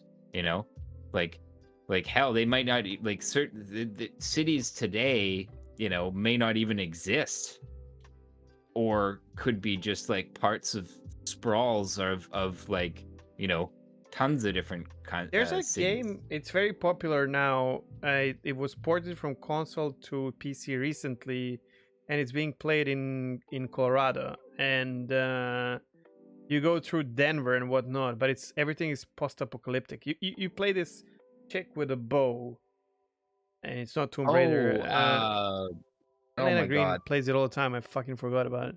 And you Horizon. Horizon it could Zero be, Dawn, yeah, yeah. Zero Dawn, yeah. Yeah. And then you get these nodes that, oh, this is where, I don't know, like Stadium was or whatever the fuck. And Yeah. do you think they could do something like that? But like, what do you do, man? Like the population of Earth is fucking massive. So many recognizable I know, I places. don't think yeah. it is. I don't think it is that much higher. Like it's higher, but like Well, because yeah, that's what I was gonna ask. Is like, what's the lore set? Did we solve climate change? Did we solve You our know what? energy crisis? We know that Earth is overpopulated. right? do we? Don't we? Okay. You told me that. No. Like there was problems with fucking food and whatnot, and there's too many There people. was, but since then we've kind of like expanded outwards. Man, I actually don't know. I don't know if they've actually even said. I know that like overpopulation is like a theme, like a narrative theme that they're kind of going for, and I was saying that doesn't make sense in a multiplanetary society, really. Yeah. But anyways, yeah, like, do you think they would go for like? I mean, they could go and say there was like a fucking nuclear war or whatever, and there's only these 4 cities that survived that had the dome around Yeah. it or something like that, and then we can have these like Shanghai, London, New York, and I don't know. I'm not sure about Shanghai. But yeah. I'm actually gonna check and see if what it says on the star map. I Actually, can't. If I open that like star map, good luck because you're streaming. Star map can be funny. I haven't had any issues with it before. It's so but, yeah. beautiful though. I love star map. I chill there sometimes when I'm doing Mhm. nothing. And I want let's it in game. Not to crash my rig though. But yeah, I mean that would be one of the solutions. Like you can, as long as I'd be okay, as long as like continents are there and like major rivers, you Yeah. know, and lakes and whatnot. And then Here's you can see like something they 3, could do. 4 cities. Like yeah, like coming on to your theme there. You could have it so that basically they've like reclaimed Earth basically in such a way that like yeah, they're these large like super cities basically with huge what do they call them, arcologies and stuff like that people live in, and for the most part they've just basically returned Earth to like, you know, as much of its natural state as possible, because like it's really potentially possible that like they say that billions live there. There's a lot of there's you know, a lot of in and out, but like it does say centuries of habitation have stripped the planet of its natural resources. Okay, so yeah, then I think we'll see like a lot more like Arc Core style of landscapes where they're very bare, and then there's going to be major, because you won't be able to farm. Like there's no reason to have farming areas. There's no reason to have small towns. Everything would just be centralized. Well, they need to import a remove that lot, so. because every fucking one and their mother will want to have housing on Earth, and we cannot have that. Like that'd be stupid. Well, that's why I was hoping that they just kind of basically like went back to like a garden thing, right? Because then that's the lore reason for why no, you can't have a home on Earth, or if you want a home on Earth, it has to be in one of the landing zones. You have to buy like an apartment there or something like that. But nobody's allowed to settle on Earth anymore. It's just not allowed. Like, yeah, they could gamify these things easily. Like, but what do you guys say? Like, do we need, if we have Earth, what I need is like when I'm flying towards it, I need to recognize, you know, which, like when you're flying the plane, man, like which continent it is, you know, like stuff like that. Yeah. Oh, you'll be able to tell that for sure. Like the cities and stuff. I don't know. Fake it. Yeah. It's the future. Yep. I agree with that. 100%. Horizon Zero Dawn did it so well. Like when you read what it is, you can like kind of, this could be that area, you know, and that's good enough, man. Honestly, if you play like Fallout 76, it's a real location. Like I have a guy who lives there, and he's like, I cross that bridge when I go to work, and I'm like, yeah, that's smart, dude. There's this huge bridge, but everything else is fucking wrecked. You know what I mean? And overgrown or and just whatnot. Completely different. Like it doesn't even have to be wrecked. It is could just different. be I mean, what's it? Spider-Man Miles Morales takes place right there in like that Times Square area. So like, I haven't played that, but yeah. Well, the Yeah, well, that's Yeah. the thing, right? They can do those sorts of like really recognizable landmarks and stuff like that Would in you their like that? landing Like, I think zones. it'd be cool if you had like half a fucking Eiffel Tower, you know, left half of Statue of Liberty, you know, stuff like that. Like, why not, Yeah, man? yeah, You know what I yeah. mean? You don't have to though, right? Like New York is your main landing zone or one of the main landing zones there. That's why I'm saying like Yep. keep the Statue of Liberty there. Why not? You Mhm. know, like it's a Actually, historical yeah, yeah. artifact or something. You know, it's Put it one up of the on landing on a zones. bigger You can build it. pedestal. Yeah, or like Times Square even, you know, like put Yep. that in because it's a recognizable kind of a landmark in, you know, like and that's fine because like obviously the landing zones they're gonna like have the artist attention to it anyways, right? It's the rest of Earth that kind of becomes problematic, like Yeah. potentially anyways, like you know. I now the more we talk about it, the more I like my solution of like certain cities having like nuclear domes or whatever the fuck, you know, and like Yeah. everything else went to shit. And then you can have Hurston like planet kind of with like some random whatever the fuck, like, you know, settlements, broken down buildings or whatever the fuck, you know. And then nature can be also all over the place, right? Right. Yeah. I just want to be able to go to Cape Cod and chill and go to, you know. Well, Then here's I'll the be problem. Like everyone wants to go, you know, to their Yeah. Cape Cod. That's the problem. Yeah. Well, you don't want to go to Martha's Vineyard and Star Citizen in your 890?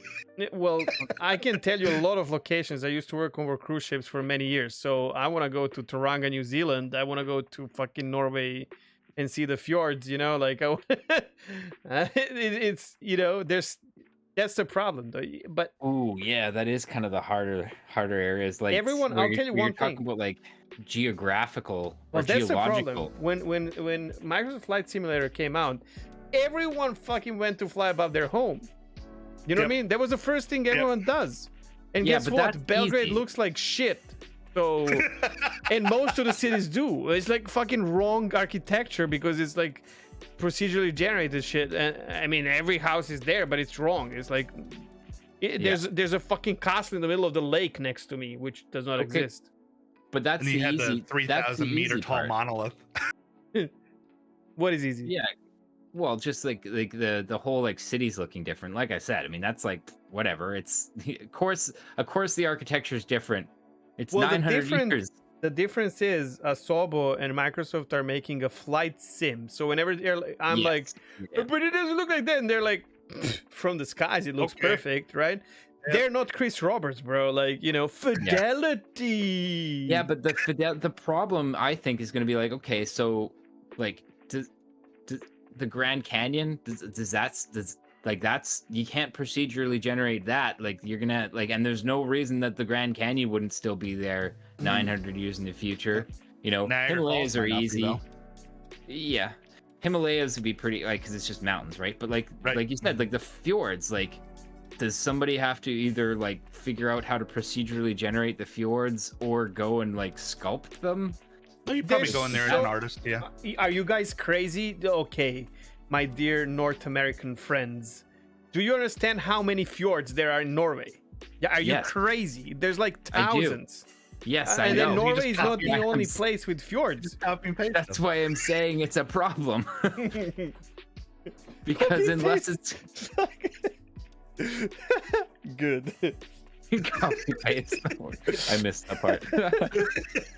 Yeah, I mean that's kind of my point though. Is like there's so many like recognizable geological places around Earth too that like I Right. mean how do you deal with those? I right? have another elegant solution. If someone finally discovers Sol, and you jump through, and there's a black hole.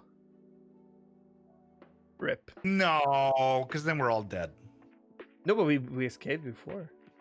Oh, did we? I don't think Obviously, we, dude. I don't think we got We were to. we were all born on fucking Hurston. What do you mean? Or fucking I'm born in PO. What the fuck are you? I mean, talking you about? could always just do it the way that like a lot of other games handle it, and it's just like most of it's a no-fly zone, and I think Yeah. it's kind of a cop-out. But like, it is a cop out, but like what's Bro, the that's gonna alternative? happen. Actually, you're right. Yeah, I think so. Yeah. I And mean, then they can I like mean, just fucking then we can have one-to-one Earth, like just copy pasted JPEG. either and- then or either that, or like I said, it's just going to be like they're just safe, like got the continents, you brush them with the biomes that they're supposed to be, and then push. So, okay, let's vote on this. I am more okay with Earth looking Earth-like with no fly zones and just like whatever major landing areas being okay. Mm-hmm. I'm more okay with that than having Earth that you can land anywhere, but it's just like a scuffed planet, whatever the fuck it is, It would feel more like at home, bro. You know what I mean? No reason to go visit a place that doesn't have anything to visit. So, like, if you're just in those primary landing zones for Earth, like, I'm not saying this applies to Mars, because remember, Mars got colonized. So there's a whole like Mars is the new Earth for all intents and purposes. For sure, but there they can go wild because it does not exist right now. Yeah, exactly. But it'll have I would rather roughly the same geological things. I would rather go like no Mars like that. Yeah, I would rather go like tourist, like on Earth, and go see the sites. Or museum, man. You can have a museum with like sites. I mean, and that's basically what Earth is, right? They can become like a giant museum to humanity. Yeah. The thing is if you put the no-fly zone in there, how, like, okay, because the main landing zones exist, but in lore, other cities exist as well. So how come, like, how if there's no fly zones there, how do you get there? Like, why can't I go to Berlin? You don't like make in Arena Commander, you approach the fucking net and you can't fly through it, you explode. But instead, in Earth, all around these major areas, because ships are not allowed to fly around there. They're just like you get the warning and just like a torpedo just fucking. Sure, that's fine. Oh no, I mean it's the autopilot. But why can't I go to Berlin, or why can't I go to these other major cities? I think you got to include those. I think you got to include those. You know how many of these zones are cities? Yeah. Every country in Europe has at least one city. And then count all the states in the United States, and then at least 2, but I would say probably 5 in Canada. And we can go on. What about like every country in South America? I mean, there's no way they're gonna make all the Yeah, well, that's why I was thinking like if they went like the extreme urbanization route, where they basically kind of like concentrated all the population of the planet into highly dense urbanized zones or whatever. Yeah, but then you're asking why can't you go to Berlin or some other city? Well, because again, that would be a major city. Like, yeah, well, that's the thing. There is more than just the major landing zones. Like, or at least what they mentioned in lore, anyways. Is, if I'm not mistaken, I think it's Berlin. I don't know, man. I don't envy the lore team, guys, because for a fact that Chris is not going to want to rely on no-fly zones. I think if they have any, he doesn't like them right now in the way that they're implemented. Honestly, I don't think they should want to have Earth as it's so hard, bro, because for some fucking reason we all want to play space game, but we all will want to go and be on Earth. Yeah, like what the fuck for? Because I want to go be on Earth with a spaceship. It's like people playing. Everyone's playing a human, in fucking Alliance. You can, I mean, myself included. Sometimes it's like, you are human. Go play fucking cow or whatever the fuck, But no, for some reason we are. Yeah, I'm racist in World of Warcraft. I am Alliance for life. Sorry. Anyways, you know what I mean? Like, and then people will be like pissed off because Earth is not what they want. Yeah, but that's the thing. Like, so far, every situation we've outlined is going to piss somebody off. Yeah. No fly zones gonna piss people off. Concentrated urban zones but landable everywhere gonna piss people off. Black hole? Sorry? A black hole? Definitely gonna piss me off. Yeah. Anyways, yeah, I don't know how they're gonna manage it. Oh my god, I know. Oh yeah? Is some it another black hole? Some other planetary object collided with Earth. and you have like these couple of like islands, you know, like clinging on like, you know, like the dying star map and Arena yeah, Commander. yeah. And then you can land on like there's like one where there's like a huge city, and that's the only, you know. That's not how gravity works. No. Shut up! We're playing the game. Don't be maso, okay? Yeah, there's already one of me on There's here. already one. Yeah. Okay. I'm trying to find a game fight solution that is kind of, you know. Ugh, I mean, that's imagine rough, going man. there, you're like, holy shit. Yeah, I don't know. I think that's a problem you have to build tech for, really. Like But Earth is it is worth? unique. Is it worth doing Earth- it though? I think so. I think, Yeah. but it can be something that you can put on the back burner for a while, because Earth is unique in that it is the only planet that we know everything about, that we have mapped all, like every square mile, every square kilometer of Earth. Well, We've got it Maso on would satellite. argue with that. You just did not remember the depths of the ocean. Well, Okay, well, you know what I mean, of I'm the kidding. land. I'm being a jackass here. But like we have so much more intimate knowledge, so that means that our True. standard for it is going to be yes. there's a This bias. is why to it. I'm saying we should not have it, even though I want it. Yeah. Don't get me wrong. Even I though want we- it, of course. I think if they could develop tech to implement something to the tune of like a ham-fisted version of Flight Simulator, I guess. Yes. Yeah. That would be I think that would be okay, but if it's going to take development away from the rest of the game, That's what for I'm saying. one I don't little want thing, 10 yeah. years so that they can have Earth. And Master and me talked about this. Like, it's not only Earth, man. Like, Terra will be like any fucking planet that is massively populated by humans will be so difficult to tackle, right? Earth more than anything, because we know how it looks like. But then I'm okay with them not having this. Like, this should be an expansion. yeah. Journey Soul to expansion. Earth or whatever. Yeah, Journey to Soul or whatever. Like 4 years after a game is released or something like that. I think I'm just kind of with you guys at this point, in that I think that the best option is probably just like, you know, you can fly down to major spaceports, but everywhere else is no fly and like zapped by satellite laser or something like that. For now. And then you're For right. now. Maybe down the road, if they figure it out, release that as an expansion or something like that. But Because I that think is an that's really- undertaking in itself. Yeah, unless they like you said, unless they managed to do something where they were able to like just take the data like Microsoft Flight Simulator did and just kind of like ham it Just into sell like 5% of your shares to a Solvo studio, man. And you're I mean, good. if you want to upset a lot of people all at once, just try to get Earth 2 in on Star Citizen. There you go. That'll upset people. Oh my god. Yeah.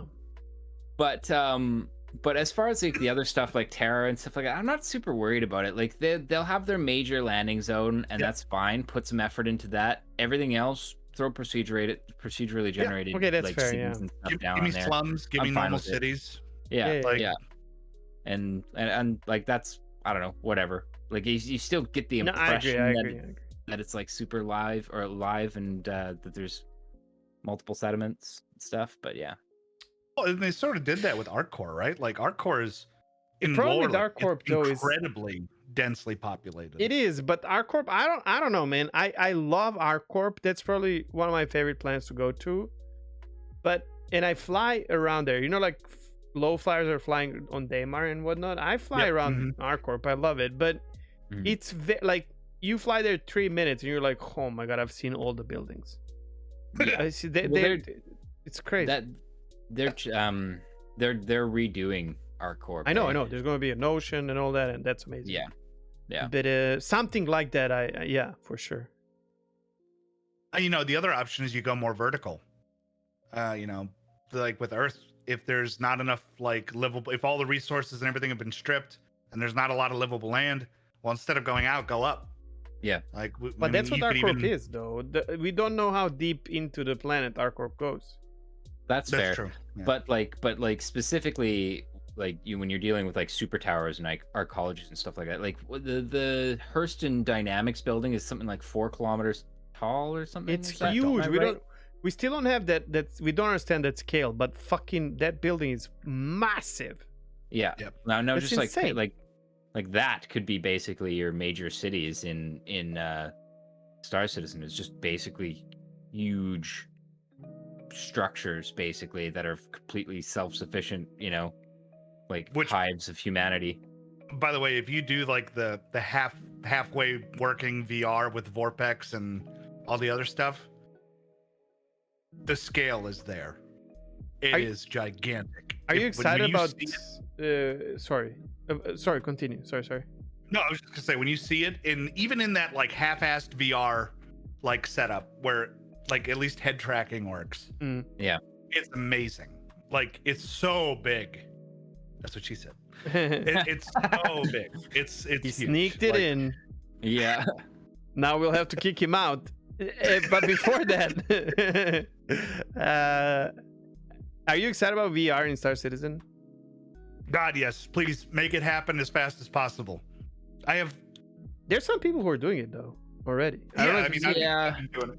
Like, I have an Index and a Quest 2 right here, and then I've got another 3 headsets. I love VR. VR is the future. Like, it really, really is. And honestly, if you're gonna buy a VR headset, get this. I'm not going Like- to, but I have huge respect for VR. However, I'm not. Believe it or not, I'm not interested in it. It's crazy. Like I'd rather When have it 3 gets- screens around me than VR. But See, yeah, that's the thing. Is when you can get the fidelity without the bulk, then you'll be interested. Because it won't be any different. It won't be any more of a hassle to set up than it would be just to turn on your screens. That's the goal, right? the Like, problem right with now- me and VR is more of like that I need to disconnect myself. Like I spent so much time playing games. Especially now, I'm deeply depressed and I have no goals in my life anymore. And I'm Mhm. like I spent my whole day either streaming or playing games or editing something or and if I start living in these games through VR, I'm afraid that I'm gonna lose it. Like honestly, I'm not afraid of VR not being good or anything like that. No, it's just that I want the game to be physically in this box in front of me and keep it separate. Yeah, keep Well, it there. yeah, you don't have to. It's one of those. legit. I Yeah. want VR in Star Citizen for those like you who like I have the problem that when we mentioned this. The problem with VR in Star Citizen is I played a couple of games with other people who are playing in VR and I'm not in VR. And holy shit, you guys are the funniest thing in the world and break any possible immersion in the world because of what you're doing with your hands and like yeah, exactly. So I don't know how they're gonna deal with that. That's a topic for another show, I I don't guess. know. But I don't know. I want people to enjoy VR, but I don't want to see them, going don't think through you'll their see software or anything. full like that. body like rigging No. to the controllers. I think it'll be just the I headset. hope so. because yeah. That's what I think like too. I don't know. I don't really because I only have the one eye. I don't get that like weird floaty feeling that people get. I think they people talk get about. used to it if they stick to it, though. But Yeah. not everyone can. I know. Yeah. But like I can go straight from mouse and keyboard in VR and then just literally move a little bit back and now I'm on my sticks. I don't have to see what I'm doing. Like True. It's- Well, it's not flying is not a problem at all. It's Yeah. more of like first person. Yeah, when you're like moving around. Yeah. Right? if you want to get like a sense for it, do you have an eye tracker? I don't know. I've used the in-game like the eye tracker enough to know that I want one. Yeah, so I I just- have a Toby and it works. Yeah. I would Brilliantly probably in first get person. Toby because of how simple it is to Yes. set up. Yeah. I would never Even- stream with it though. Like when I'm watching a stream, when I'm watching a stream with someone who is using that app, Yeah. I get so pissed off because Yeah, they look over to it's- chat and like oh my Yep. god, because I'm looking somewhere and they just change it and whatnot. It's just like fucking crazy. The Yeah. only time that I need it is when I'm in the ship. Like I don't need it for the first. Well, that's what I'm person saying. stuff. Yeah, I agree. But how will they like limit people? Well, I don't know. Maybe they can. I'm a poor bitch. I can't really anymore afford any of these fancy tools. But to be fair, Same. I spent all my money on fancy tools. Now I'm poor. well, you have them though for an amount of time. You know what I mean? I'm the same. I'm not complaining. Just to make sure I Mhm. have a rig that can run almost anything. I can stream it. I'm happy where I am with my tech.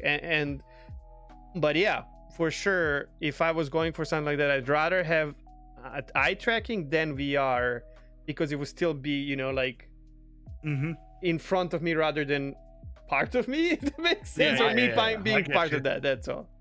My thing is just like with the VR on, you pretty much have to have a sim rig. Oh yeah, 100%. Really, and because otherwise you'll hurt yourself. yeah, it's like so if I'm, and that's kind of where I've basically said I'm just gonna go eye tracking, or I might do track IR. I haven't decided yet, but Both pretty comparable. It doesn't matter, which one, But that's what like initially I built my PC. I was like, I'm gonna play Star Citizen in VR. That was like my goal for like building my machine. And then I started to like just think about it, like, wait a second, if I have goggles on, I can't see where any of my controls are. So like, I mean, everything's fine when it's on my sticks, but if I need to like chat, like if I need to, I'm sure get used what to do I it. do if I need to, like, you know? It's actually kind of cool. Do I have to like have everything desk mounted with all like the stream decks and stuff like that, or the, you know, console or like modules and stuff, so that I can, well, a lot of the new kind of do things a lot of the by new feel? like Logitech stuff, it actually will track the position of the keyboard and mouse in VR. Oh, So that's crazy, cool. huh? It's weird, but You get used to God, it for it's sure. cool. Yeah, Yeah. it's really cool. I'm a That's really blind type. Most of the time Yeah, I'm so in the am I, dark yeah. anyways. I don't need No, me- anything, but I see what you're Yeah. saying. Like when you're playing a game, you want to like respond to something, getting away from your sticks, nothing. But this is a very Or, like- elegant solution. Like I use What is that? What is that? That is a $900 keyboard. What?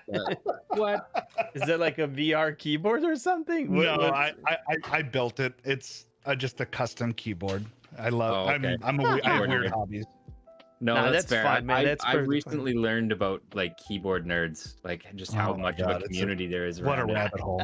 But Dude, no, for me, like we with the play VR, Star it's like- Citizen. It's perfectly fine to have hobbies like this. No one's gonna, Yeah. judge for that. Or if they do, whatever. Fuck them. Totally. But yeah, it's more so like if I'm like flying, because like right now the T16,000s don't have a lot of buttons on them, so I use the keyboard still pretty frequently for, you know, and if I have to like snap a hand from a stick to the keyboard, I don't want to have to like fumble around for Dude, for, I already know, gave you a solution to AWSD. that. Voice voice attack. attack. Layer- Yep. Yeah. Oh, That's that's, simple, true. man. Layers, That's true. Voice attack would work with. I VR. can't, like, if I'm playing on my sticks, which I'm gonna play again now when 3.14 comes out, I just can't play without voice attack. And I'm even thinking about like capacitors being on Totally. voice yeah, attack. Power works to great. shields, power to Works great. Yep. Mm-hmm. or even just. I even got shields, a macro weapons. for Yeah. docking requests, so I don't I even have have that. to do that. I have that. You know what the funny thing is? I actually have voice attack. I just haven't set it up. It It's takes so like easy. 10 minutes. Yeah. Yeah. And you know what's even better? Like someone like Orchid was trying it, and he was like, "Man, I can't do." I was like, "Okay, I'll give you my config," and it's like it says everything there, and you can just like edit, whatever the fuck. Yeah. And that's it. It's simple. Okay, they're cooking dinner downstairs, and I'm starving. We need to call this. You Okay, need sounds more good to me. I stamina, got my man. burrito waiting for me. You need more stamina, guys. It's only 4 hours 21 minutes, man. It's not Yeah. even a record one. I'm kidding. What a great fucking episode, guys. That was awesome. Please. Yeah. Check Dave on YouTube. We're gonna have we have a link in the description that leads to his Star Citizen video. That is absolutely amazing. I can't wait for more. Maso, I'll let you. Wait. Let's let Dave, say the final words if he has any. Putting him on the spot now, but Well, I was just gonna say, like, if you have like places like, I don't know, do you have Twitter that people want, Really? follow No. or anything like that, or yeah. I probably will one day, but for right now, no. I just appreciate the opportunity to come and hang out with you guys. Like, I live for this stuff. This is so much fun, just to be with like-minded people. And it man, doesn't so get happy better to than hear this. this. Thank you so much for that. And we are great. We were not sure if you're gonna.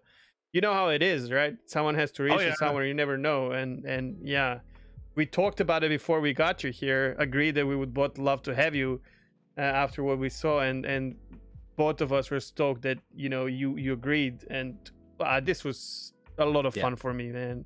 Super I had a fun. Now blast. go make another video. I will. And I'm Okay. expecting to see you in Captain's Table or some other podcast. You have a great setup. Like your sound is great, camera perfectly great. Like No, it's just like gotta there was lose no this struggle. extra weight. Oh no, you don't. You're fine. We're all there. Well, Masa is not, but he's in a sandwich. I'm overweight. Don't worry about it. Two guys squeezing up my ass. Oh my god. And with that, let's just fucking wrap this right up here, boys. All right. This has been Straight Outta Stanton. See ya next week. Perfect. Take care. Perfect. Bye. Bye. Bye.